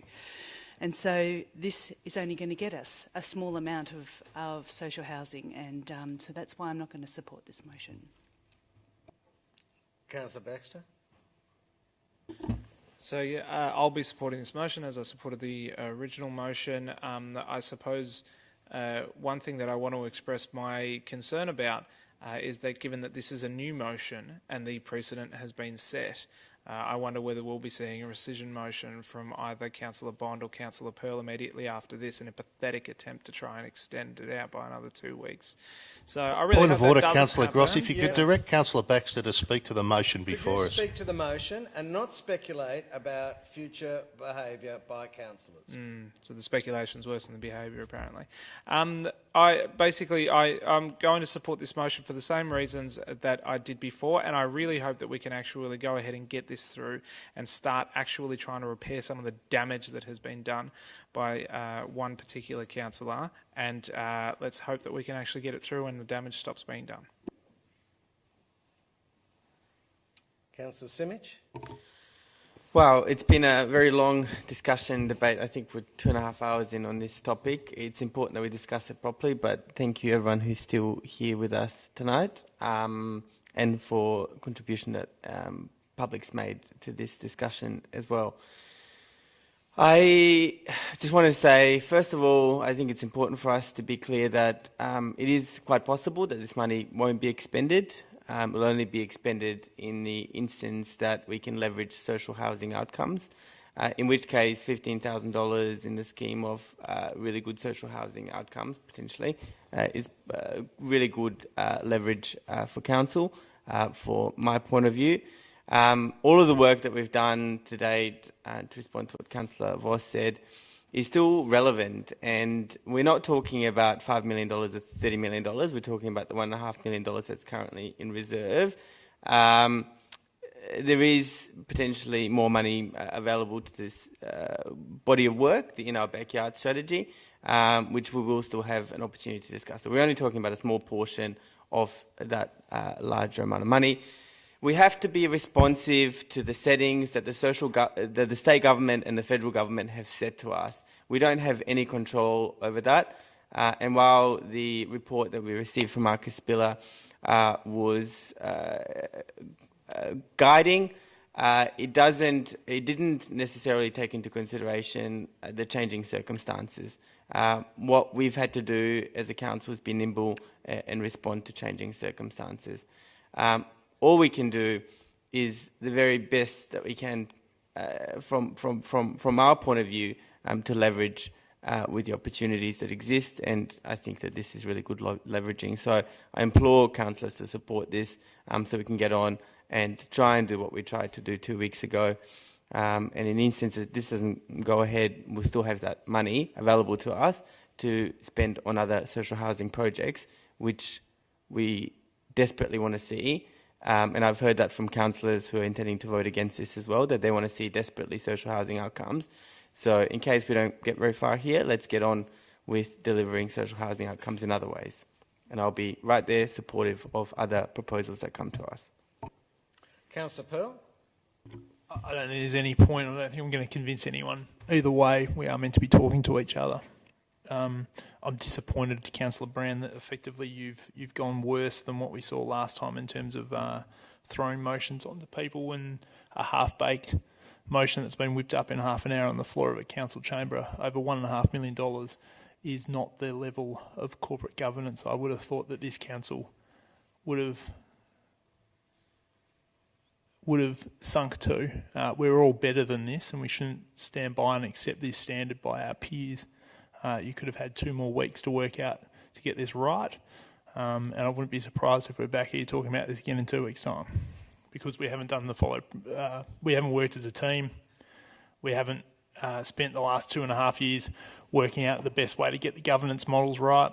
We haven't worked appropriately with the officers so they can bring fearless recommendations to us, and that hasn't ended up in this chamber, and that's why we're stuck in this quagmire at the moment, because as a group we've performed below par, and we're getting below par results now, which I'm disappointed. It's pathetic. Do you wish to close, Councillor Copsey?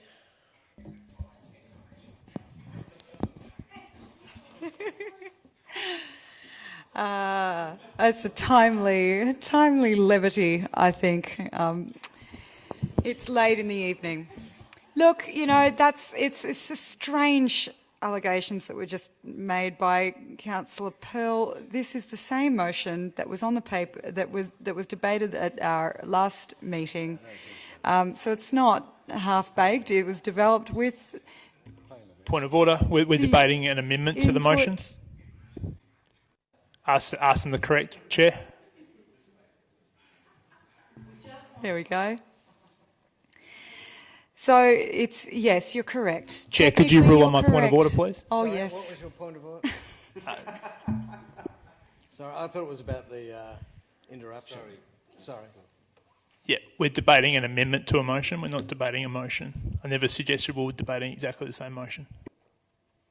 No, you called it half-baked and accused Councillor Brand of making it up in the last half hour, but actually this is the same... I have to rule on this. Oh, yes. There's no debate. So I still actually don't understand your point. Councillor Copsey misread what I was saying and misrepresented what I was saying in my speech. What she said was incorrect. I was talking to an amendment to the existing motion, not the existing motion itself. We already debated that last week. We were debating an amendment to the motion. She misrepresented what I said. I sort of don't think the standing orders outlaw people getting stuff wrong, do they? No, true. I mean, we get fair point. We can't protect people from being incompetent. That's true. So, could Point I of order. That? Okay. Councillor Copsey, I'm not going to get a withdrawal of that, so do you want to... We should try. Oh, that's all right. I think it reflects very well on councillors. No, it's fine. Thank you. I'd like to let Councillor Pearl's I'll happily withdraw any inference that I was calling a councillor incompetent. Okay. Well, that's as good as I can get, Councillor Copsey. That's all right. I'm happy for that to be on the record. I can't control other councillors' opinions about how we conduct ourselves in here. It's incorrect to say that this motion has been made up. It is the same motion with the addition of a clarifying sentence that we passed last time. It is the same motion that we sought officer input to develop so that we could release these funds that are sitting in our housing reserve, social housing reserve, for the purpose that they've been intended all along. And I thank all the councillors for their patience in getting to this point. I thank the officers for all their assistance in getting to this point. Okay. The motion was developed with the input of council officers, and so I hope that the CEO can find support to implement it in line with the will of council tonight. And I thank those who stayed along to the bitter end, and let's hope that we can see this put into action to deliver as many social housing units in the city of Port Phillip as possible. That is what we are trying to achieve, and that's what this money has always been designated for. Okay, we'll now move to the vote. All those in favour? Against?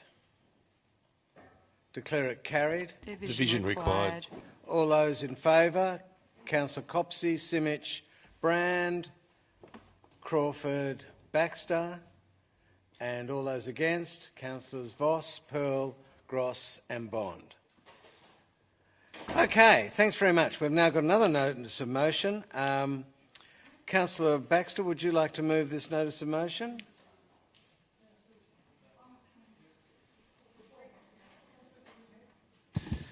Which are public concerns over personal watercraft. Do I have a seconder for the motion? Seconder, Councillor Voss. Do you wish to speak to it? Oh man, I think I should. I mean, the community asked me to bring it here, so I've got to say, I should say something. I understand that it's late, but... Excuse me, there's a process that we need to do. Okay, Councillor Baxter. Do you wish to speak? Yeah, so, I mean, I didn't even actually move it. I didn't actually read it out. So I don't know... Read it out. So I, Councillor Tim Baxter, give notice that I intend to move the motion outlined below at the ordinary meeting of Council on 6 March 2019, that Council 1 acknowledges the ongoing public concerns with personal watercraft in relation to safety of swimmers and adherence to boating regulations. 2, requests the CEO to write to the relevant state ministers advocating for 2.1, increased and targeted education of personal watercraft, PWC or jet ski licence holders. 2.2, increased patrols and enforcement of the state's waterway regulations at Elwood, St Kilda, Middle Park, South Melbourne, Port Melbourne and Sandridge beaches. 2.3, the exclusion of personal watercraft or jet skis within 200 metres adjoining City of Port Phillip beaches to improve safety. That's been seconded by Councillor Voss. Do you wish to speak to it? Yes, and I will speak briefly. I understand it's late, but it is somewhat important. Look, a large number of people have come to me with regards to safety on Elwood Beach in particular, but there's been stories of beaches all over the city of Port Phillip, of people on personal watercraft, particularly jet skis, endangering people on beaches, not just by not sticking to their allocated areas and coming right up onto the beach or coming in the areas where people are swimming, but also even in the jet ski allocated area, travelling at speeds that are far higher than they're supposed to stick to in those areas. Not following the buoys and the instructions that they need to do there. So I think that this is as a Bayside municipality. This is something that we should be acknowledging is an issue in terms of safety. There has been a recent death up at was it Sandridge or Port Melbourne? I think it was Port Melbourne, but and so it's clear that this is not something this is not just like a possible risk. There have been actual consequences from this sort of behaviour. So advocating to the state government to make sure that we've got really clear definitions of exactly where people should be, getting that exclusion zone to make sure that we prioritise the safety of swimmers and people who are not on these high-powered machines. And also making sure that if we've got these rules in place, we have to actually enforce them as well, and making sure that the patrols and enforcement are there. So I think this is important, and I hope that Council supports this advocacy. Councillor Voss? Just quickly, I think you said most of the things that I would have said anyway, but there is a lot of complexity around the rules, and we see quite a lot of jet skis being able to get into the beach and, where swimmers are, especially at Middle Park. I mean, that's the rules, so they're able to do that, but a lot of people are really surprised. So perhaps there needs to be a bit of education or more education around what you're able to do on a personal watercraft. I have to say that recently I've also had a lot of people come up to me about jet skis in particular. And, for example, over the recent hot weather, there are many people on the beach that actually weren't able to talk to each other on the beach. It was so loud that you actually couldn't have a conversation. So it's quite confronting. I think we need to really look at how noisy they are, how many apartments and buildings are quite on the foreshore and that you can hear them, and they just can't have quiet enjoyment of their space. So I don't know what the answer is, but there certainly needs to be further discussion around that. So I support your motion to advocate to the State Minister for these things. Thank you, Councillor Baxter. Councillor Pearl. More than happy to support this motion. It's a good motion. There's some things we could do to strengthen and stuff, but it's too late in the night to do that. But Robert Brewster was the name of the gentleman that lost his life in Port Melbourne in 2012, and he had 2 teenage daughters at the time, and I don't know how old they are now, but that jet ski was going 70 kilometres in a 9-kilometre zone. So, and it might be an isolated incident, but I've spoken to the people at the lifesaving club that were there that day, and I've spoken to people that were on the beach that day, and their lives have been forever changed by that incident. So there's the amenity factor to do with this problem, but there's also the basic preservation of life that we need to take into consideration. There's some ways we can go around doing this slightly differently, which we can talk about offline, but I'll support your motion tonight on that basis alone. Councillor Bond. I've just got a question. Would the entrance to the St Kilda Marina fall within the 200-metre zone of a city of Port Phillip Beach?